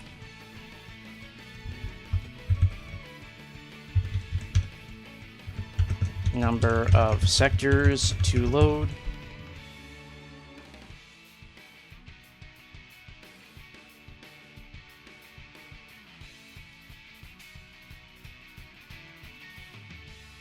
What do you mean by middle loop? There's an inner loop and there's an outer loop. There's only two loops.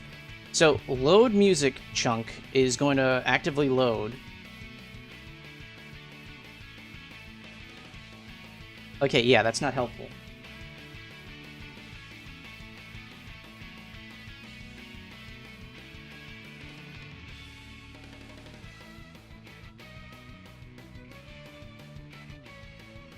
I don't know what phasering means. What are you talking about?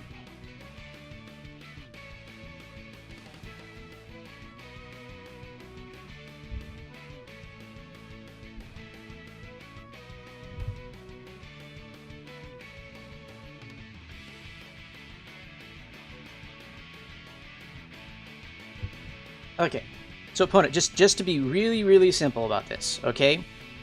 Inside the main loop, I will find the playback is going to happen in here, and it's going to trigger a call to load the correct music. The trigger to load the correct music will happen to have in here. Okay, so what I need is code that I can put over here.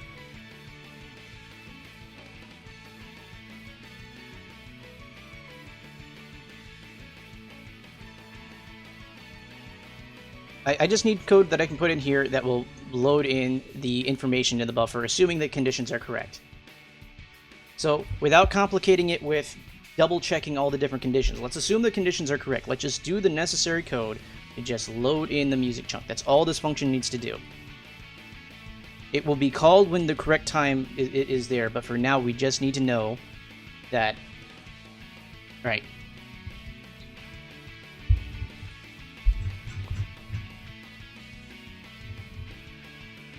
Okay.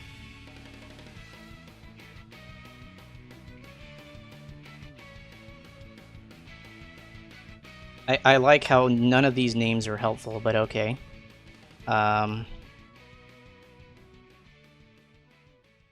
So this loop...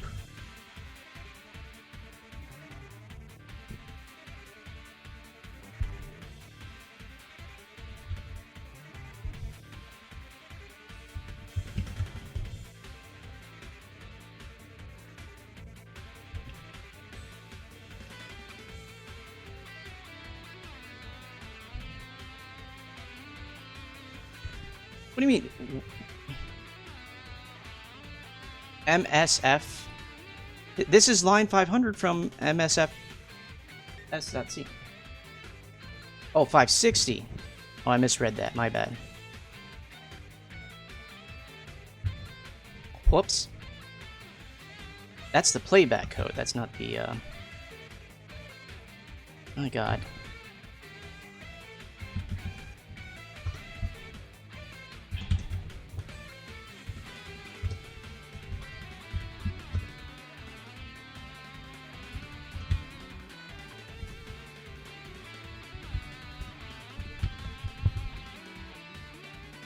Is this, did I miss a semicolon or bracket or something here? Where's the...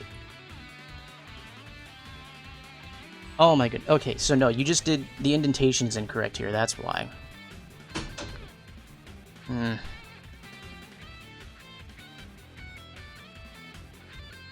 Okay, well, it's gonna help me read it when it's properly indented and formatted correctly.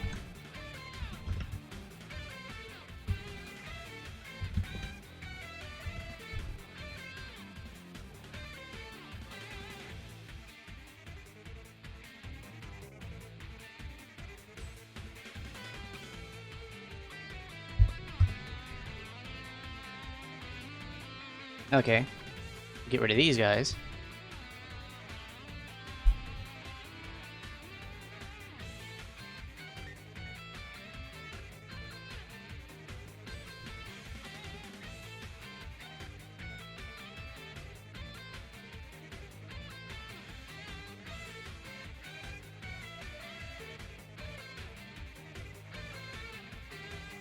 Okay, so buffers filled in music frames. Okay, so everything to do with music frames.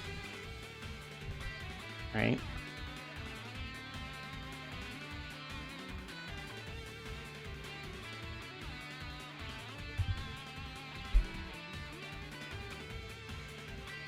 We'll just we'll figure out our conditional here.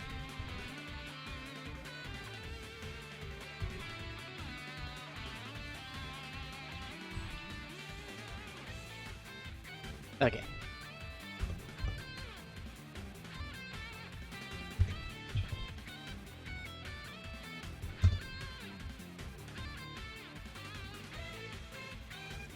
Oh boy.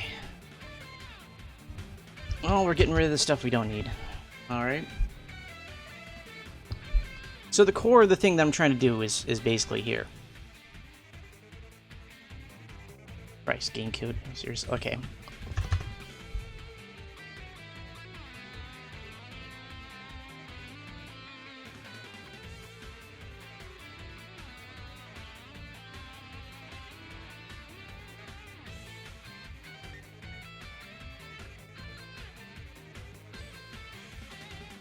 All right, you lost me, Ponut. So let's figure out the structure of what's going on here. So, are we? Okay, yeah, but when we so I'm assuming this is gonna have to go out here, right? Here's our do while. Here's all this other crap. When we load in the file, do we load in the entire chunk before we get back to the do while, or do we just initialize the first part of loading and then keep going inside the do while?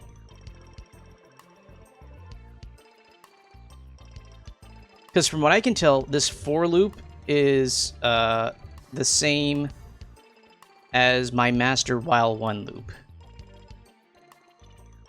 Or no, quite. This is a second loop.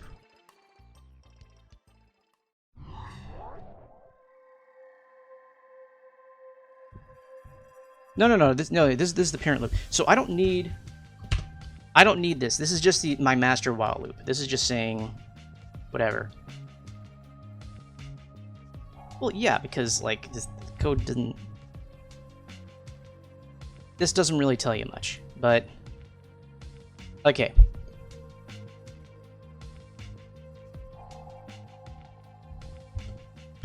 So game code, right?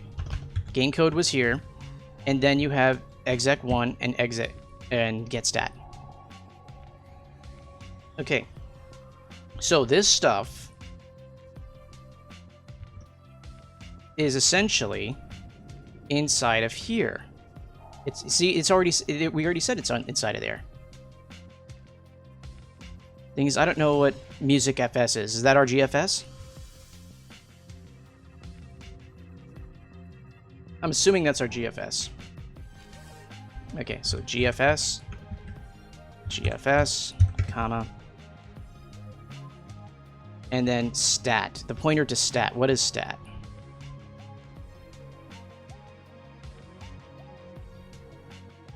Get stat.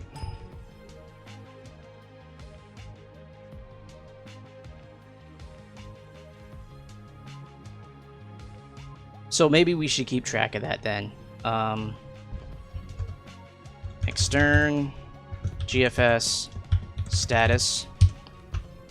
Okay, so this is going to be GFS error status. All right. Pointer to that.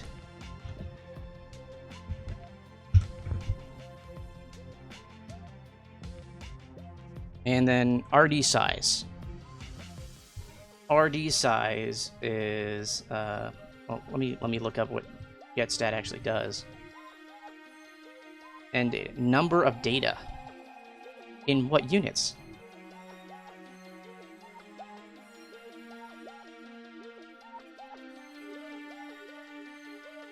So that's like read progress.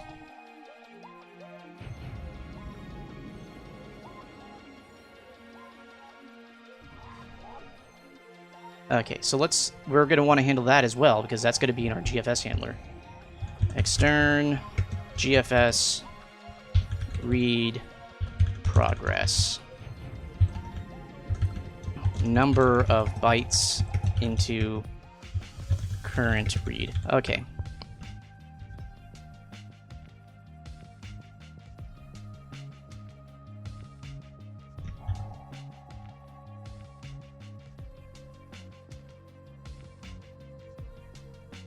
mstep. Where's mstep?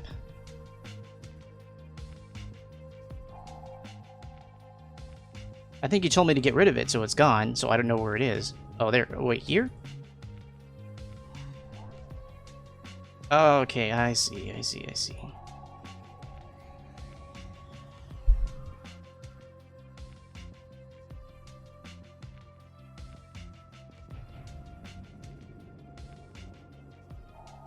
So wait, but this is executing every blink, sorry, not even every blink, every loop inside the main loop.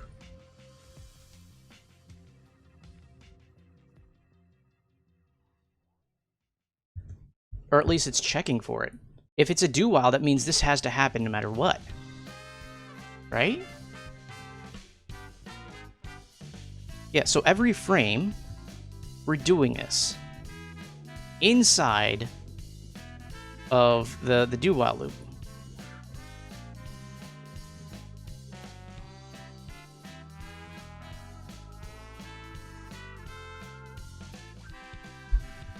In my condition and your condition are going to be completely different.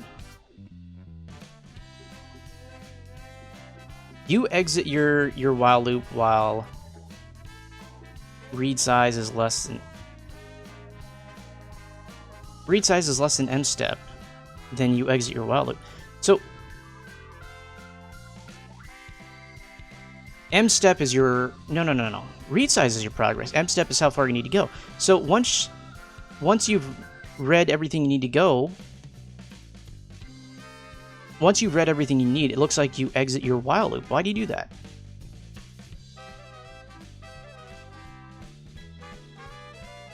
Well, yeah, but also you have your game code. You need your game code to run. That's where the game code is. Yes, it exits into everything else.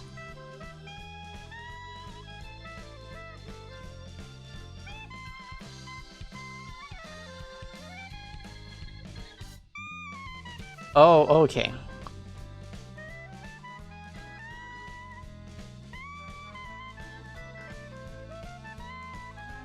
So I need to modify my handler here. So this or your condition. GFS status not equal this.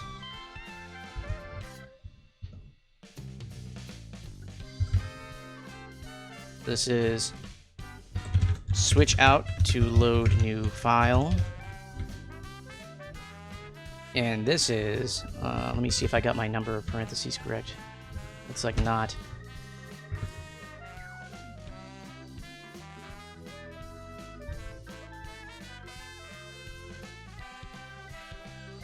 GFS read progress.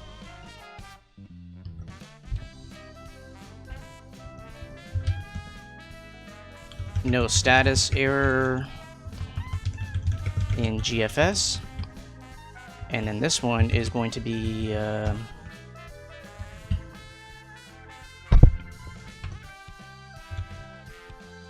finished reading current, I guess, segment.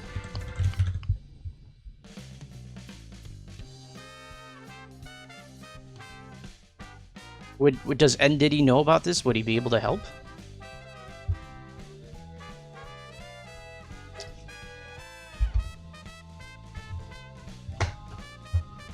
Okay.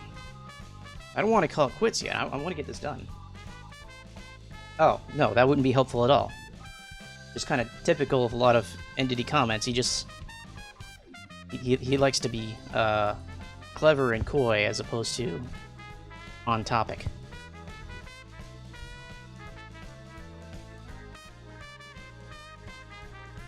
So M step. M step is what? Is that how big of a... How do you define M step?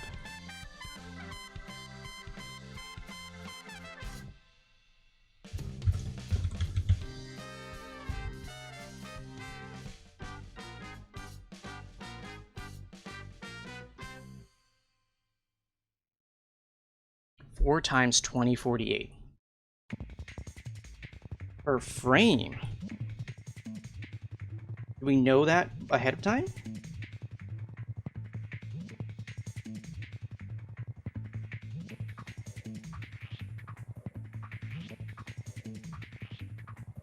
No, I mean, like, is it something that's completely constant?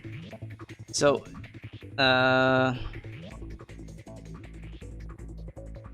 so we know the sample rate.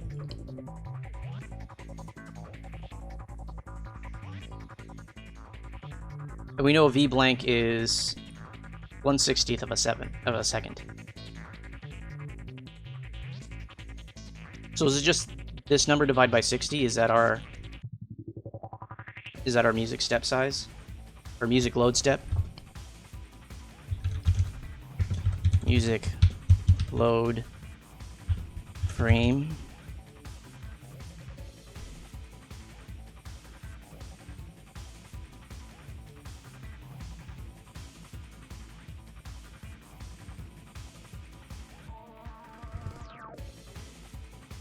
So if we want it to be loaded in 2 frames, why don't we just define it as music chunk divided by 2? Oh, I'm mixing my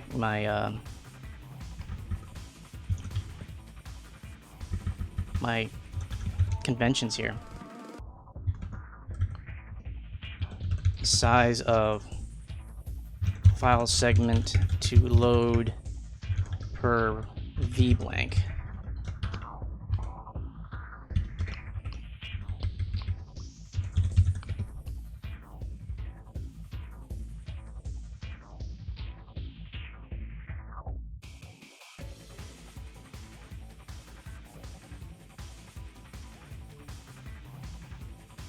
Okay, so how about we do this? How about we just do crap,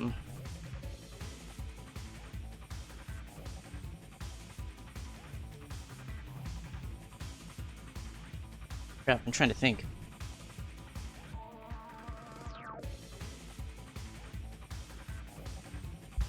Now you just threw me off with that, so now I'm trying to think. So is it literally just going to be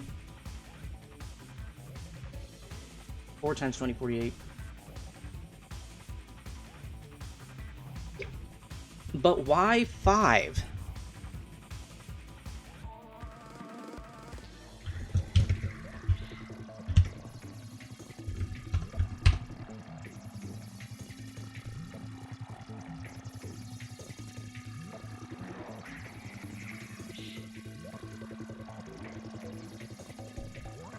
Okay, I don't like doing multiplication here when I don't have to, so let's just go back to Wolfram, because I'm too tired to do math, and 4 times 2048.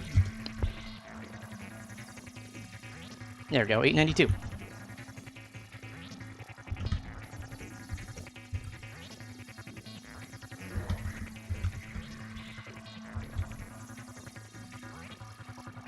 Yeah, I'm not trying to stress the CD file system out. Like, if it's not necessary, let's not do it.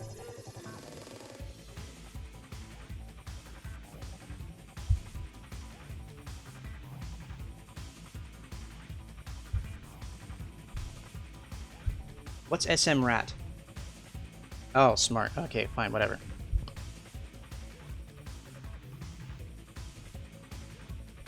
Throwing me off with us hip young lingo.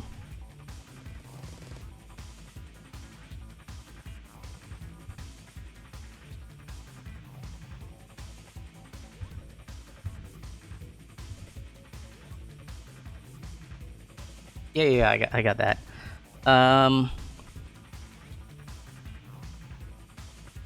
So wait, this stuff is here,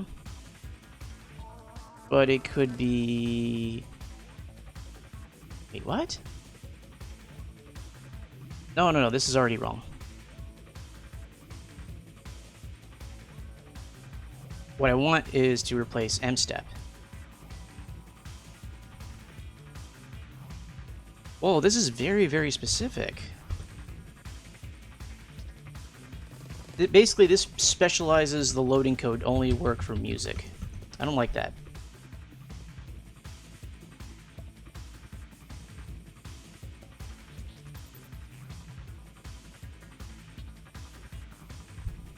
Here's how I want to handle that. Extern GFS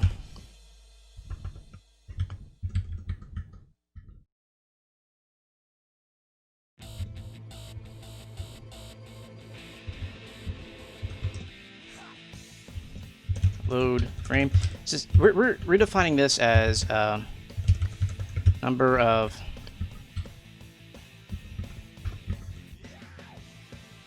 bytes to load per frame, right? So let's just do that. We'll initialize it in the start GFS stream, and we won't tie it to the concept of music.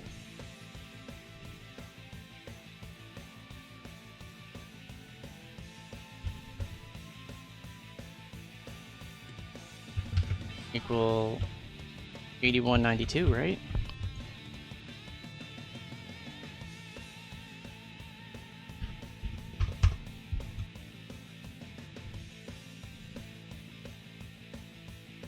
There.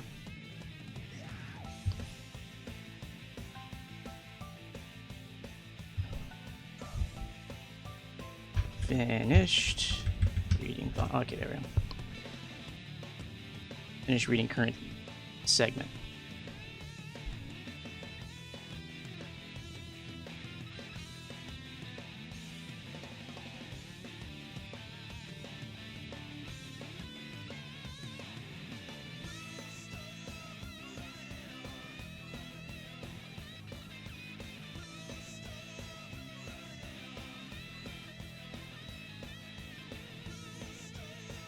Well, the reason we're writing this is to load the music, but this is expandable. We'll be able to handle other load functions the way this is written if we handle it like this.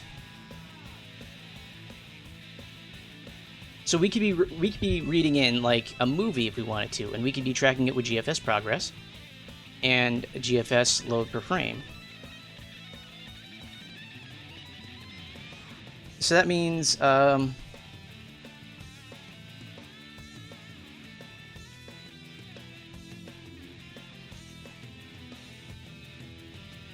so let's go ahead and enable these then, right?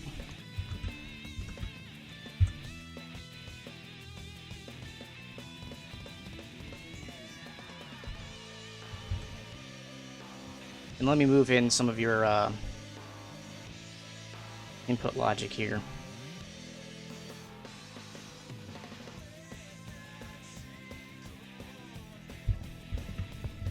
I don't know what update gain speed is for.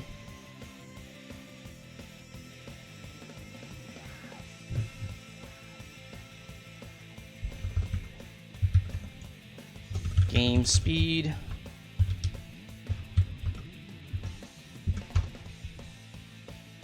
Okay, yeah, but that's the wrong way of going about it. You shouldn't be shoving everything into my draw.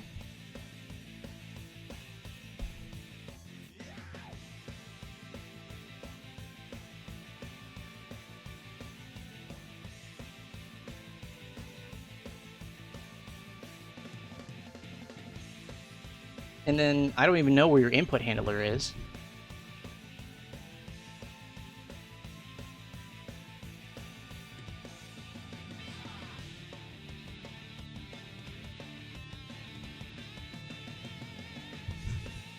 What do you mean registered to vblank? I've got SLN function this. So vblank is already handling it, so we don't have an input handler. Okay.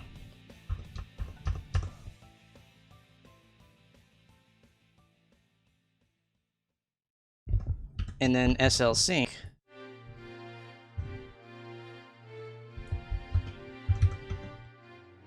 SL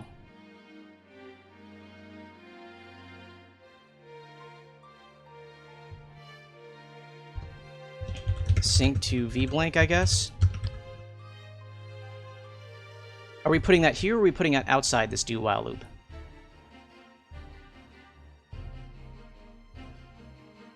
Okay, in there. Good. Okay.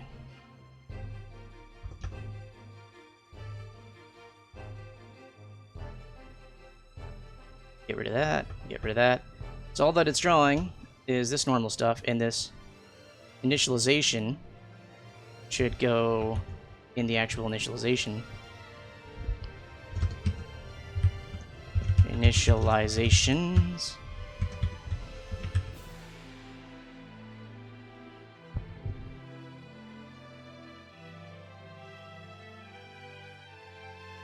And that means your my draw is literally just a bunch of print statements. Okay.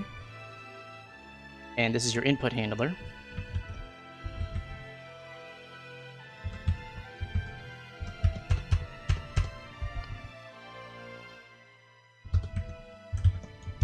Input handler, and we'll just shove that in there.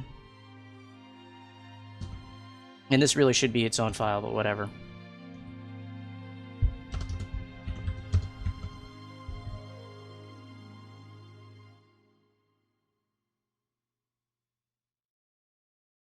it's parsing input. So maybe it's not an input handler, it's an input parser. The point is, it's figuring out what to do with what's being pressed. So I'm separating the logic out so it makes more sense to me. The draw command should just draw what needs to be on screen. That's all it should do.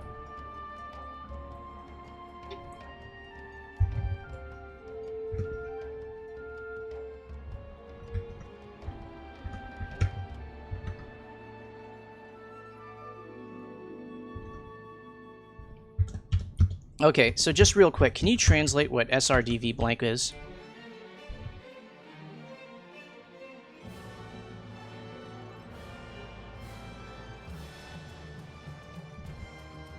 Okay, sound driver v blank requirement.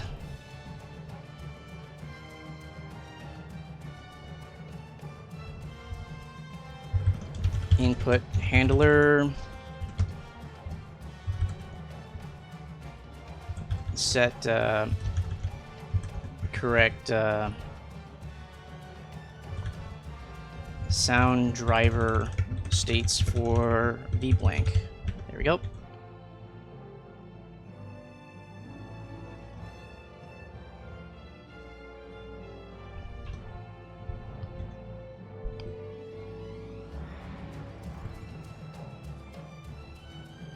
Okay, so this is loading in the file. And the question is, where is it loading to? Meaning, we need code over here, actual file loading code, to be called. So going back to this, we've accomplished this, right?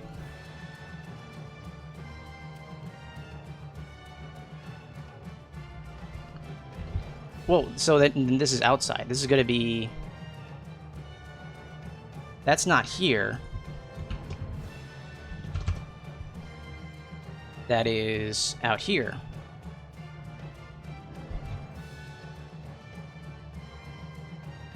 Yeah.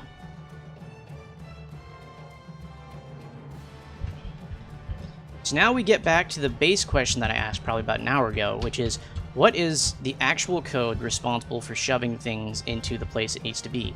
And the answer is this line, right here, just this line. M step is our load frame size, right? Oh crap, what is that?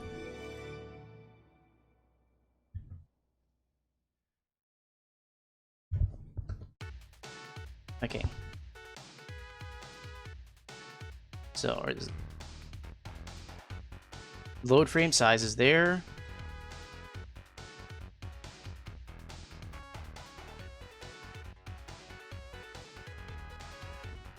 Do I do that? I don't think I don't open or close on this area.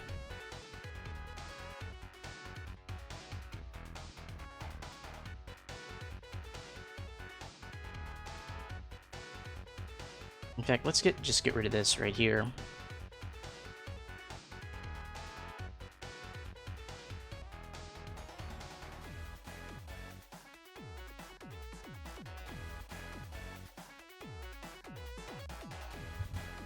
What I actually want is here.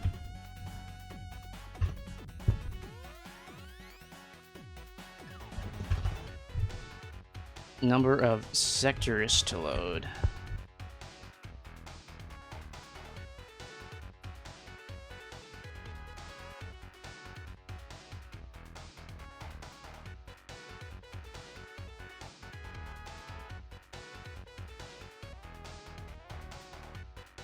Why are you giving me numbers? The numbers don't make any sense.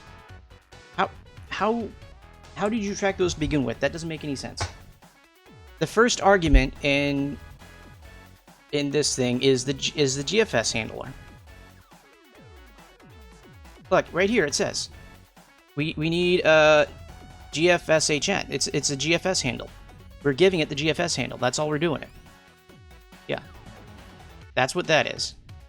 So this is incorrect. I'm going to get rid of this. But here we have the GFS handle. We got Oh wait, that was looking at the wrong function. Where is it? Crap, I was looking at the wrong function. NWF read. Where is it? Come on. There we go. So we have the GFS.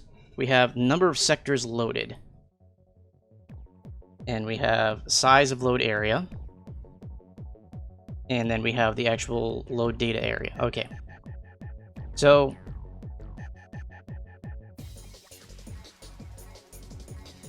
size, no, so this, is this incorrect?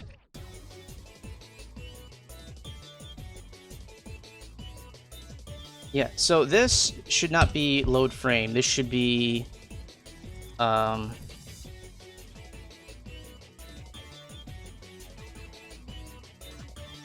so this is music chunk divided by, let's try to get this right. GFS, this. Let's get rid of all this because this is just going to confuse me.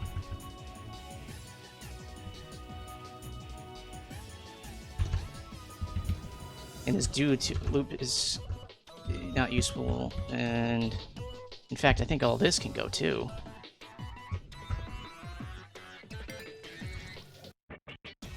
Oh, Game Dev 513, your new name. Just tune in. When did you join us? Do you actually know what we're doing right now? Because we are like just deep into it at this point. We are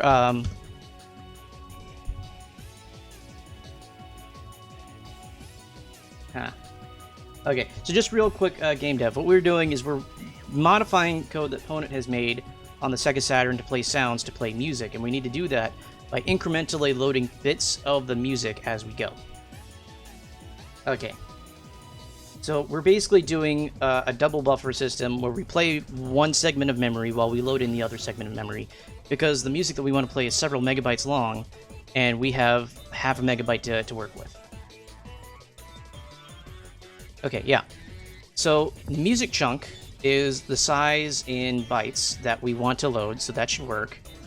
And number of sectors to load is music chunk divided by what?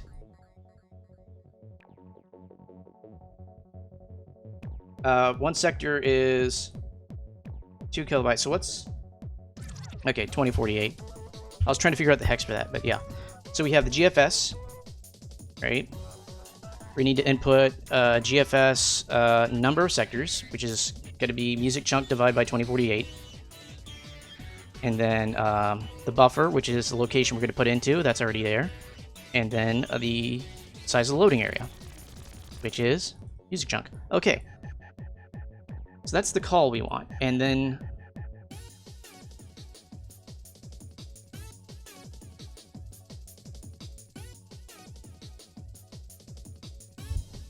so we're going to have a few exit conditions, because this is going to load for every music track all the time forever.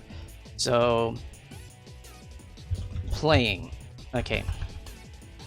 Exit conditions. We don't want this to trigger every time. We only want this to trigger when we absolutely need it, because this is interrupting our entire loop, and we should avoid that when inconvenient. So if... Oh, crap. Oh, there's also play music. That's probably important too. So, return. All right. So first condition is what? Track playing. If not track playing. So if the track isn't playing, yeah, playing. Don't bother. Or don't load if not playing. Okay. Second condition. Are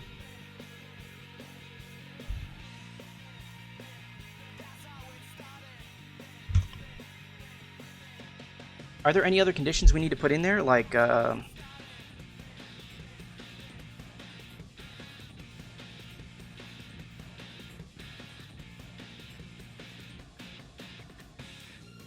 Okay, how about music progress, right? We have chunk progress. If chunk progress is less than the size of the music chunk, right? It's less than music chunk. Because chunk progress is going to be tracked in terms of how many bytes that we played so far, right?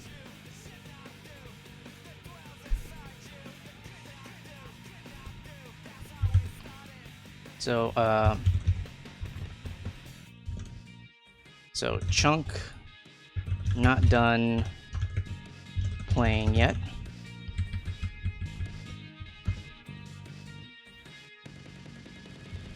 And we'll add more if more necessary.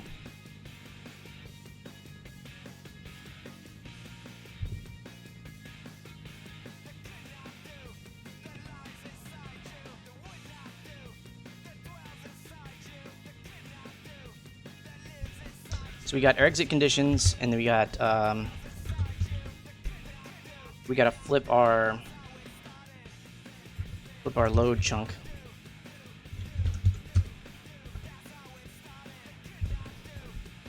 So that means track arrow what?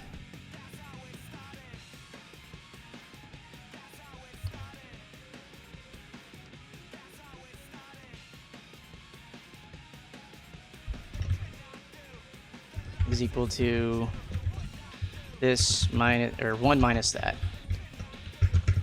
There we go. And we're going to do that after we tell it, okay.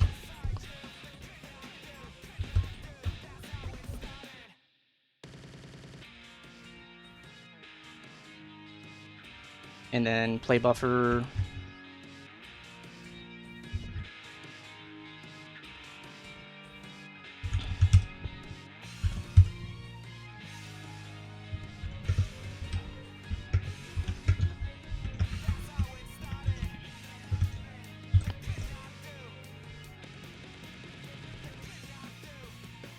Okay, so we got our play buffers. Which buffer is currently playing? We're going to flip that.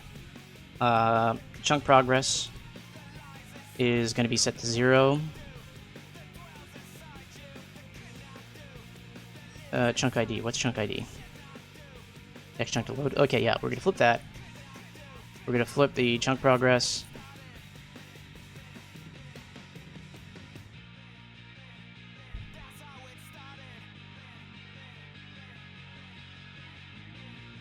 Okay, first off, what even are those? And what do you mean in the initialization loop? So I have start GFS stream, and you're saying I need to add in this crap.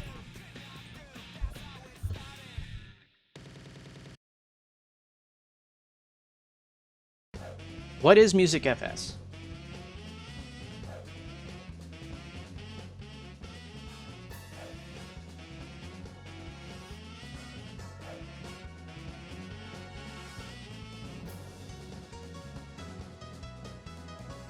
Oh, okay. So this is GFS, and then M step was. Oh, that's set by GFS. M step was actually GFS load frame now. And then M sector. What's M sector?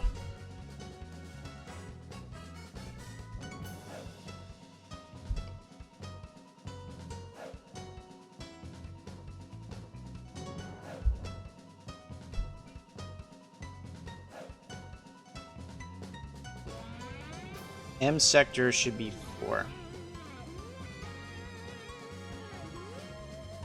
Okay, what is 4 though? Where did you get that 4 from?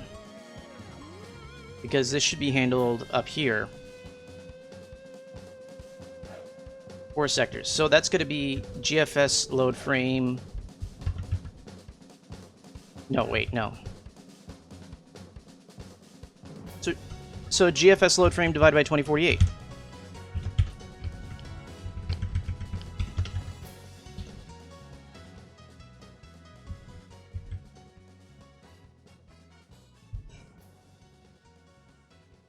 I mean, isn't that what we decided? Load frame is saying that we are loading...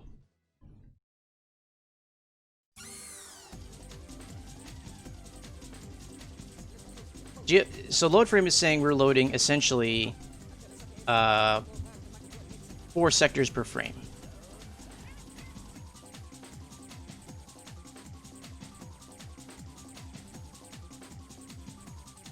That should be its own... Okay, but... So I'm failing to see the difference here.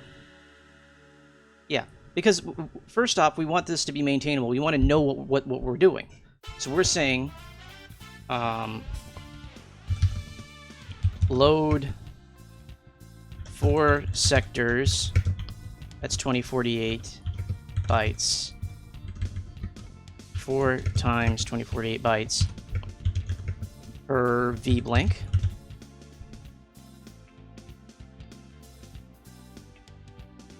I have no idea where you got that number from, but no. So we're doing that. We're loading 4 sectors for v blank, and we're telling it that we're loading 4 sectors because the sector size is 2048. So yeah, so that's, we just need to initialize the GFS to do that correctly. But then when we close and open it up again, do we need to redo that? Do we need to put this over here? Because that seems like the thing to do.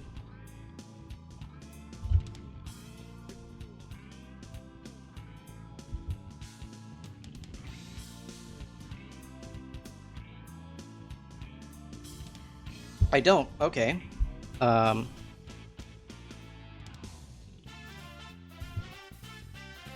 Is it? Yeah, I guess it is. Okay, so then where do I put it?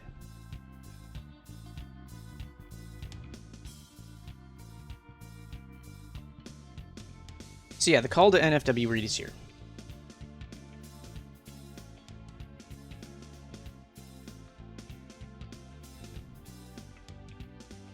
So let's put that in an if statement then. If GFS switch, or if not GFS switch,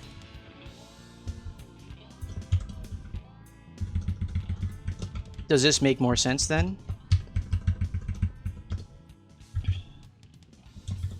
Switch file.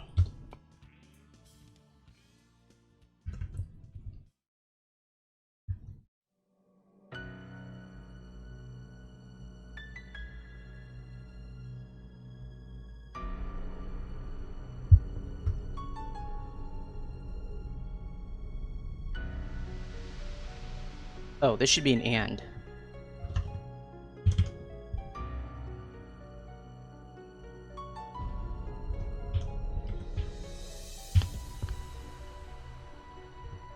If any of these conditions trigger, then I need to exit. So yeah, these are all and. Or wait, or? Yeah.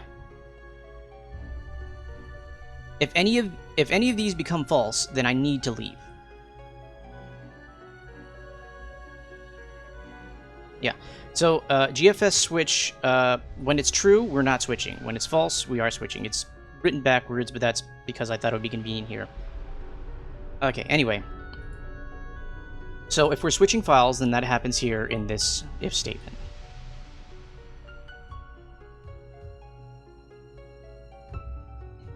And then we reinitialize to this thing. And now we get to actually call... this is equal to 1.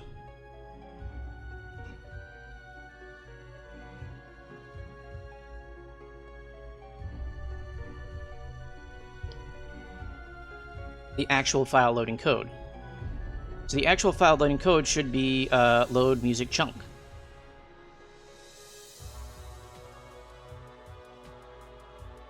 NWExec1. What is that?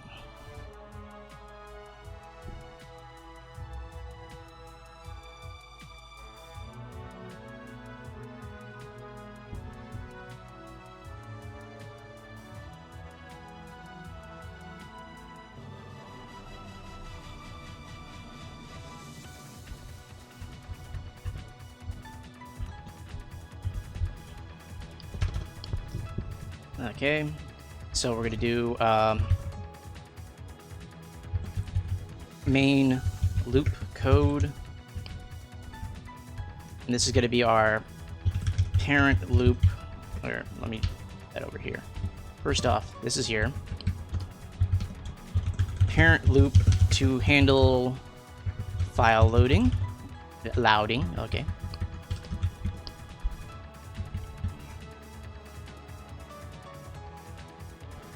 And this is going to be calls. Do this. Okay. So that means now we get to do. Do we include music? We did not. We should do that. All right.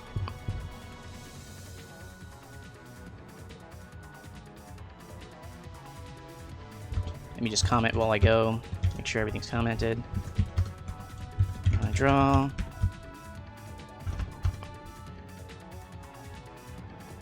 Sound driver.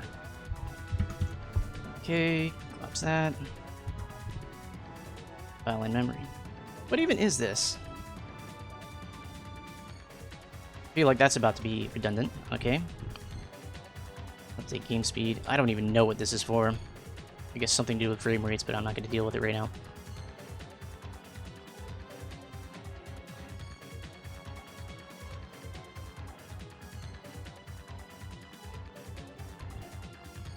I wouldn't worry about those yet. We can deal with these as we go.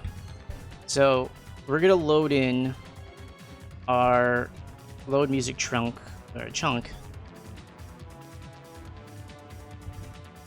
But they're gonna be for the music tracks, track 0 and track 1.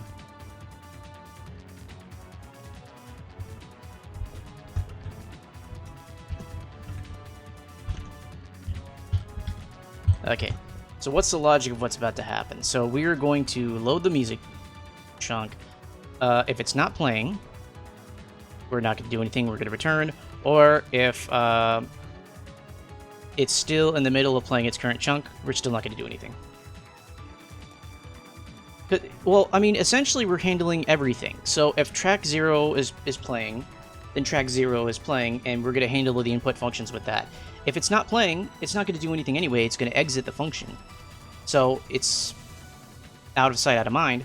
And then track 1, if it's playing, will play and do all the loading functions. I mean, that's what this line of code right here is for. If we're not playing, then we return. That's it. And we're done with that function. Okay. So let's just go through the logical loop here first and just see if we can't get things to click once. I mean, we haven't even actually loaded a proper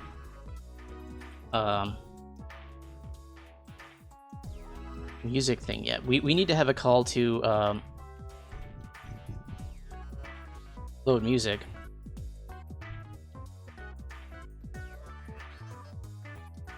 Up here.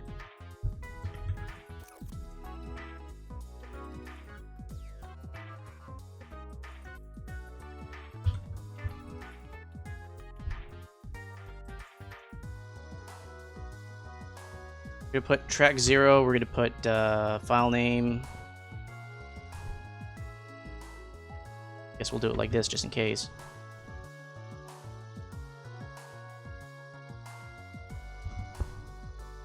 What's our actual file name? It's been so long, I've actually totally forgotten about it. There we go, space amp. So space amp is going to go into load music on track 0 and also track 1. Okay. So when we load the music, what's going to happen?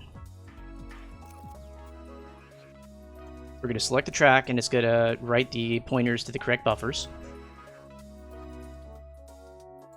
Well, I mean, don't worry about it. For now, we're just going to treat it. We're just going to play one track at a time, and we'll get to multi-track later. But the point is, it supports multiple tracks. Presumably. If it works for one, it works for the other.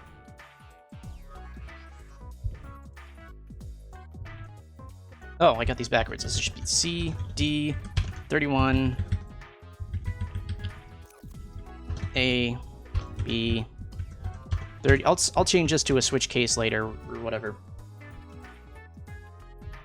So we're gonna load the music. It's gonna set up the music information. Play buffer, chunk ID, music progress, music chunk. Okay. So it's gonna say we're at the end of the chunk and we're on the secondary chunk, and the next chunk to load is 0. And this is just vestigial. And now we're gonna write in the proper file name without muse at the end of it, which is fine. So that means, okay, yeah. We're gonna take in our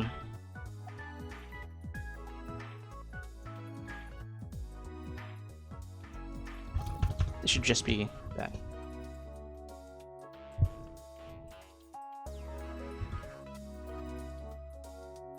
Or wait, no, is it like this? Pointer to a chart, right? No. I don't know where this asterisk goes, but we'll find out. And then local name is going to get stored when we acquire the file. And then the track ID, and that's going to get written as local name. Okay. So these two are going to step in each other's toes, but that should be handled automatically down the line. Because we're loading one, we're loading the other. Both of them need to be loaded. But we're going to end up saying whatever the current file is. Actually, where is current file? Oh, there we go. We should probably replace that with GFS current file just to keep...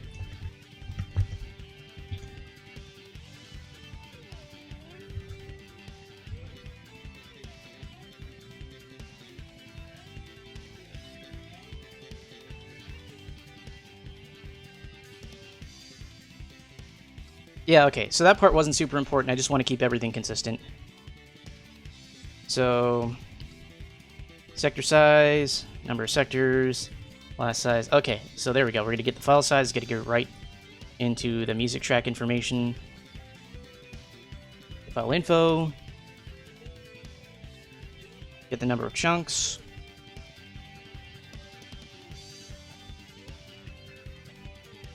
Okay, right now we have exactly enough code to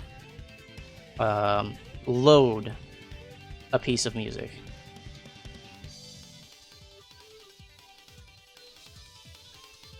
We're not doing this here.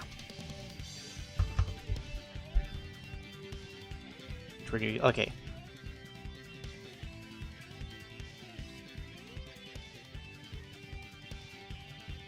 And GFS switch is set to 0, so that means what we will do is we will initialize these tracks that need to be loaded.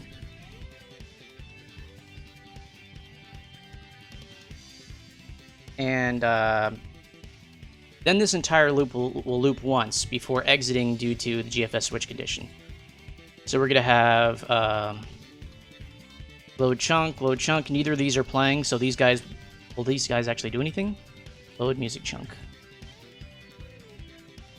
If not playing, return? Okay, yeah. So these guys won't actually do anything because they're not playing yet. And then incremental file loading will happen on track 1 because that was the last thing we declared a load statement on.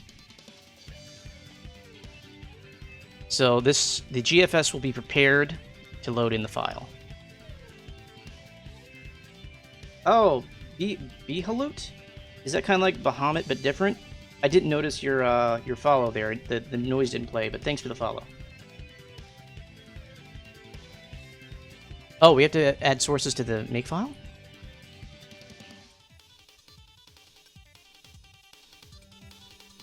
Okay, how do we do that? Because you didn't do that when you did that with this verse code. I did? Oh, you mean these? Oh, okay, yeah, those are there. Let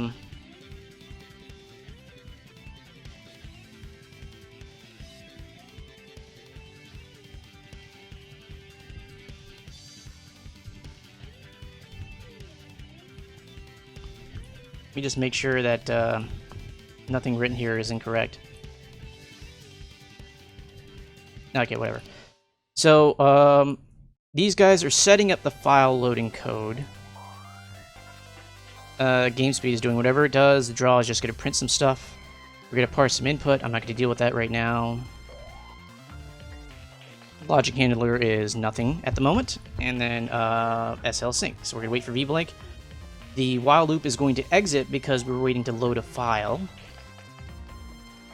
GFS switch was set to 0, so that's what caused this while loop to exit. So we will close the GFS, open it up on current file. Current file was set by the track 1 over here by load music, space ambience loading into track 1.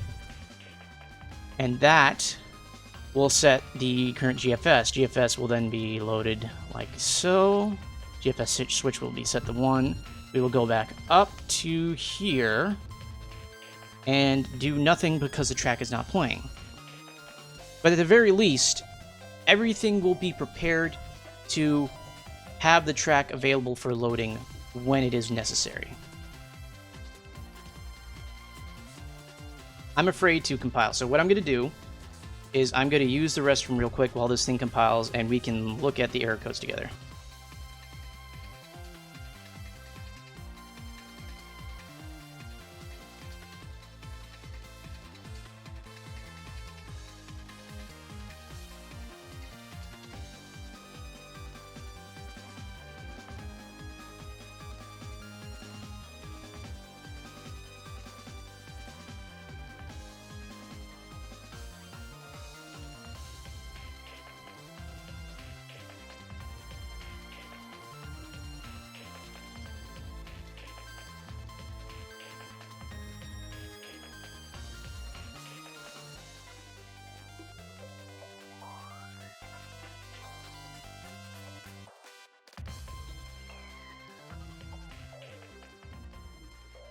Okay, so... Oh, probably should have done that, huh? Okay, let's try adding this to everything that's new.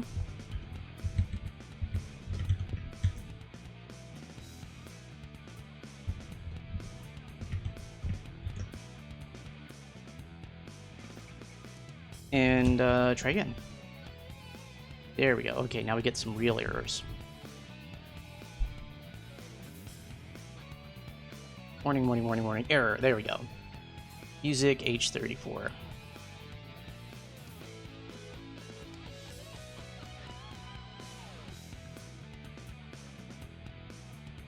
Alright, so what is the issue there? Syntax error before... Oh. Whoops. Oh, they do? Whoops. Okay.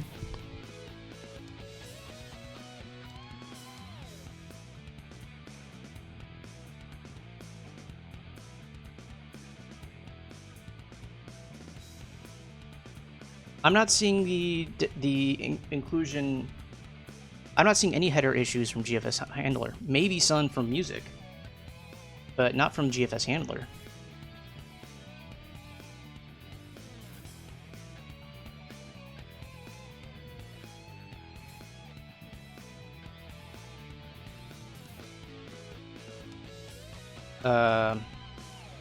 Oh, did I forget to write literally anything? Da, da, da, da, da, da. Is this the issue?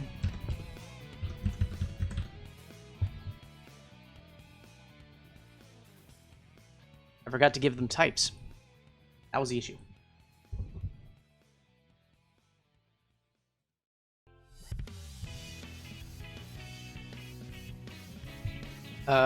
They don't need to be because they're in the header.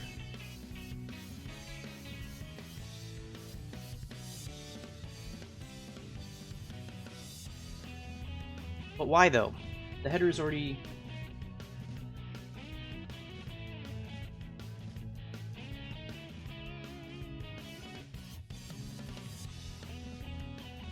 Oh boy. Okay, so let's take all this.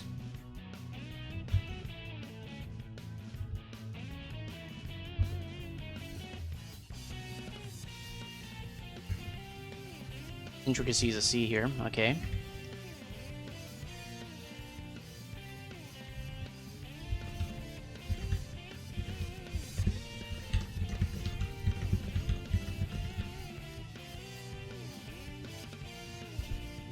And I suppose the same with music with these guys. Oh, I already did. Okay. But these guys.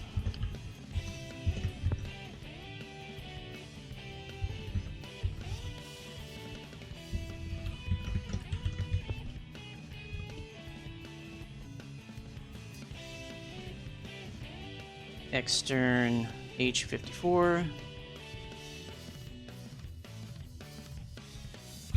That probably need to be there.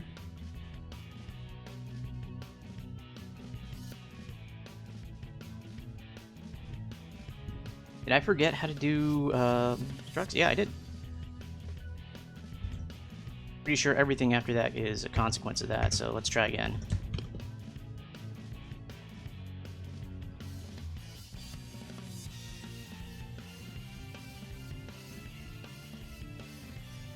Let's see, it's complaining about signedness in pointers, and I think this is from your code, which I think it already works, so that's fine.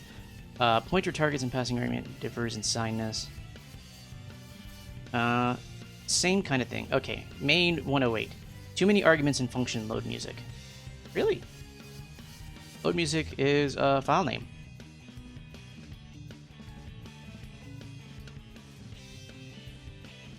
What did I put in there in 108?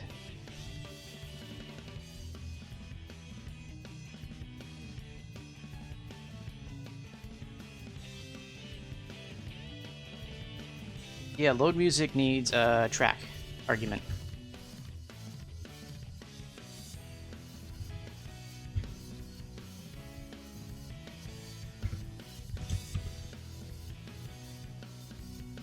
I mean, and did he...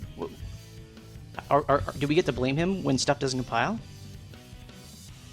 Because I haven't been taking advantage of that.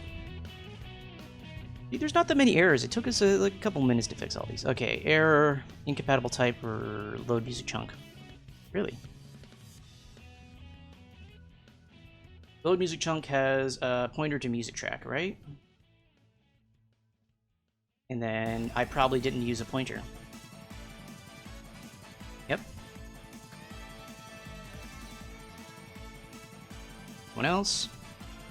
Current file undeclared. Oh, GFS handler needs, Oh, it's right there. Oh, did I forget, GFS stream?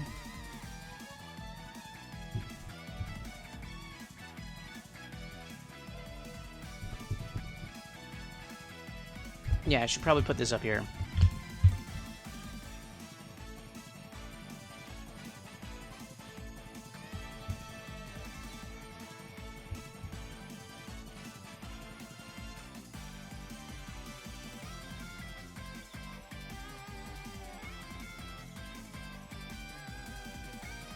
The warnings are all for the signedness argument that apparently doesn't matter because that's how you implemented it already and it works. So I'm not too worried about those warnings.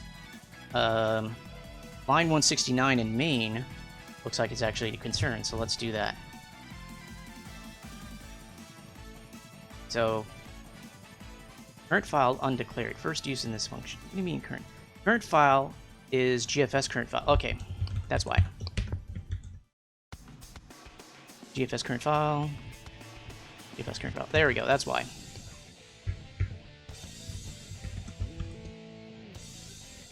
Oh boy. We have unlocked the door to so many more errors by fixing the ones in main.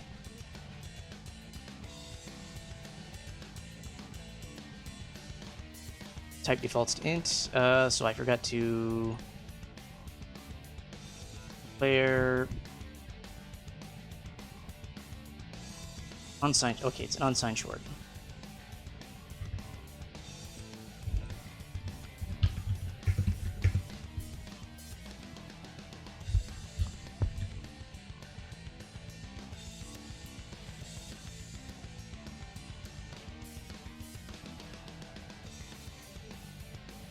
22. Okay, I think we've confused the compiler a little bit. I think cleaning that up should get rid of a lot of those. There we go. Music 27C. Oh no!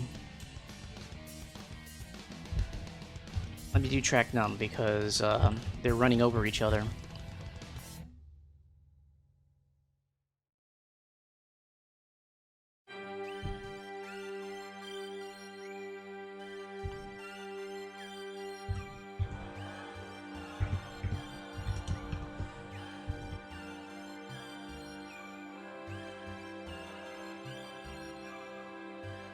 Syntax error before semicolon in 31. What? How's that? What? Syntax error. 31. Music C. 31. How is that a syntax error? I don't get that. Well, that's not a syntax error.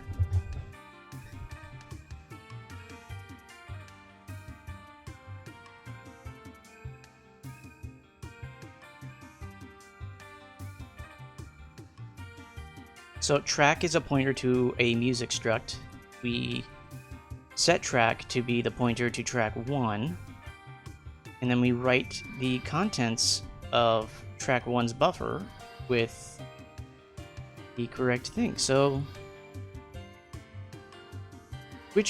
where's the syntax error? I don't get it. Does anyone else see this? Like,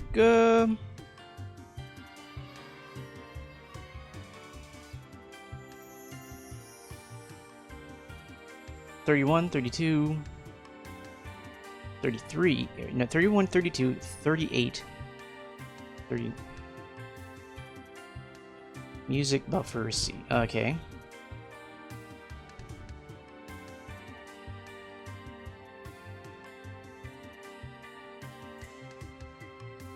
What's the issue here?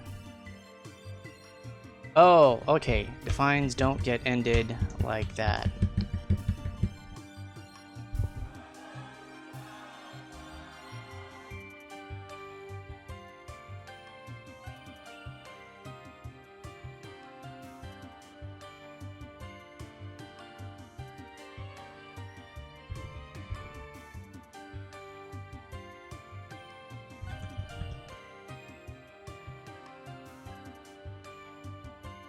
Assignment makes pointer from integer without a cast. Fine, we'll pointer to buffer void. Okay, so we'll just cast it as void there. Is that make it happy? Yeah, I figured. Make it clean. Track 1. Track 0.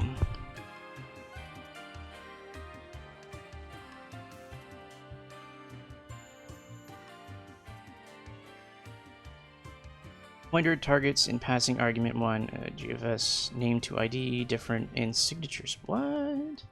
454. That is.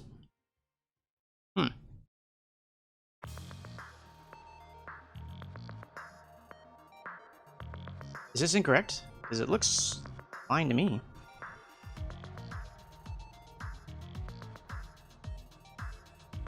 Oh, signedness. Okay.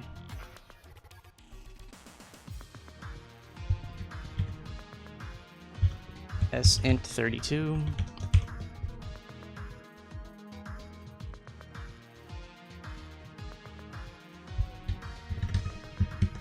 Asterisk over here. All right. Yeah, that's fine. Okay. Well, it's just a warning anyway.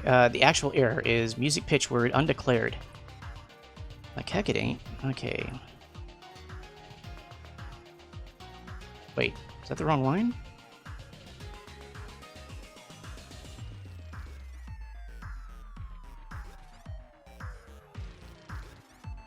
Oh, okay, it's down here.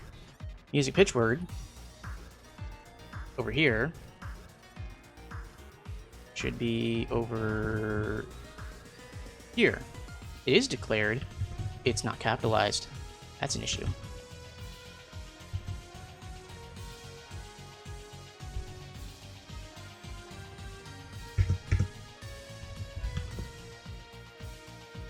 Okay, we're narrowing them down.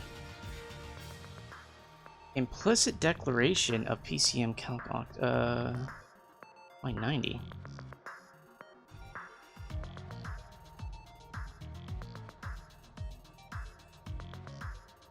SN 32. Okay, makes sense. I forgot to do that. Wait, I did! It's there!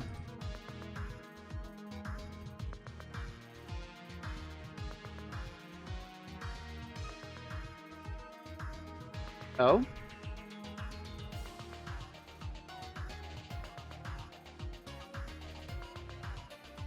Okay, so let's fix that.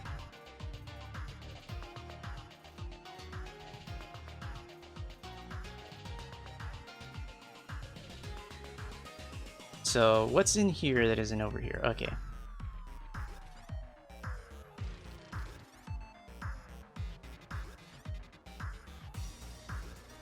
These guys? Yeah, why aren't all these just in the header? Like, they're fine in the header, right? The define should always be in the header if possible.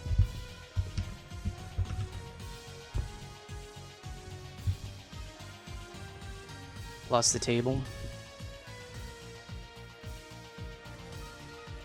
Wait a minute. What do you mean plus the table as well?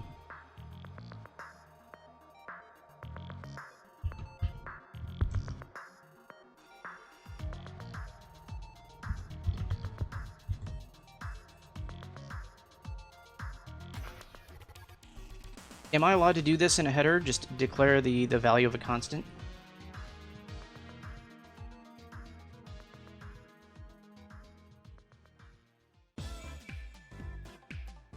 If you say so.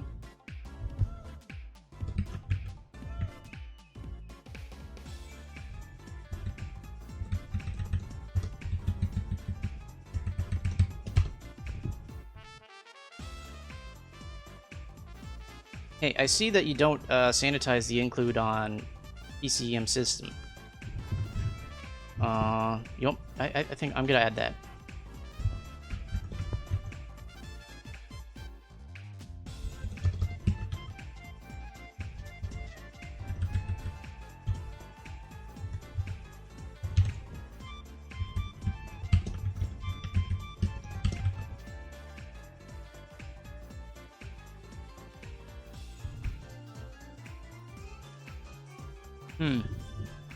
Well, what do you know? Okay. Well, then what's this crap doing in here? Why is this over here?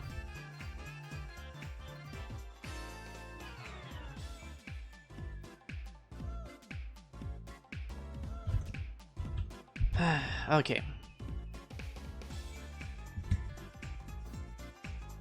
And this should be up here then, right?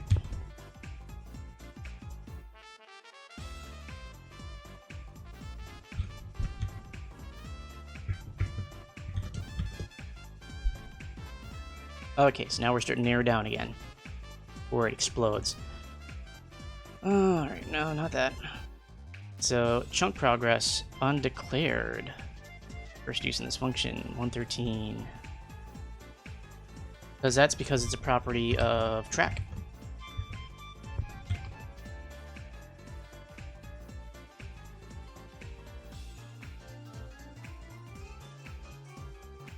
Each undeclared identifier reportable lines for each. Current file undeclared. That's because it's supposed to be GFS.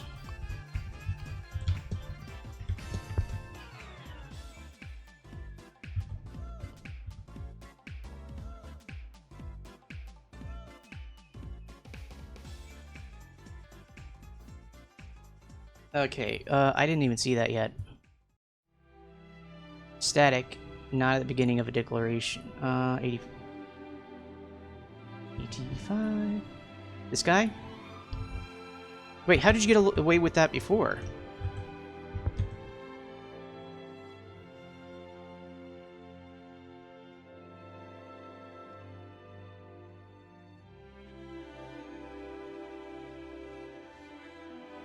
That's weird.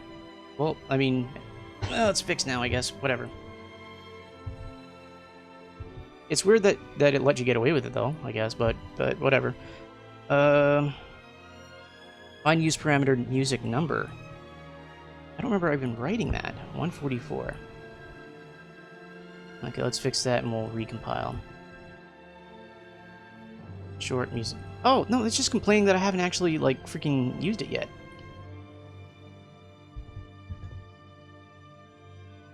Actually, this is going to be a char. Track num.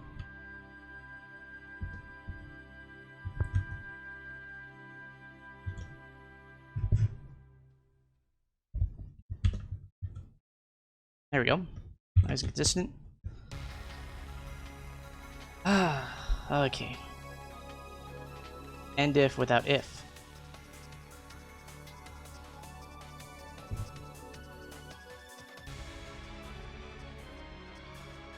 What are we talking about? It's right up there. It's right up there. That's... If not define this, then this, and then all this other crap. Why does it think that this is not terminating this?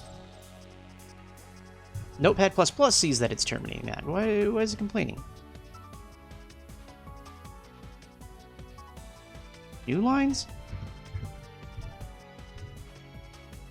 Dude, that's how it's done everywhere else. Look, I'm gonna go over here. This works just fine. If not defined, something, define something, and if. Over here we have if not defined, something.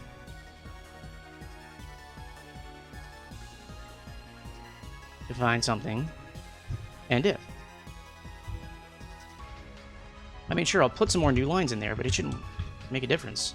One is enough. Maybe it's the earlier errors. Passing argument 1 GFS name to ID from incompatible pointer type. Let's fix those.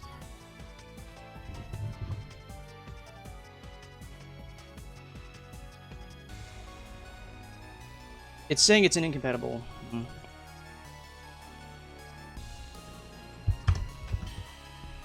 All right.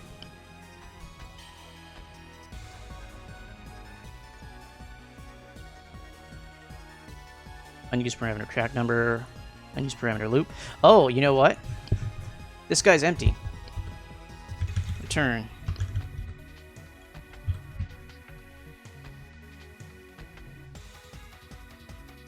So char dummy is equal to track num plus loop. There we go. And that should take care. That's the reason why things are going weird in the C file. Also, this shouldn't even be in the C file. What is that doing there? This should be... That's what I was complaining about. I wasn't complaining about the header, I was complaining about the C file.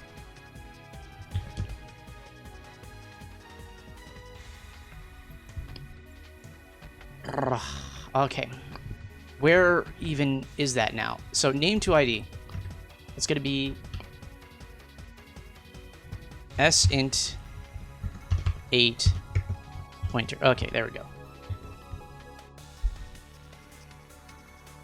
Oh, now we get to deal with the errors in GFS handler. I guess we're done with music. 7. Syntax error before GFS. Holy crap, seriously? At the very start, it's already warning about... No, that's an error. Because it doesn't include GFS handler.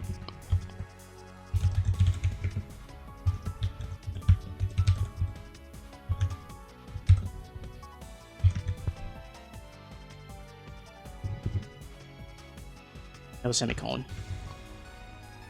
That probably fixes the vast majority of those errors. Okay.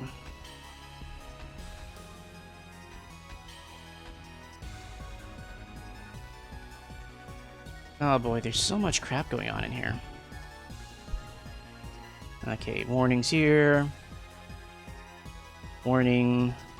Let's go ahead and ignore those because I'm pretty sure those are not a big deal. for now. Okay, GFS. No file or directly for GFS handler. And GFS handler 6. Time page. Again. Threw everything off. There we go. 27 and 28.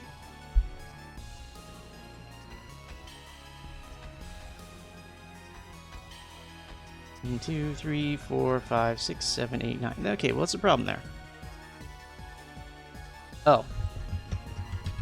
Me being dumb.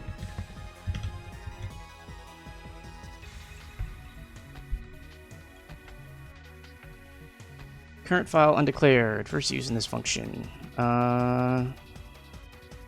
Current file is GFS current file. Again. I change it in one place and changes forget to propagate. Looks like that was it. Oh, it looks like it's going to compile this time.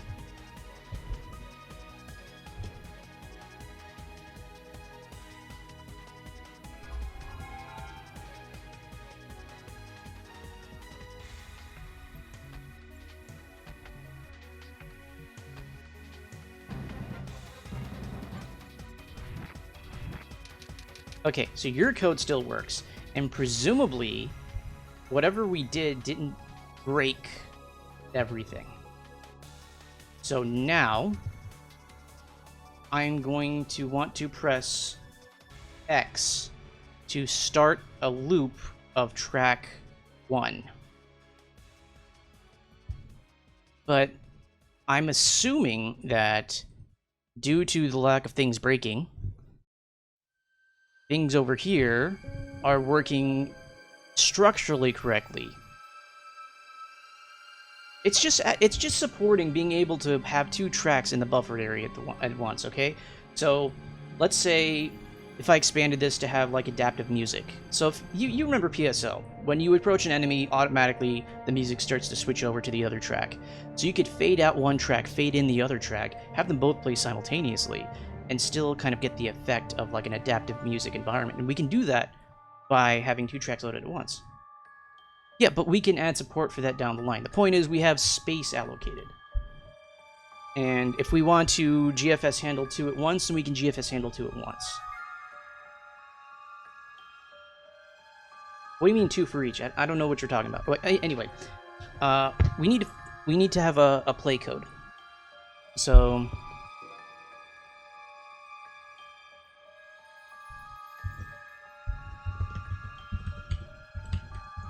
X,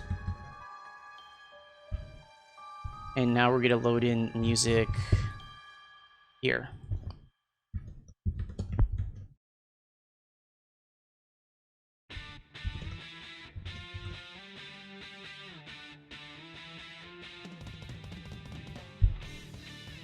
Why? It's only gonna play if I hold it down, though. I want to trigger it on and then trigger it off.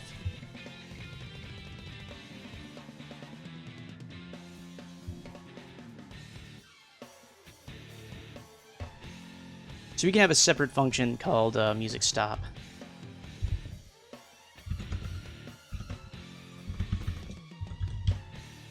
Stock music is just going to be whatever track number we're on.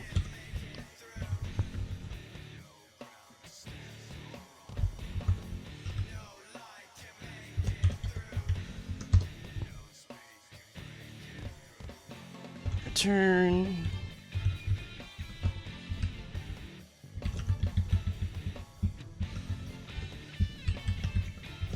There we go, that's our warning suppression line. So we're gonna have play music, track number, try to play track 0. And then loop is going to be 1, right?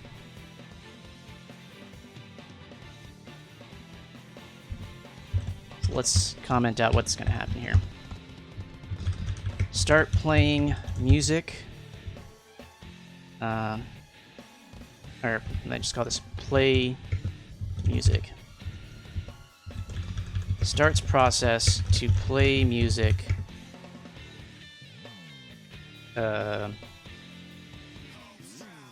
on track number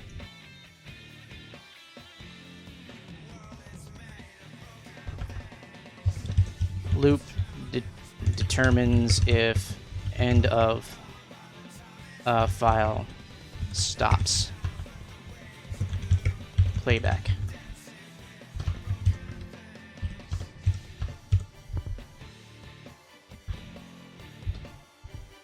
Go. Okay, so the first thing we got to do, start playing.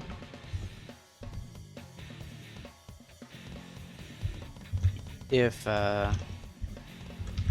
track num equals 0,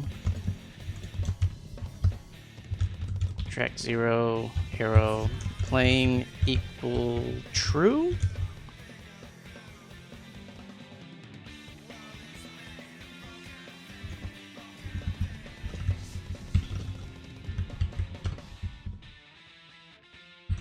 Could probably be put into an array or something, but whatever. Okay, so that's gonna do that, and then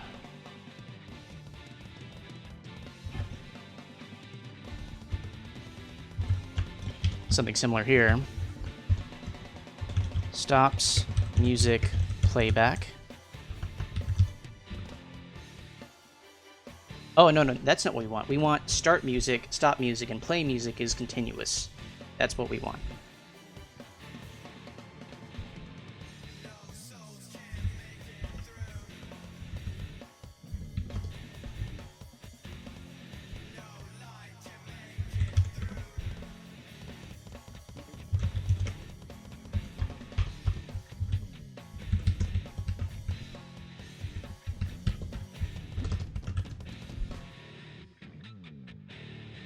Start music. Start, okay. True, and then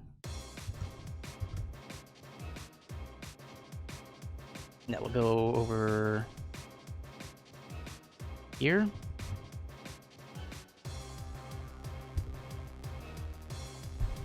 Y will stop it.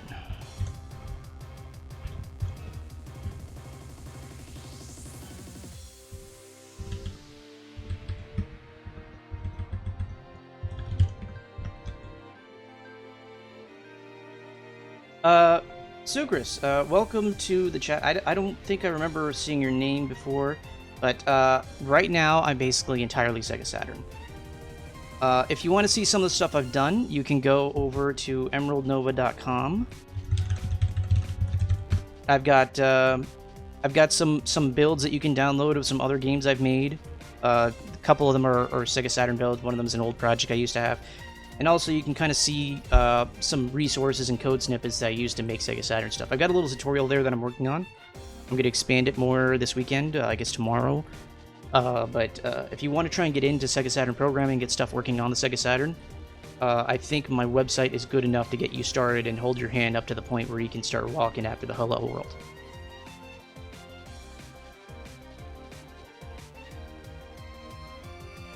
But if you have any questions, feel free to chime in. Because right now it's just me and Ponut banging our heads together trying to figure out if we're doing things correctly.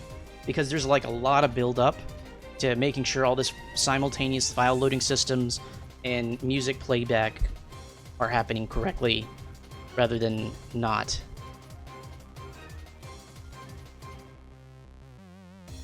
Okay.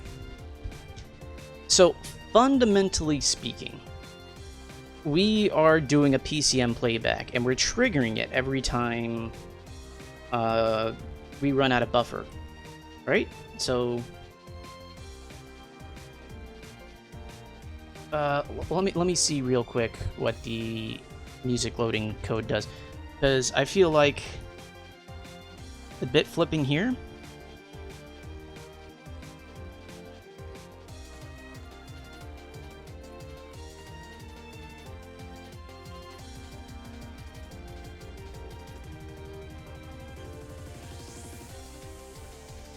I think that's automatically taken care of here. Chunk progress will tell us what's going on assuming we actually write to it. So start playing. But we don't need to start playing. That's already happened. So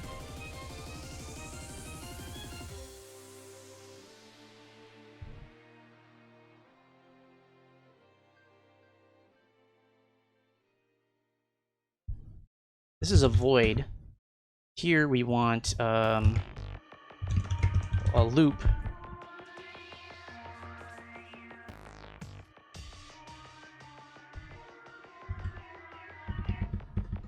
So I'll show you what I'm doing in a second. Okay, this is going to be a void. This is going to be start. Start, okay. So start music, we're going to tell it whether or not we're looping, which means we need to set our loop level for you, where are you? Where's the loop? How do we know if we're looping? Chunk progress, play buffer. We need a loop thing. We need something to say loop. Bool, loop is the music looping. There we go. Exactly, estoy looping.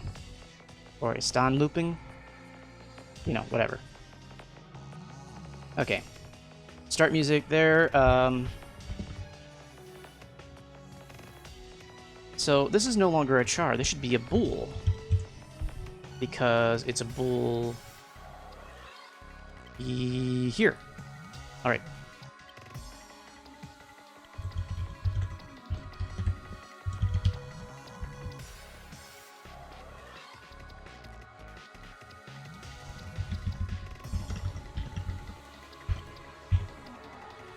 Think one. Okay, there we go. So this sets the stage. So that will trigger here. Okay, and that means music handler. Sound BGM handler. Okay, there we go. And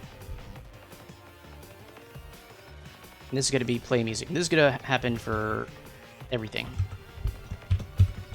Okay. Okay, so int num tracks equal to, oh crap, loop through tracks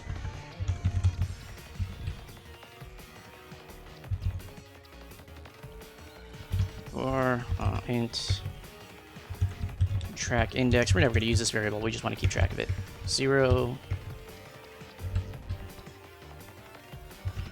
track index less than num tracks track index plus plus. There we go. That's all we really need.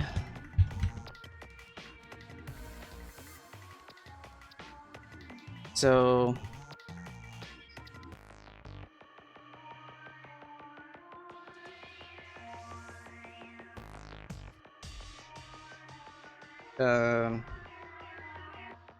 let's look at what your PCM players are doing, because we're going to need to copy some code from there. PCM play.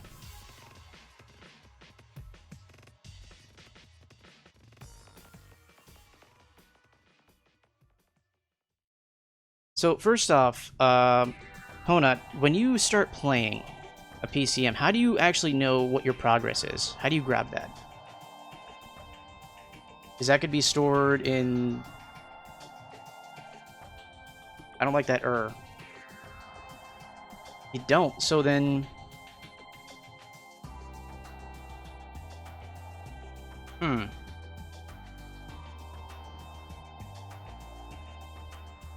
So then how do you know? 68K knows. So how do you get that information from the 68K? There has to be a memory address that knows that.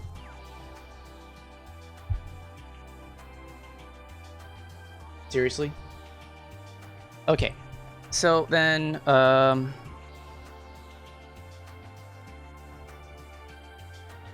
If we're playing 1 kilobyte per blank and each chunk is how many kilobytes?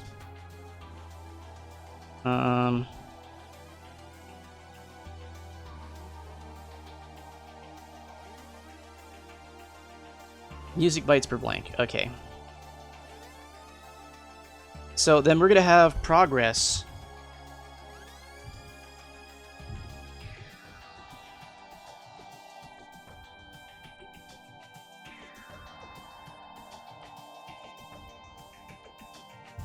Where is play music? Okay, there we go. Collapse this, gonna collapse this. Music pointer. Track.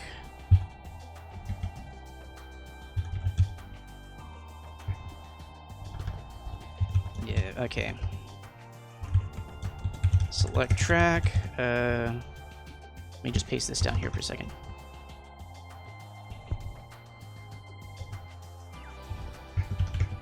Zero, track is equal to address of track 0.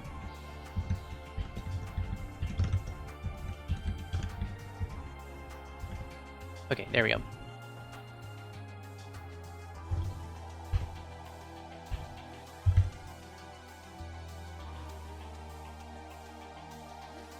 So, if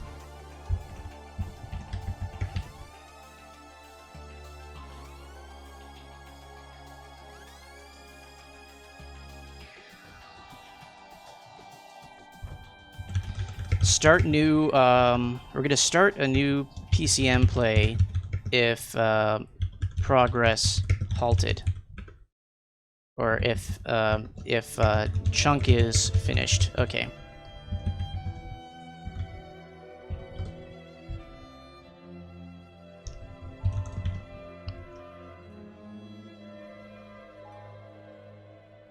If track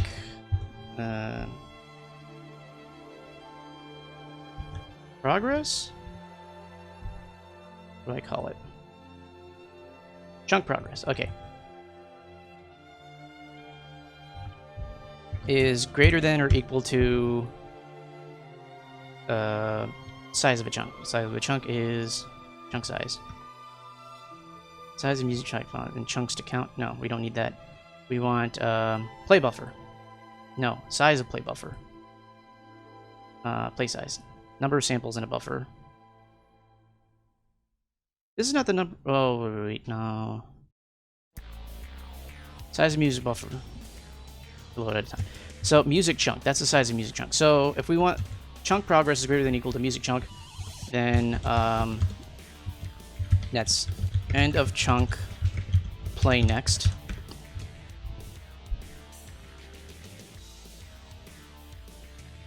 Play next and load next.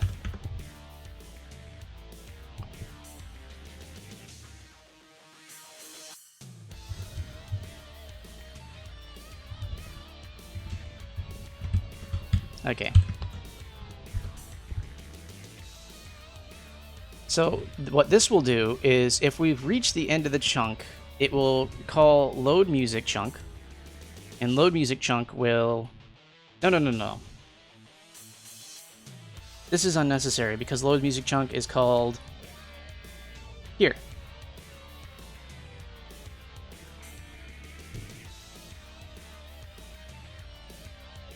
So what we need to do is we need to flip this switch.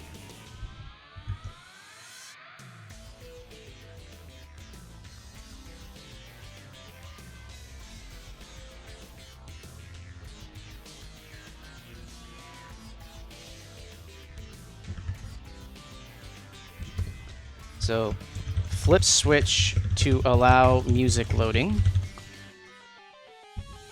It's going to be equal to 0. And 0 will exit this. And well,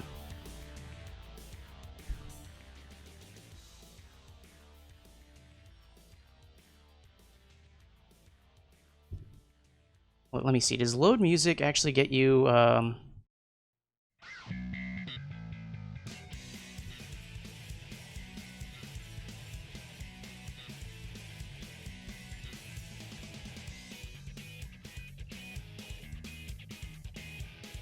Hmm.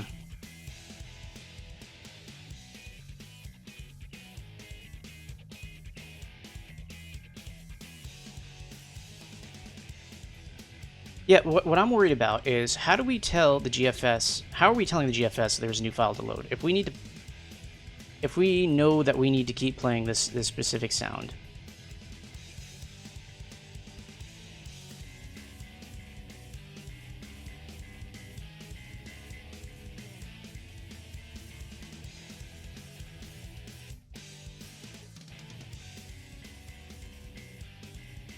So load music chunk is going to be called. Load music chunk over here.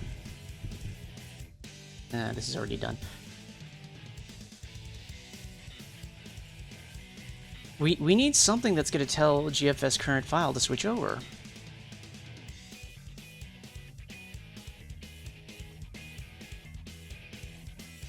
Oh, no, it does.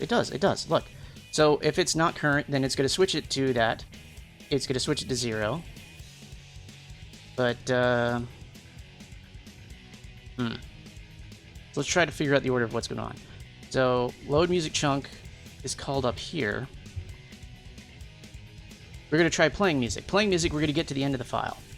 So we're gonna trigger the play for the next thing. That's going to be fine. What we're also going to do is we're going to exit this loop. And, well, I don't like this.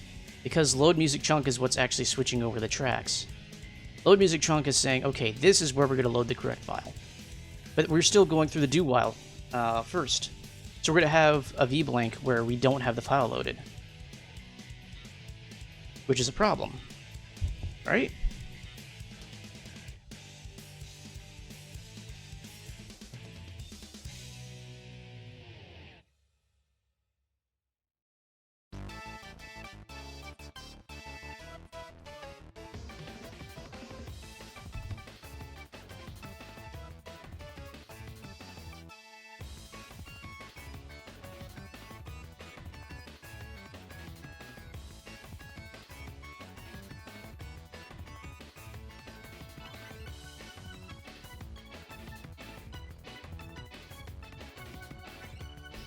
I'm trying to figure out, because, let me see. Play music is going to happen here. Play music is going to finish a chunk, and it's going to kick out and say, okay, we need to load something new, or we need to keep the thing fresh. So it's not going to be GFS switch. What we need to do is we need to flip off the GFS read progress.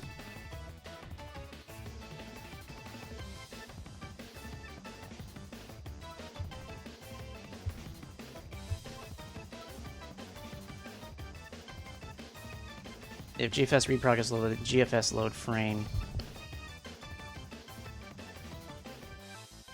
So GFS load progress needs to be set over here and play music. So if chunk progress is greater than music chunk, then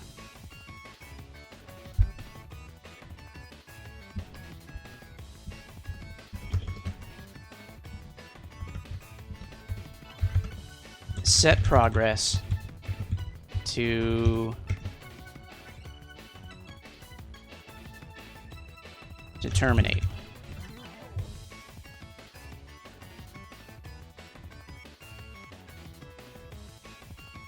Oh, crap. Well, we need something to trigger. We need to trigger and say, okay, we're done with this chunk progress. We need to move on to the next. And we're not switching. Well, I mean, I guess we could switch. And it wouldn't harm anything, because if the thing's set correctly, then it's set correctly. So instead of load music chunk being over there, we're also going to have it over here.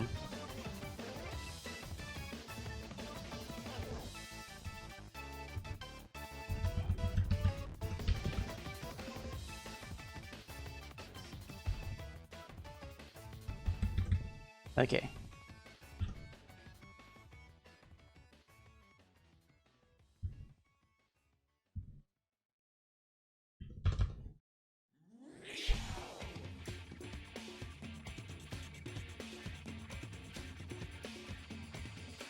All right, so no matter what, if we're at the end of the chunk of music that we're playing, GFS switch is going to trigger, and it's just acting as a file switch. And so basically, what we're saying, this feels inefficient. We need a new trigger. We need a track end trigger. So we're going to do and music in progress.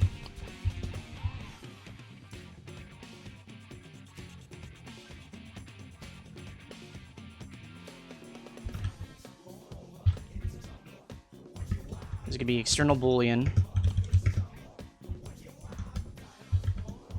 Music still playing inside chunk.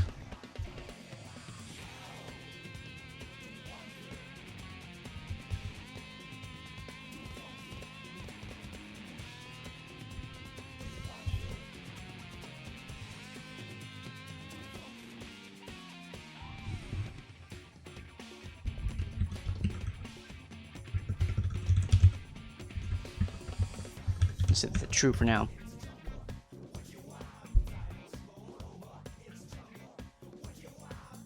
Here's the thing, the stream is going to be active.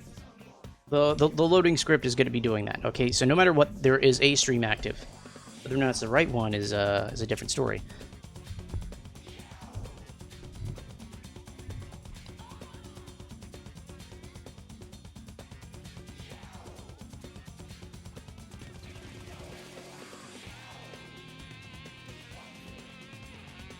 Okay, if it's not playing, the load music chunk isn't going to do anything, but if it is playing, it's going to set the GFS to the correct file and trigger a switch.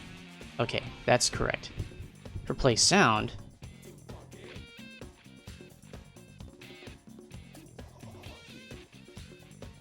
huh.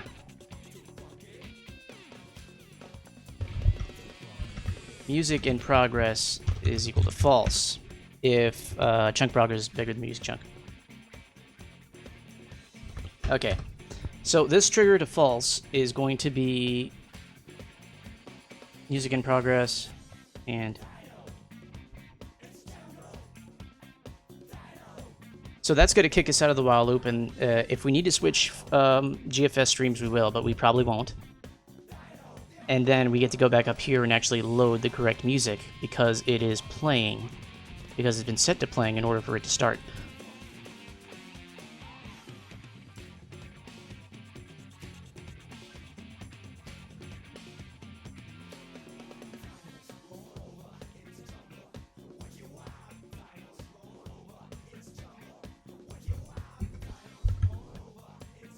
So we should do only execute if playing. If track arrow playing,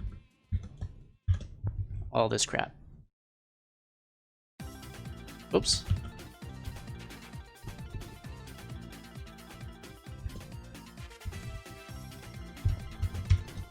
Okay. The first thing we do is we're gonna allow a new PCM to play if chunk is finished.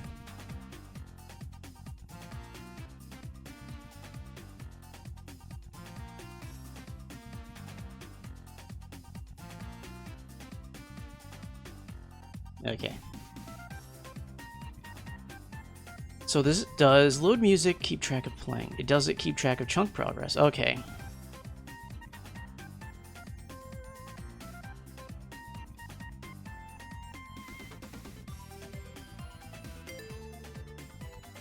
Oh, Dan or GH? I don't recognize you either, but hello, welcome to the stream. Thanks. It's a little bit late, but you know, not judging here. How long have you been paying, or actually like been in chat, or at least paying attention, or whatever? I need to know how much I need to explain about what's going on here. Yeah, sleep is for the tired. Yeah, I'm out of water too. Great. So what's going on here is, oh boy, we are programming a music handler for the Sega Saturn. So we're having this loader try to load in files actively to use what little memory we have to load in pieces of music, one track at a time.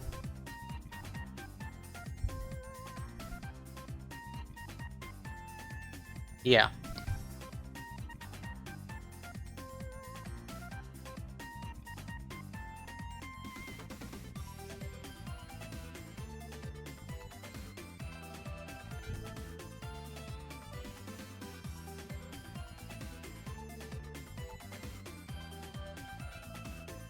I have no idea what that is.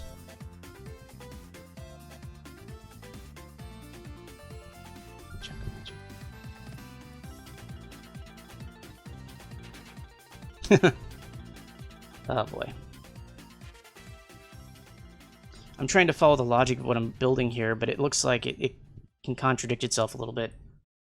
So the problem is, loading the music chunk keeps track of chunk progress. But also, I'm going to be playing the other chunk as well. What I need to do is I need to find a way of saying, okay, yes, please flip over yeah.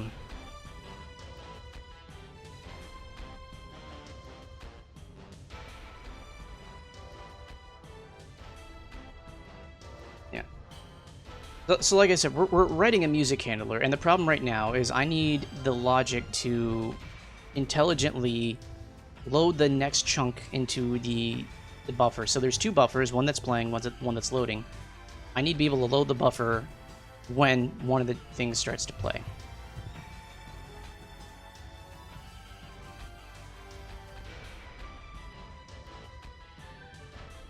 Yeah, I know, that's the thing.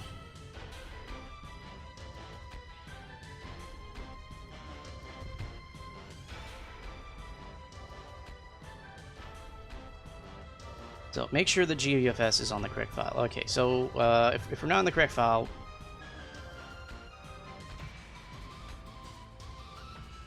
flip the switch to allow music in progress as well.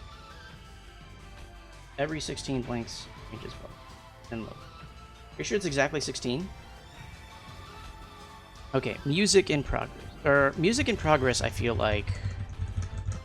Huh.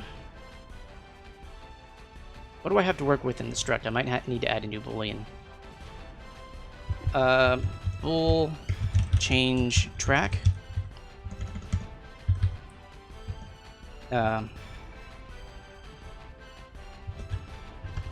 Load up the next track. There we go. Yeah, I'm trying to avoid the desynchronization.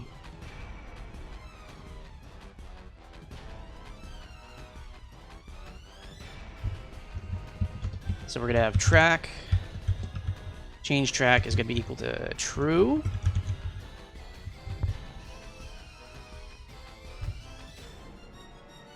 Actually, when we do load music, we probably want that as well.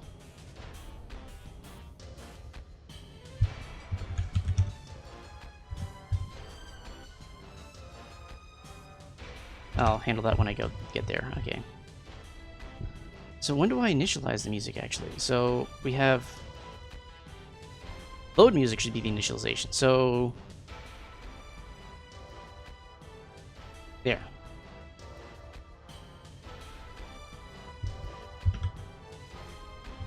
Track. Go. Equal to true. That's going to force... Or no, false. We don't want it to happen until we actually need it to happen. Okay. So, setting change track to true.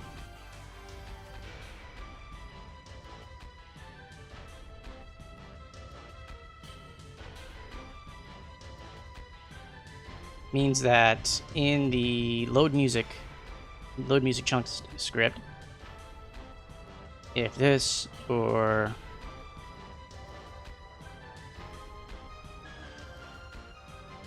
okay, how about we'll change this.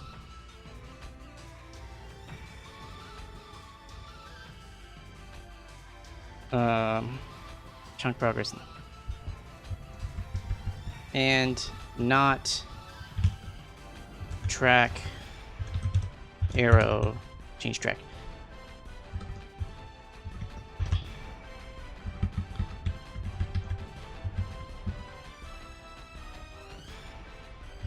chunk doesn't need to switch yet. Okay, so the change track rule is going to say, okay, if it's true, then this flip is going to change it to false, and we're not going to trigger this return. Okay, and then all this is going to happen. Track change track is going to be equal to false again. Okay, there we go. Also, we probably need a return statement.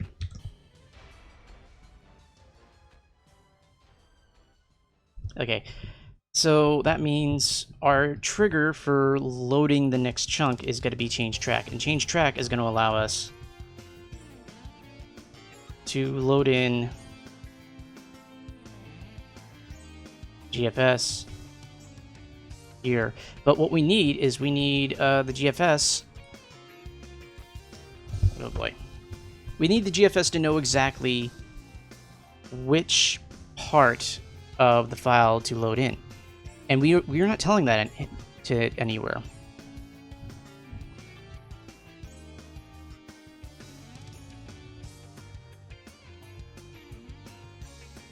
Okay, where's GFS seek? Where do we put that?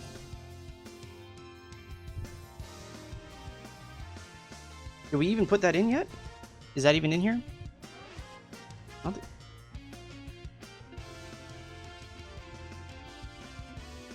Okay, let's see what that actually does. GFS underscore seek.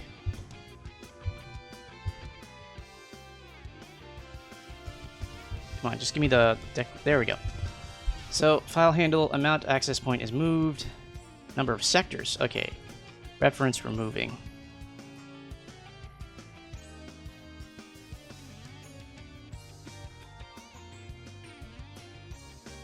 Access pointer is moved to a position off sectors organization. Movement to a position past file end is specified. The access pointer is moved on the assumption the file exists up to that position. I think this is it. I think you're right. So we take the GFS and we give it an offset. So it's like that, but reference removing. I don't know what the reference removing is. That's a problem. This is the incomplete and sometimes incorrect documentation for the Sega Saturn, yes. GF seek set? Okay, sure, yeah, I'll take that. Let me try that. Seek set. Is there an underscore I forgot? There we go. Where is it? Give me the documentation. Shoot, crap, okay. Oh no, that's the constant that I shove in there. Alright. Top of file. So we're starting at the top of the file, we're giving it an offset from the top of the file. Okay, I get that. GFS seek. Where is it? Where is... Oh, wait. That was it. This is it. Okay. Let me write that over...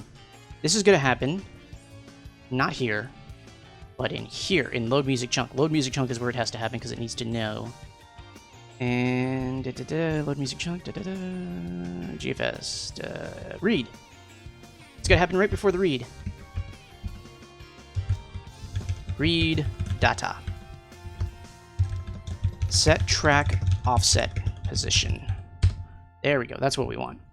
This is going to be GFS seek. We have our GFS handle. Okay, let me just write this correctly. GFS HN. That, and then S int 32 off. And then S int 32 org.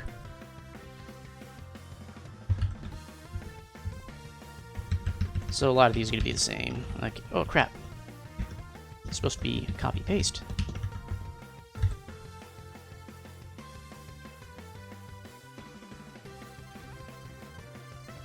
But then how do I do it consistently? That's the problem.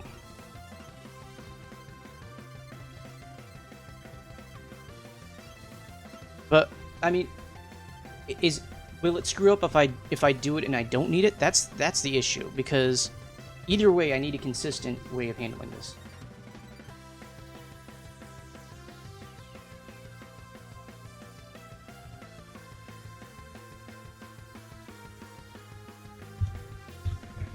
Equal offset in sectors 2048 bytes.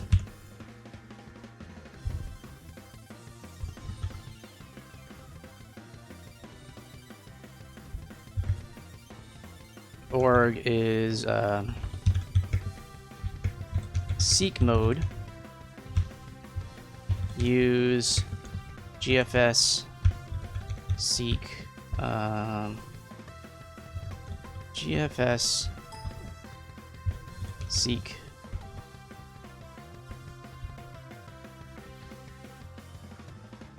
set to start at top of file. There we go.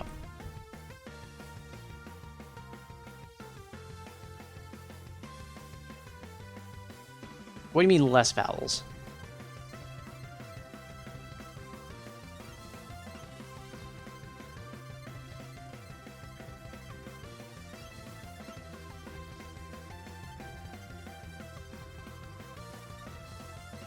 Oh, alright, because, yeah. I thought you were telling me to use less vowels. Like, no, I want descriptive file names so I know what I'm doing. So the offset in sectors is going to be...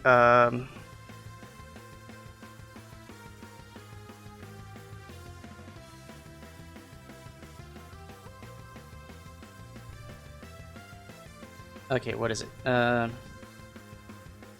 not chunk progress. Chunk ID. Next chunk to load.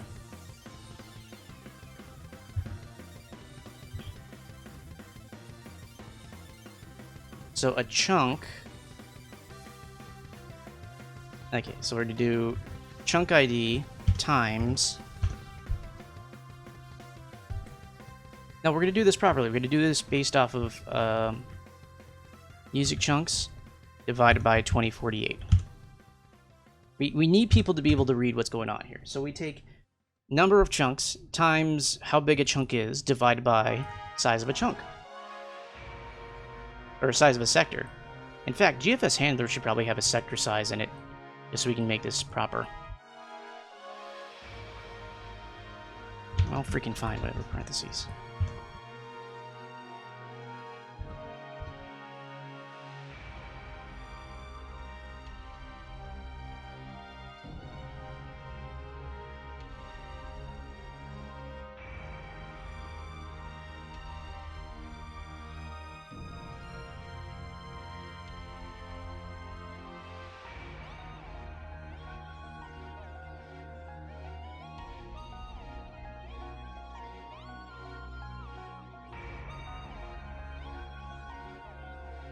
Okay.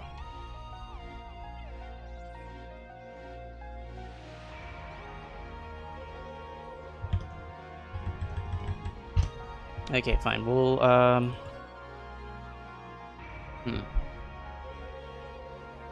and this.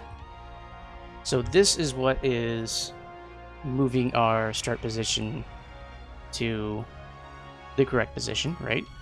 But that means we still want to do what? We need to set the chunk ID. Also, this needs to be a property of the track.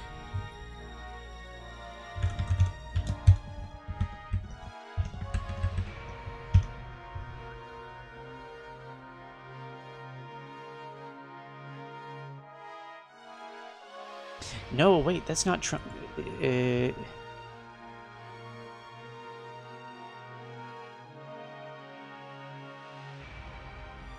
Next chunk to load. Chunk ID isn't -1. It's play buffer. I'm trying to treat it like play buffer. I did this incorrectly. Play buffer is which is currently playing. We're going to switch that. Chunk ID ++.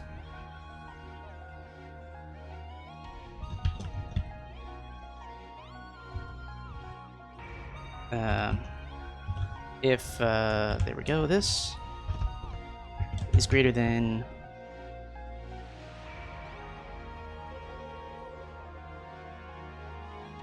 Greater than or equal to this.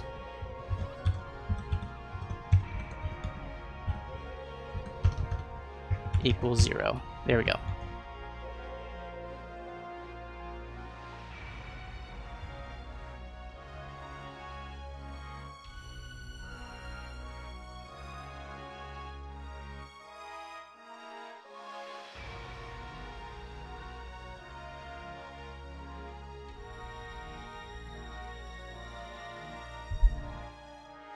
Okay, so this will set up the next loaded chunk. This will switch whichever play buffer that we're using to play. This will say that we don't need to change track anymore. We also going to want track. We have to reset a lot of stuff actually. Chunk progress equals 0.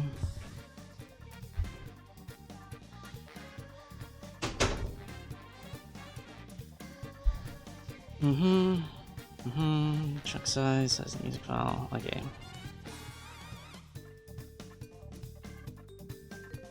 We're taking that into account.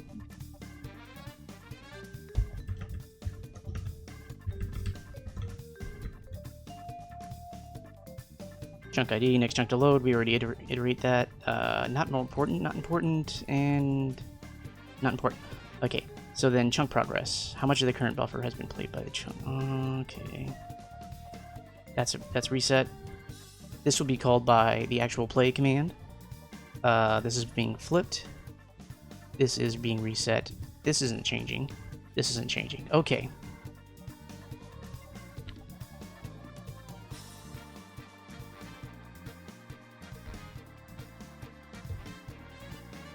Oh.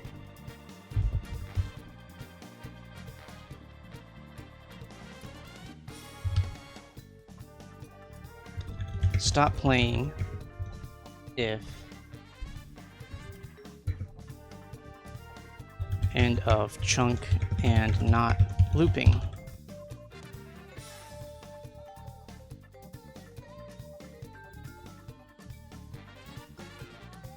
Nah, I'm sure that'll take care of itself. We'll figure that out later. Because I have a feeling that the logic is not correct for that one. End of chunk, change track. Okay, so change track. Music in progress equals. Okay.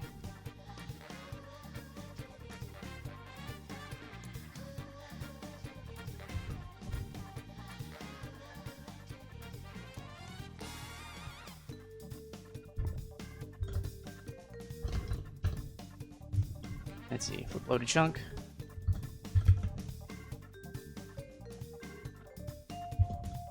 Let music restart. Or let music continue. Continue loop parameter.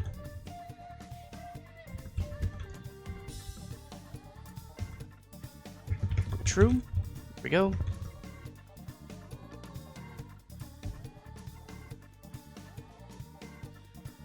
Bytes per blank. I know this is important somehow.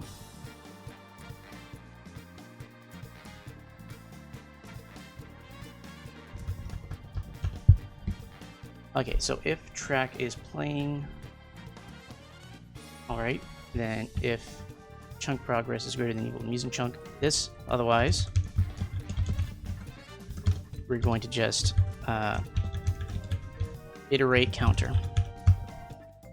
So track what? Track, okay. Chunk progress, there we go. Chunk progress plus equal bytes per blank. Okay, right? Number of bytes to play per replay. Yeah, that's exactly what that is. Okay. Is that the only thing that needs to change? That's it. Okay.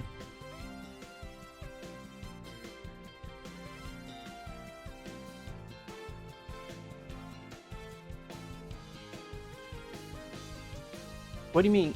What are you talking about? But isn't that already defined? That it's just a number. It's just this number right here. Bytes per blank. So we know how many bytes we're going to be playing per v blank.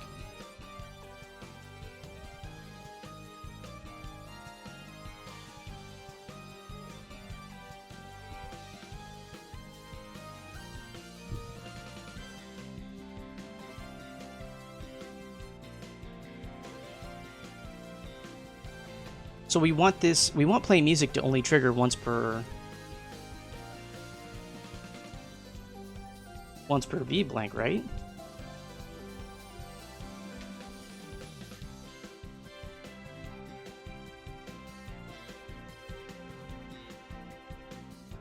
So should play music be set to... Okay, yeah, I can do that.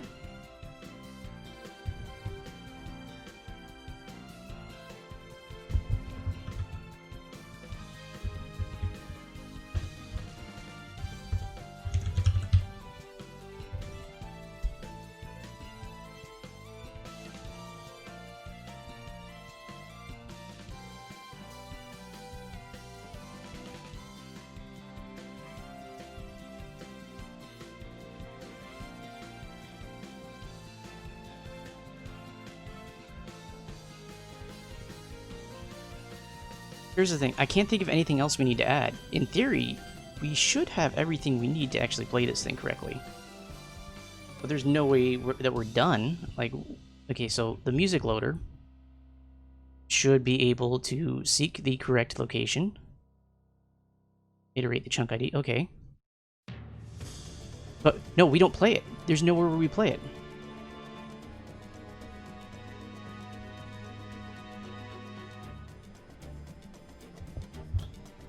Okay.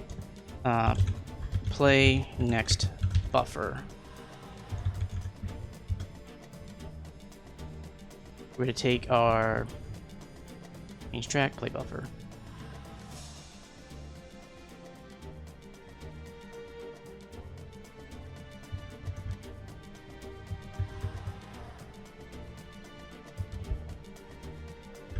One minus that.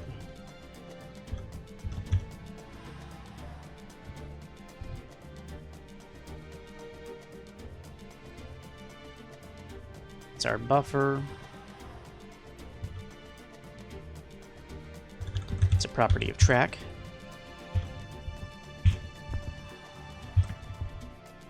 And we are grabbing it from PCM play. Okay, there we go.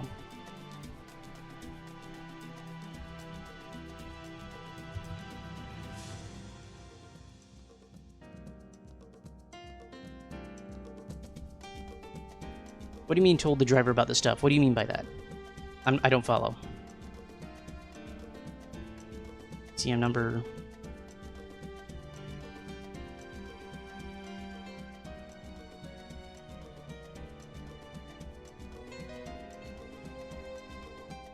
I have not. Okay. So that means we need to load a 16-bit PCM. We need this stuff.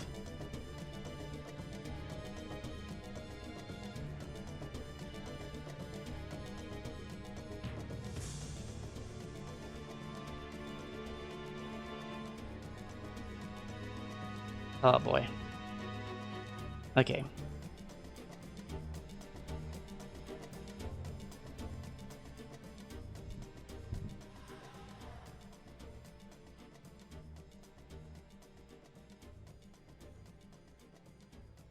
So we don't even know what PCM number we're playing.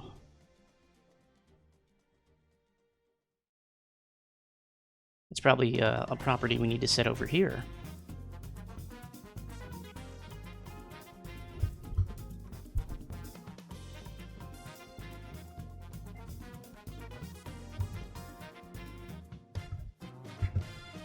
PCM number.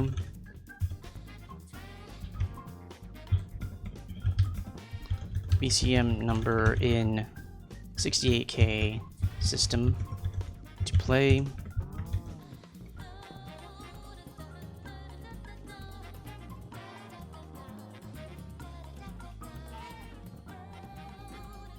Well, I need 4 addresses. 2 per track.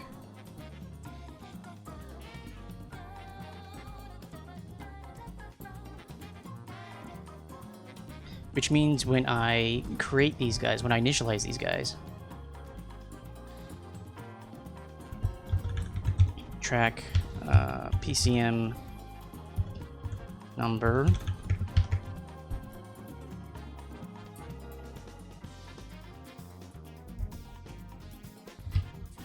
zero is going to be for track number 120.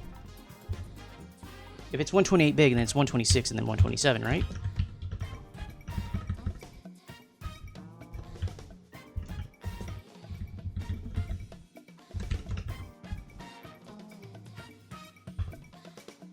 And then we have 124, 125. Right? Track 0 starts at 124, 125. Track 1 starts at 126 to 127.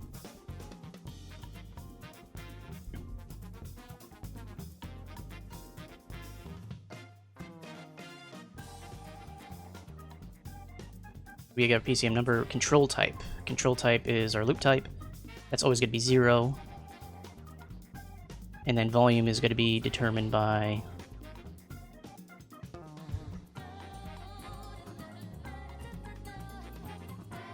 where's play music? It's load music, play music, okay. So we're not going to address it by the buffer, we're going to address it by PCM number.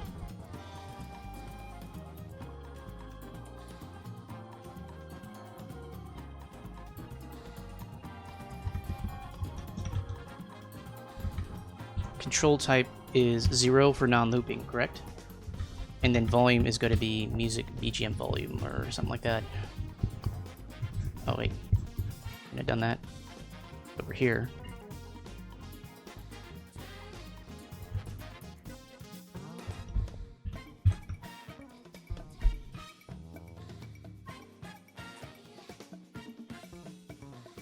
Okay.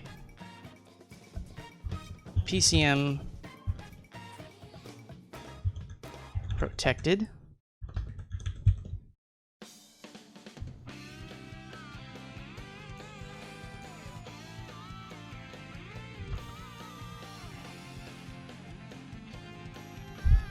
Okay, but then now load music needs to know that the PCMs are loaded in that location.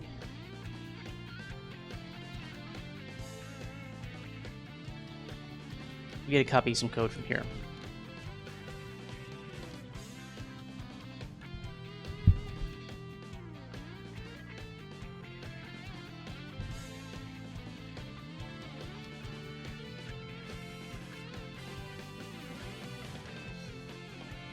Number of PCMs starts at 0 and it iterates every time you load one up.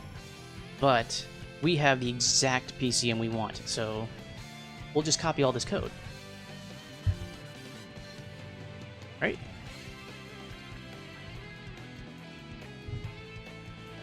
Let's see, load music chunk. Let's see, read data.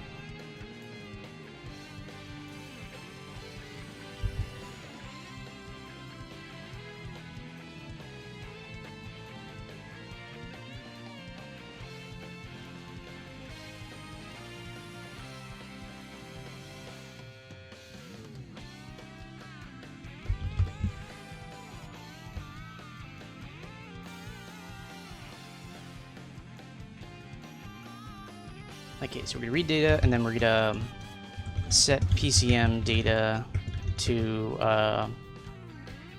PCM control. Okay.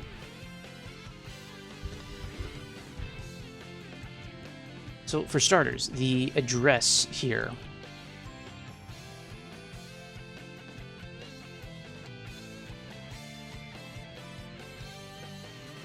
is going to be our buffer.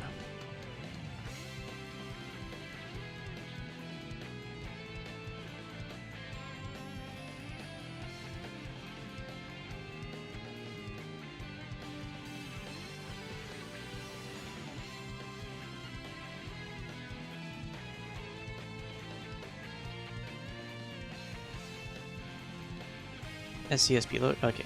Well, remember that's a two-parter, right? There's one buffer and there's another.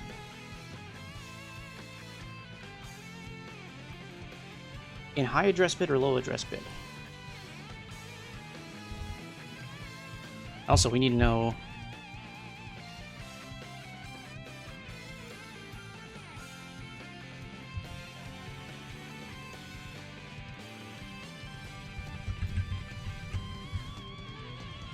Okay.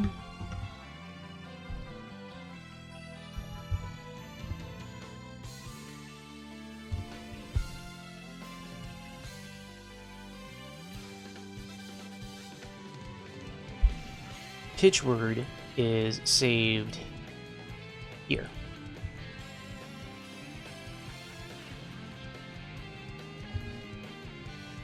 Play size. What is play size? Play size is that the music chunk size?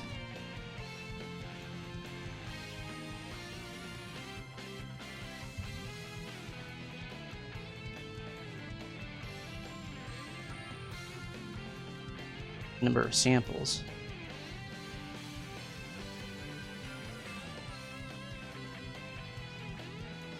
Okay, music play size. Oh, that's exactly that. Okay. Bytes per blank. A lot of these are intelligently set up for me.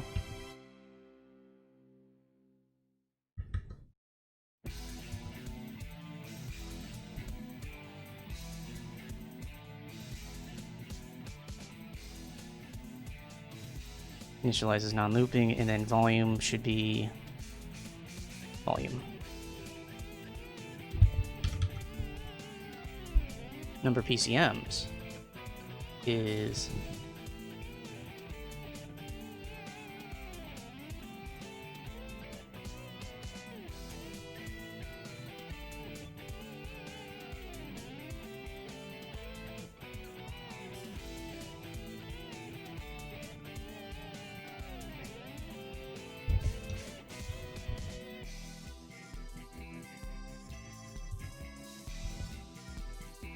oh boy, this is gonna get ugly. Okay.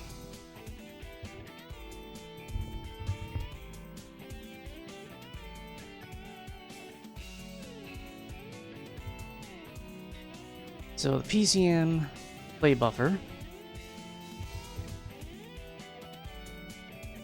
selects the PCM number, and that PCM number tells us where to store PCM control. Okay, that makes sense.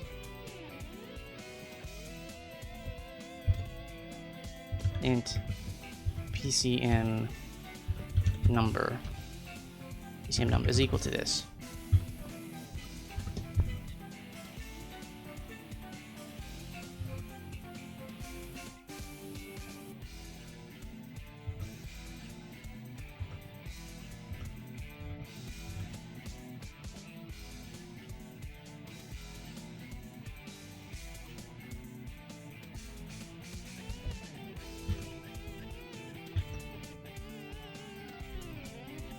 Is this enough? Are we forgetting anything?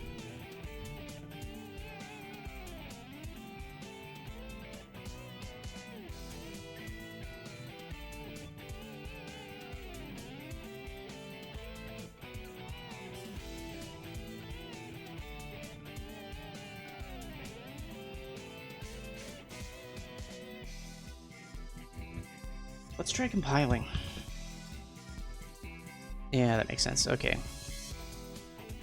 147.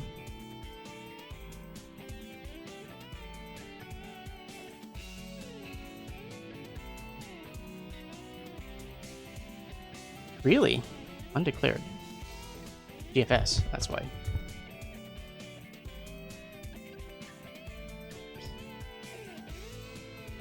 .167. Syntax error. Plus. 225.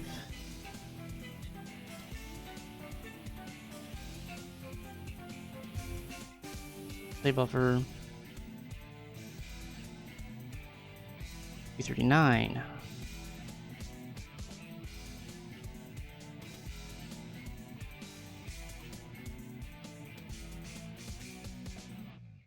Conflicting types restart music. Okay. Track number and loop. Ooh.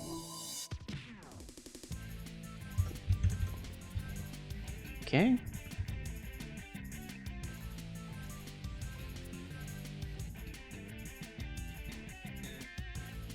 $246.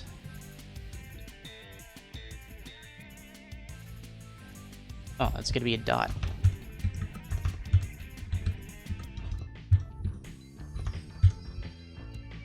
Probably something similar over here.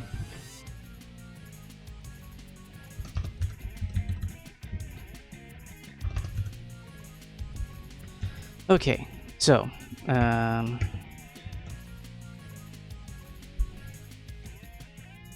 music has no member named looping. ING.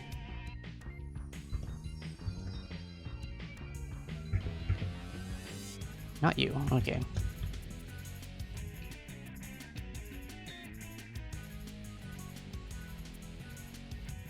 Piles? Let's see if we can actually play music.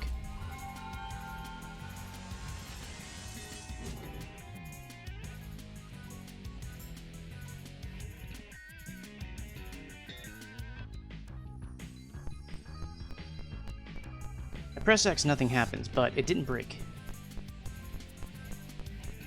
Or wait, let me... Something might be happening. Let me,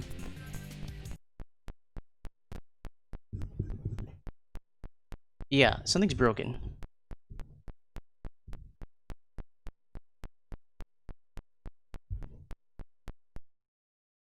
But it starts and stops. So the trigger conditions are good.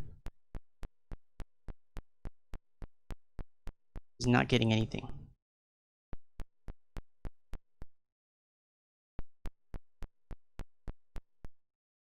Okay, yeah, let's do that.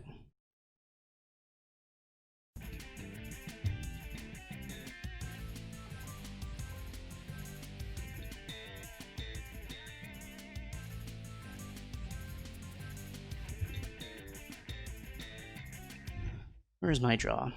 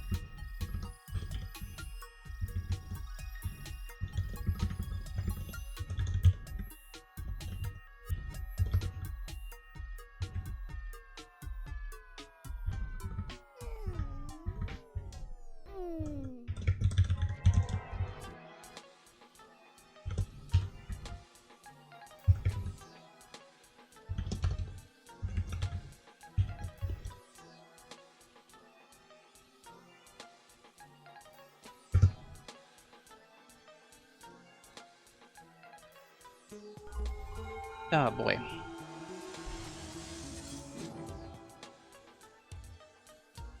Okay, so status 0 is good. Start playing. Still status 0. Stop. Start. Stop.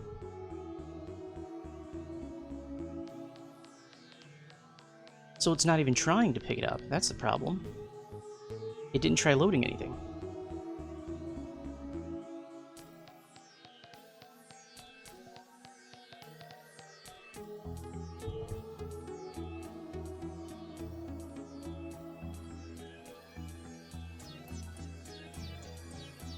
I think what's happening is it didn't attempt to pick up the file somehow.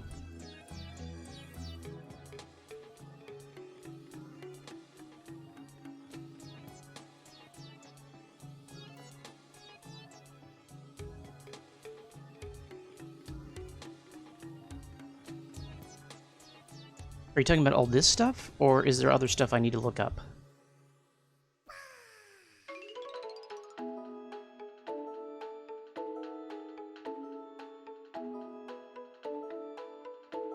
When does this actually get written? That's the thing. I don't know if this actually gets written. It's nowhere in music. That's an issue.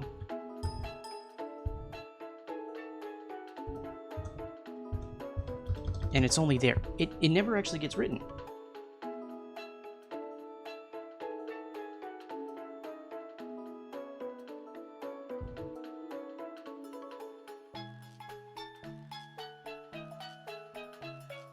Huh.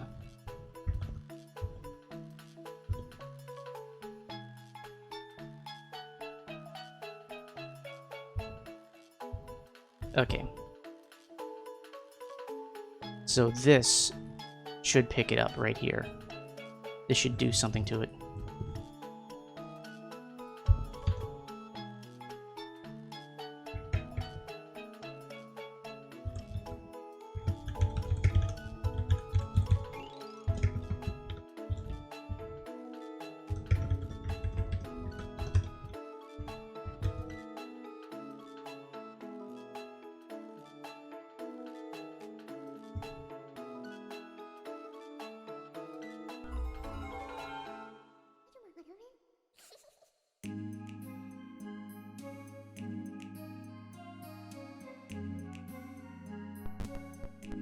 It didn't change.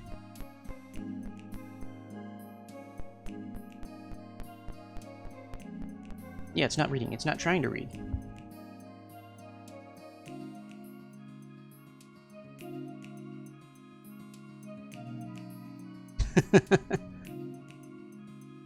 Maybe. But I feel like we're close, though. I think if we just trigger the read... Ponut, if you're tired, I'll pack it in too, because I need your help. But if you're not, I think we can fix this.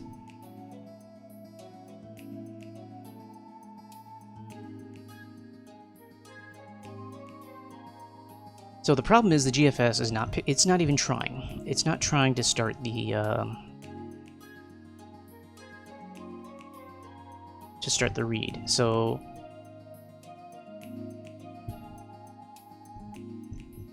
Load music chunk.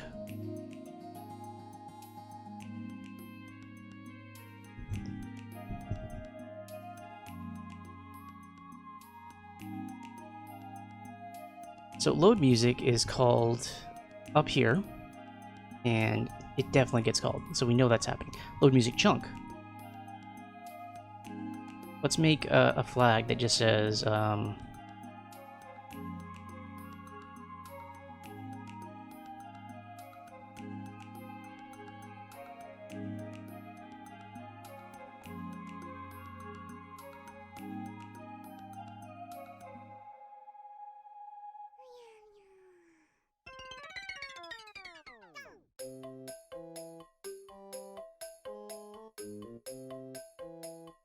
look, I have a feeling that it's not GFS screwing up, it's us screwing up not calling GFS. So let me...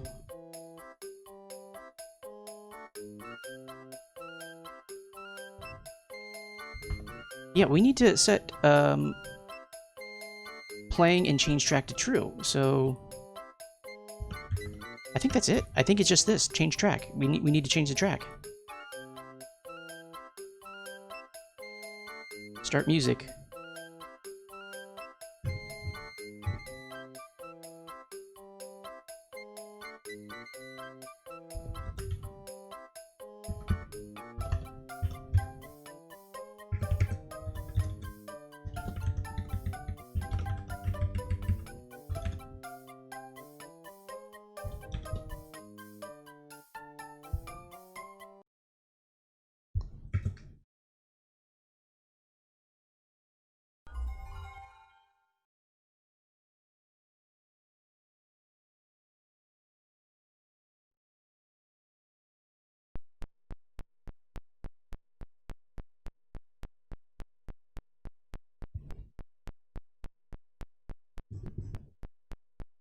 Okay, that didn't fix it. Okay.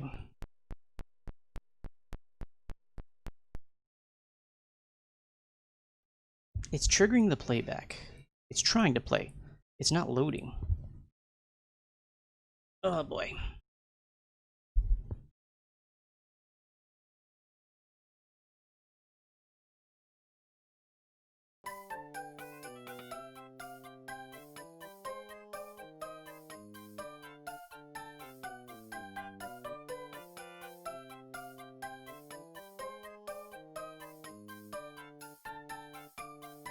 something to do with load music.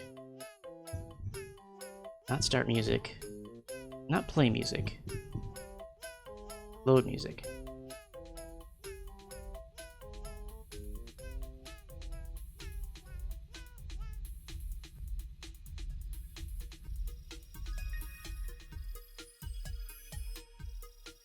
Let's do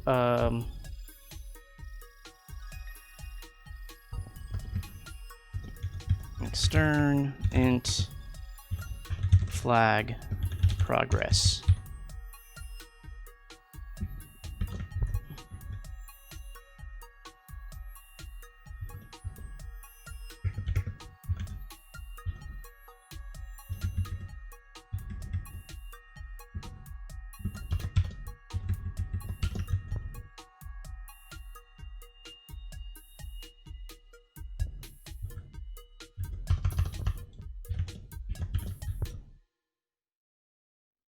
Why are there 3 S's on that? Crap.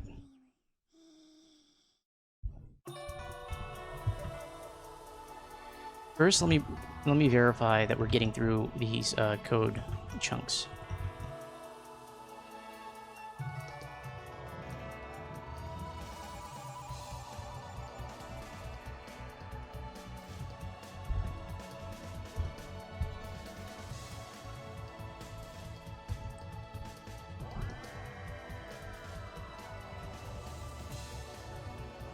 Well, there's no other return statement, so I don't think this is really that critical. I just need to know how far we're getting.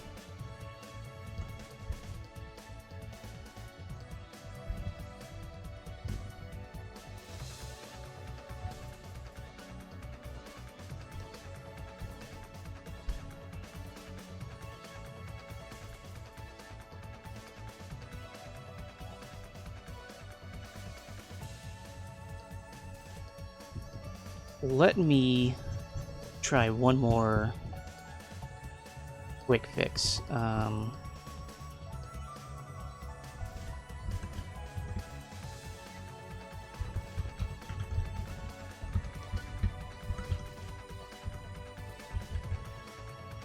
Music flag, music progress flag. Okay.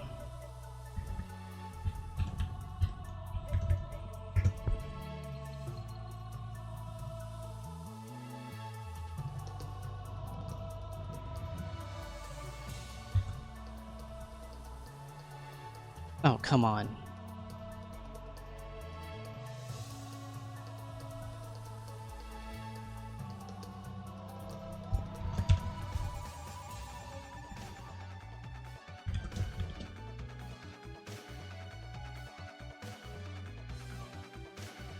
Okay, I'll actually do that. I think that's safe. Yeah, we'll add it to there.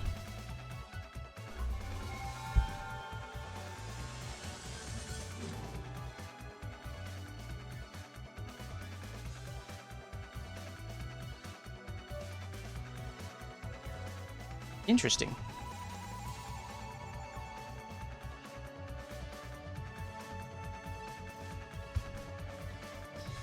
Yeah, I need to sanitize that flag.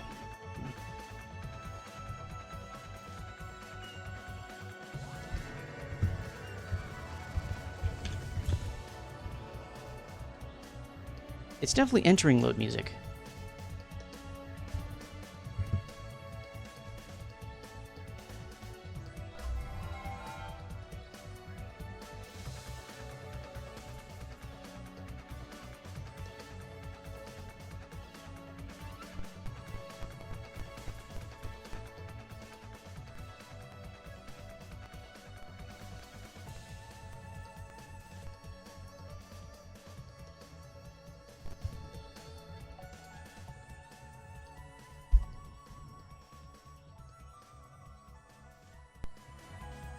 No, I'm not doing this right because it could be happening too fast.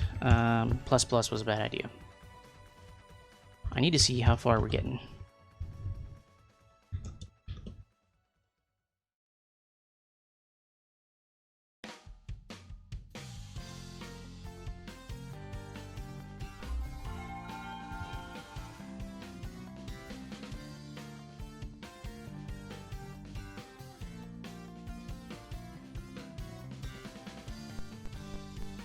Okay.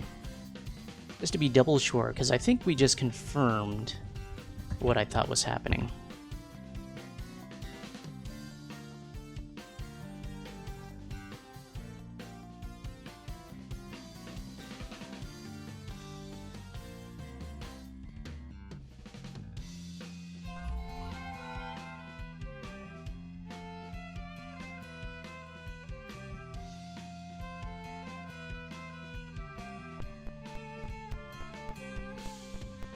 Okay, it gets to here.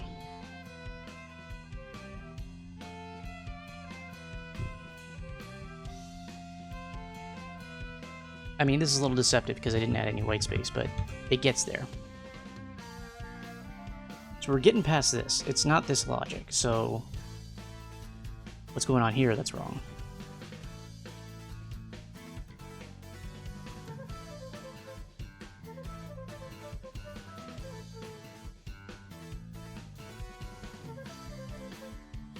If we remove seek, we won't know what's there, but okay.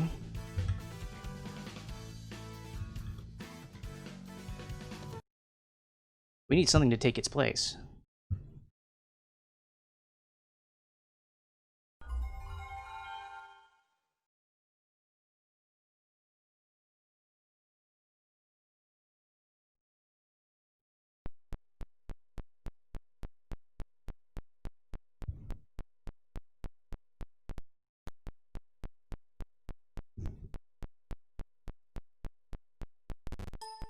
Okay. It wasn't seek. Maybe it's the read.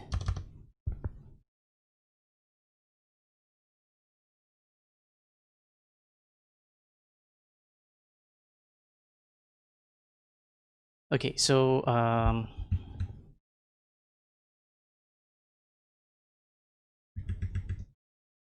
GFS %d.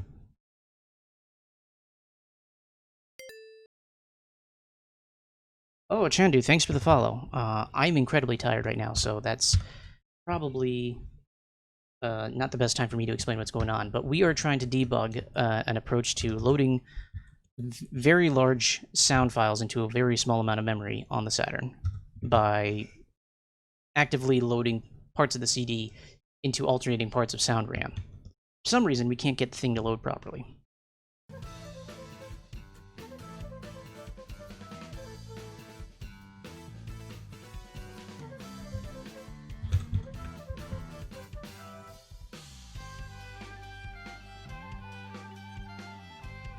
That is a strong possibility.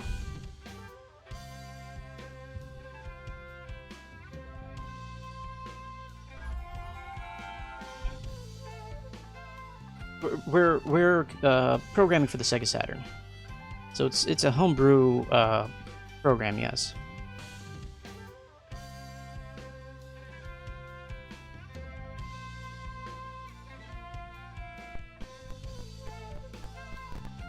Okay, so Ponut, if it returns 0, what does that mean? But how can it not open if I can play?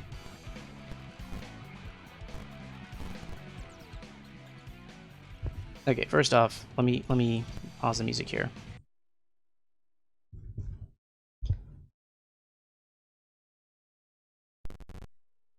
Oh, it broke your sounds too. That's not good.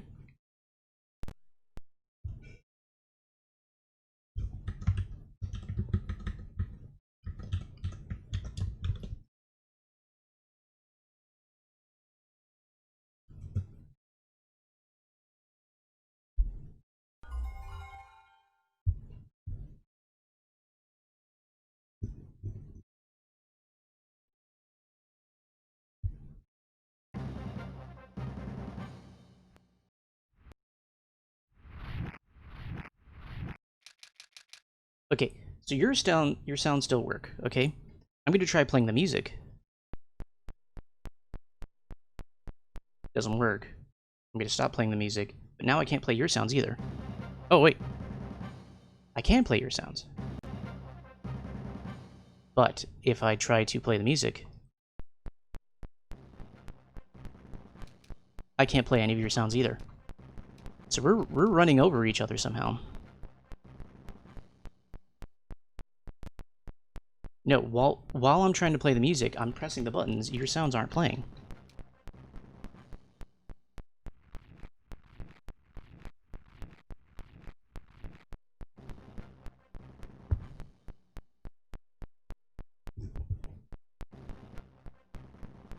Oh, they're getting garbled. Okay, that's why.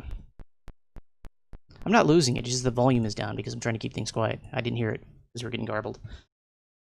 Okay, so why do your sounds get to play and mine don't?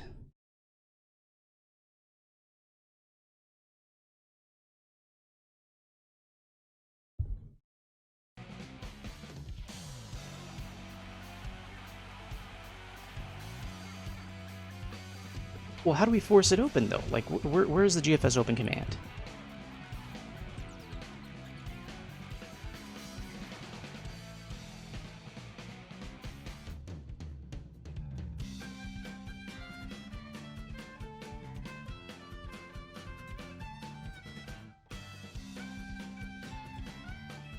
Yeah, you know what?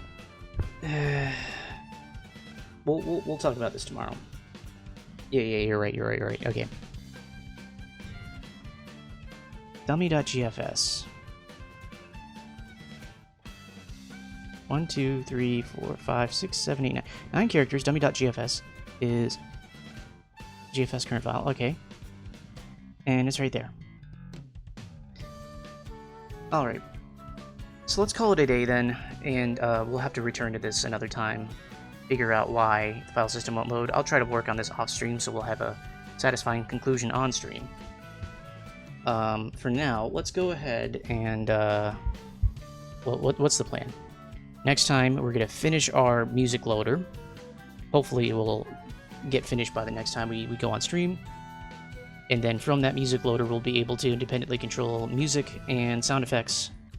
And then we will go back to the menu stuff and implement the menu to independently control sound volume and music volume. And have a proper, you know, like, options menu, separate from the game. So that's the overall plan. We spent a lot of time trying to figure out this music thing. Feel like we have a lot of the infrastructure there. It's just, there's something stupid we're missing, and I'm sure sometime during this weekend we're going to figure out what it is. I guess Ponut's coming off stream. So I'm going to go ahead and say good night to everyone.